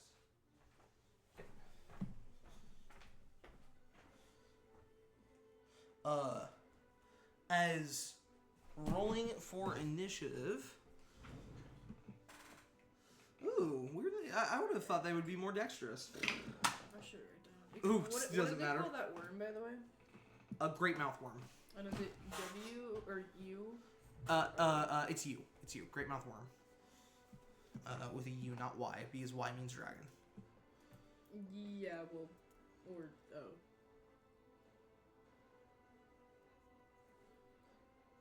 Yeah, or normal O, but like, yeah, no, it's with a U. It's with a U.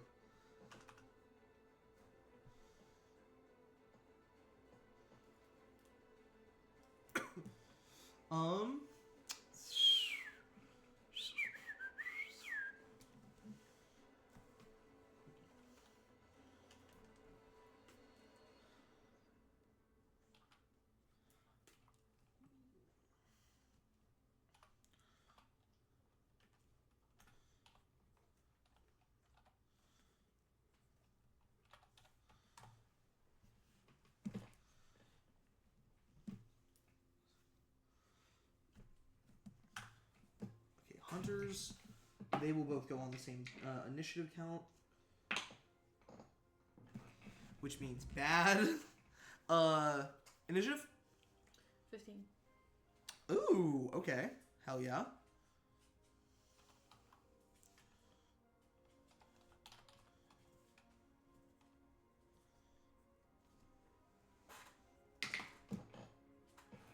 No way.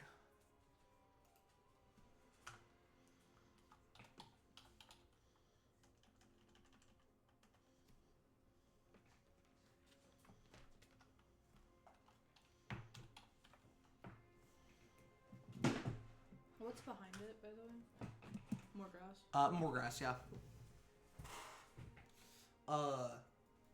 At the top of initiative, Black's Visculo.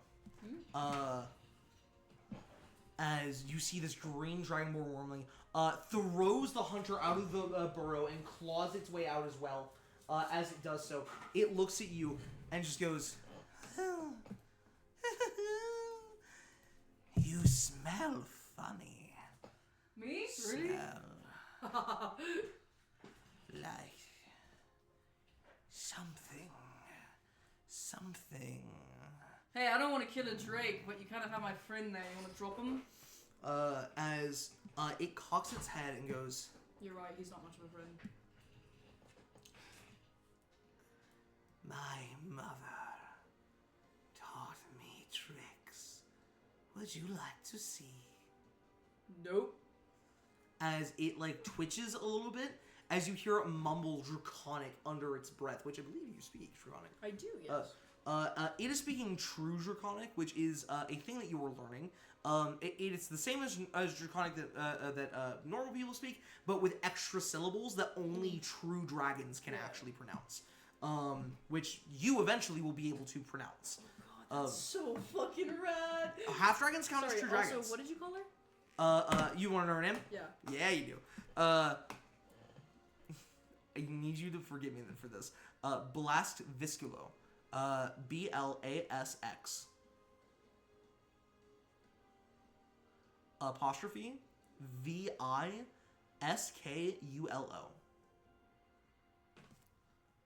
Blex Visculo? No, I think that's awesome. I think that's actually rad. Thank you. That's not even apology worthy. Blax goes awesome. Blex Visculo. As she cocks her head, mumbles in Draconic, as even for you, not speaking true Draconic, you've heard enough of it from an ear who likes speaking it to know that she has just mumbled something profane, something unholy, as you hear the snapping of bone and a twisting of rotten flesh.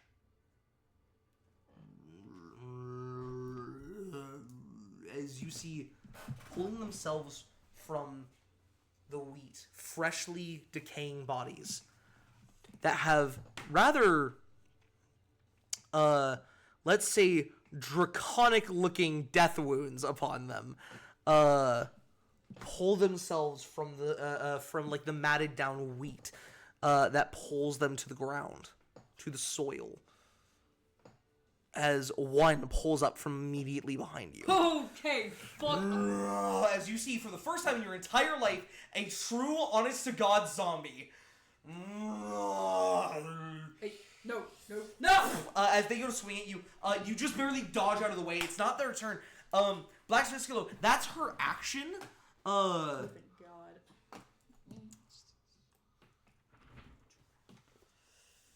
I don't know how much HP a worm has. As she's gonna have to turn that with that. Which brings it to Cass, your turn. Yeah. Oh man, it is a zombie, right? I don't know what CR zombies are. Don't worry about CR. I don't know how much damage they Stop getting in your head about it. No. This is like Cass sizing up the enemy. I know. But I want that advantage on the attack. Because it's really good if I can hit it right now. I'm gonna walk away from the zombie. Yep. And walk around Blacks. It's gonna take attack of opportunity It against you. sure is, yes.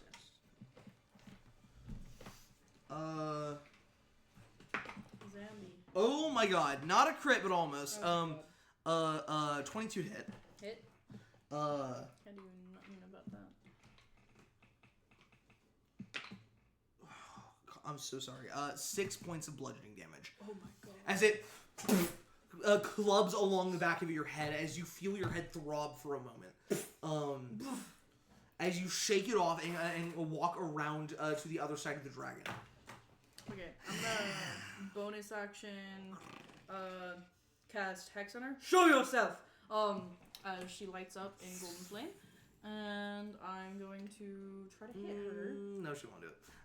Yeah. She about to counterspell me? You can't counterspell. I'm level 2. You can't counterspell. I know number 1. You know my dad. You know my dad. You know my real dad. No, she's got to save her spell slots. For what? Anyways, okay, I'm rolling with advantage because I'm flank. Yep. And I have Hex on her, which just gives me damage. Extra d6 damage. I'm Necrotic damage to be rolling specific. A d4 plus my 3. For You also always know her location while she is hexed. Oh shit! So I'm they pretty actually sure. do glow. Advantage, thank God. Well, hold on, let me look it up.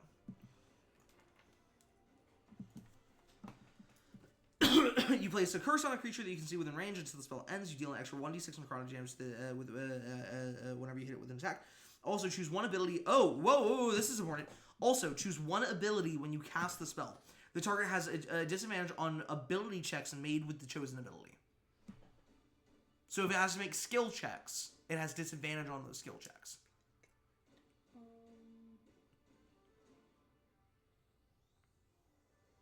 Either strength or charisma, right? I think strength.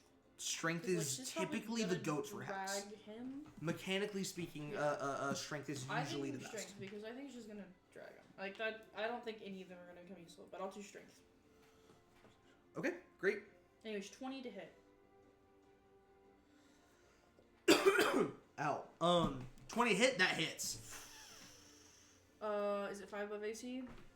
No. Didn't think so. How to check? Dragons have fucking dummy AC. Dummy AC. Okay. Dummy AC. Okay.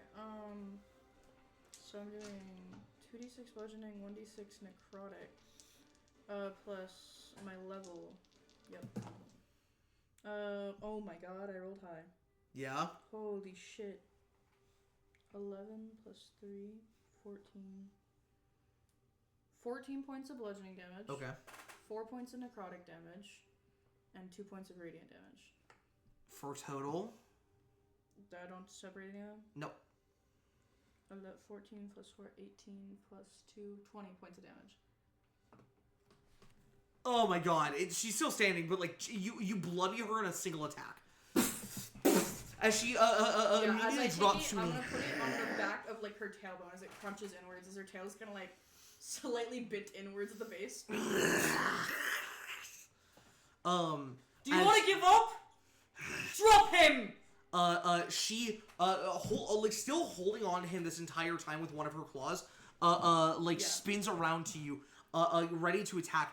As she will use her reaction. Oh god! As sparks begin to fly off of cast. Mm-hmm.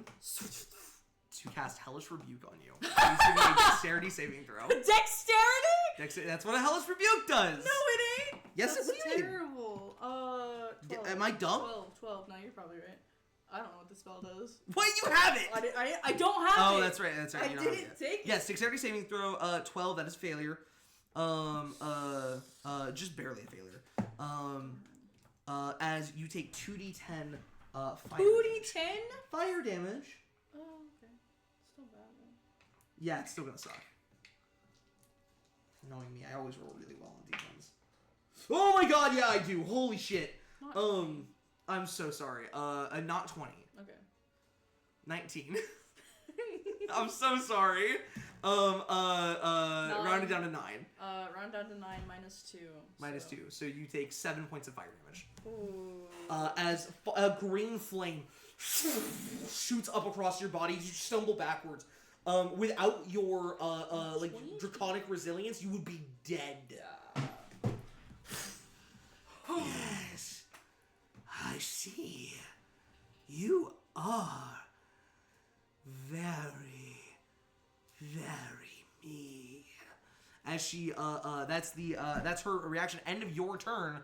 She'll take another point of radiant damage. And so will that zombie next to me. So will the zombie, yeah. So will my friend. Yeah, he will. Don't worry, Lawrence. I got you. I'm gonna read my PCs. Too. I really appreciate it. I really can't wait. appreciate you. You know what? No, that's all. So I just dealt 21 points to that bitch in one turn. Yes, you did. Damn, bro. That's Oh my yeah, HP. but you suck. You're terrible. You're the worst. I am. I'm awful. Don't want to fucking hear it. I don't want to fucking hear it. Anyway, Okay, it's the zombie's turn. I gotta say the Fiendish Vigor thing. The Fiendish Vigor buff is kind of crazy. I know. Her zombies are smart like that. Oh, they're really smart like that.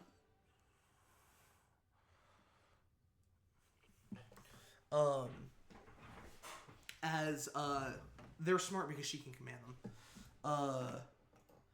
As her zombies begin to close the distance on you. One's gonna make a one attack with advantage. D20, there it is.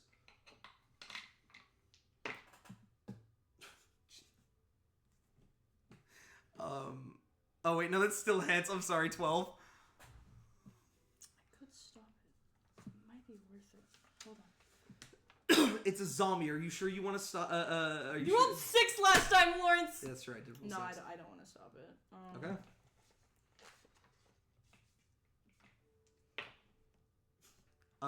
Not 6, 5 points of bludgeoning damage. This sucks. This game sucks. Anyways. We don't have to play anymore. We can stop Anyways, right now. We can go home. There's 2 more zombie attacks. There are 2 more zombie attacks against you. Yeah. First one. 11. Miss. Second one, different die. Hopefully we're gonna roll better. That's a 12 exactly. Yeah, I'll take it. 2 points of bludgeoning damage. Rolled minimum. Oh, thank God. As they slam into you, the one on the other side is going to make an attack with advantage against your hunter friend. Okay, second D20. Natural 1 or a natural 20. I'll take the natural 20. Thank you, die. He's dead. Not quite. I actually don't think that kills him, but it does put him to 0 HP. As it slams into him, it slams into his chest. You hear the bones crack of his ribcage as he coughs out a little bit of poison from his mouth as he was trying to get ready to use his breath weapon, but instead his lungs have collapsed and he can't get breath in as he just begins to die. As the zombies end their turn, making it the hunter's turns immediately. But buddies, well, no, because they share an initiative, so he'll make it at the end of their shared turn. So this dude's still standing. I think Death Stairs are at the beginning. I thought they were at the end. No, you were right. They are at the beginning. No, you're completely right. That's 20? No, but a success. 13. Sure. As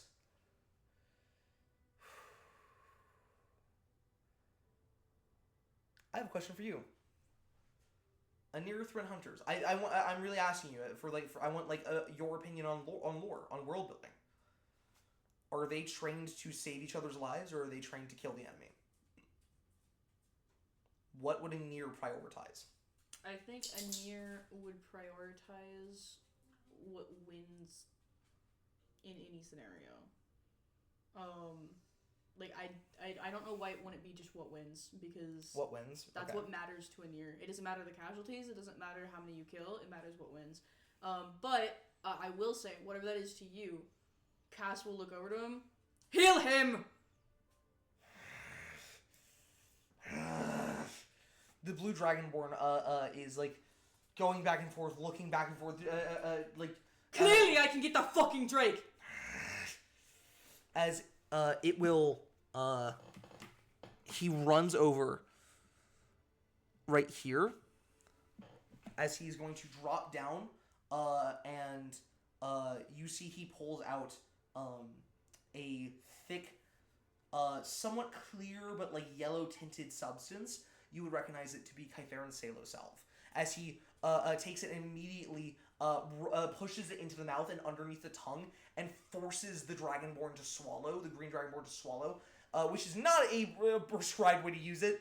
The stuff is actually really, really bad when ingested. However, if you have internal damage, it's the only way to get it to the internal damage.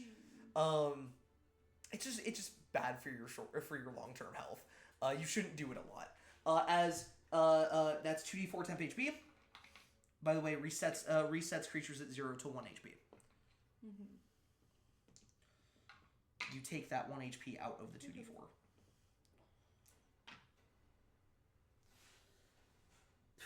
Not a lot. With 1 HP and 2 temp HP. Amazing.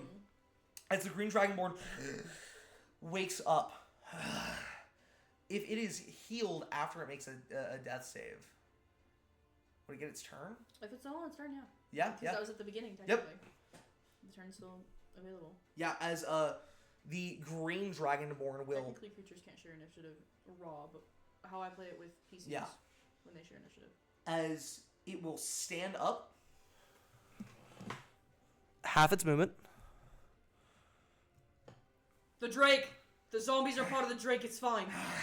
And like stands up, pulls out a scimitar and runs it along its body as the blood draws from it. If you mollymop yourself, Lawrence, no. Why? Why would he do that? It's a D4. He has 3 HP. He's got to kill the Drake. No. Yes. This is the third stupidest decision that I've seen a Dragonborn make this fucking session. 1 HP, 1 damage. He's fine. Bullshit. You can look at the die. I'm no, sorry. Fine. That's a 50% chance. Anyways. To deal what? 1d4 damage? Whoa.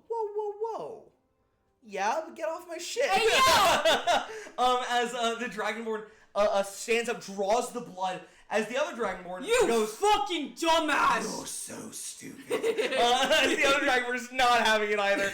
As you watch as the blade ignites with fire, and it will go ahead and make its attack. With advantage because you were flanking. Thank God for advantage. With an 18 just hitting. What? Yes.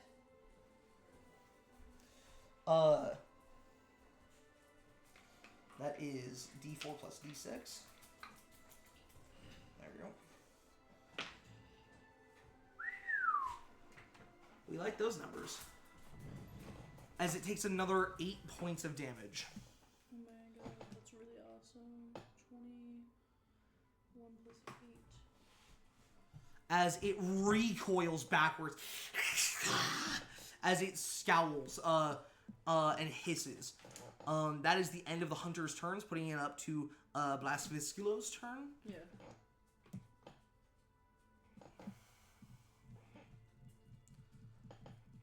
It could probably kill you, though. Yeah. It could probably but kill you. I have an idea. What? Can't finish your own kill? Really? Not much of a Drake. Ooh, interesting. Me personally, would you I call never this- leave a kill unfinished. Wait, is this persuasion or deception? Persuasion. Okay, Imagine. I Not will that it say I'm gonna matters, give it's you the I'm gonna same. give you a -1 to circumstance bonus because you said me personally and it doesn't give a fuck about you. Okay. But -1, give me a persuasion check, to try and convince it. You said persuasion is what you would agree with, right? Mm-hmm. Over deception, yeah. To try and convince it to try and kill the hunter. As the green dragonborn goes, Wait, just because I make unwise decisions in the heat of battle, that doesn't mean as like the dragon starts to like look back and forth between the two of you. Oh yeah, I'll just let the green dragonborn keep talking. That is an it's a lot. 18 plus 5, 23. That's your second 23 on a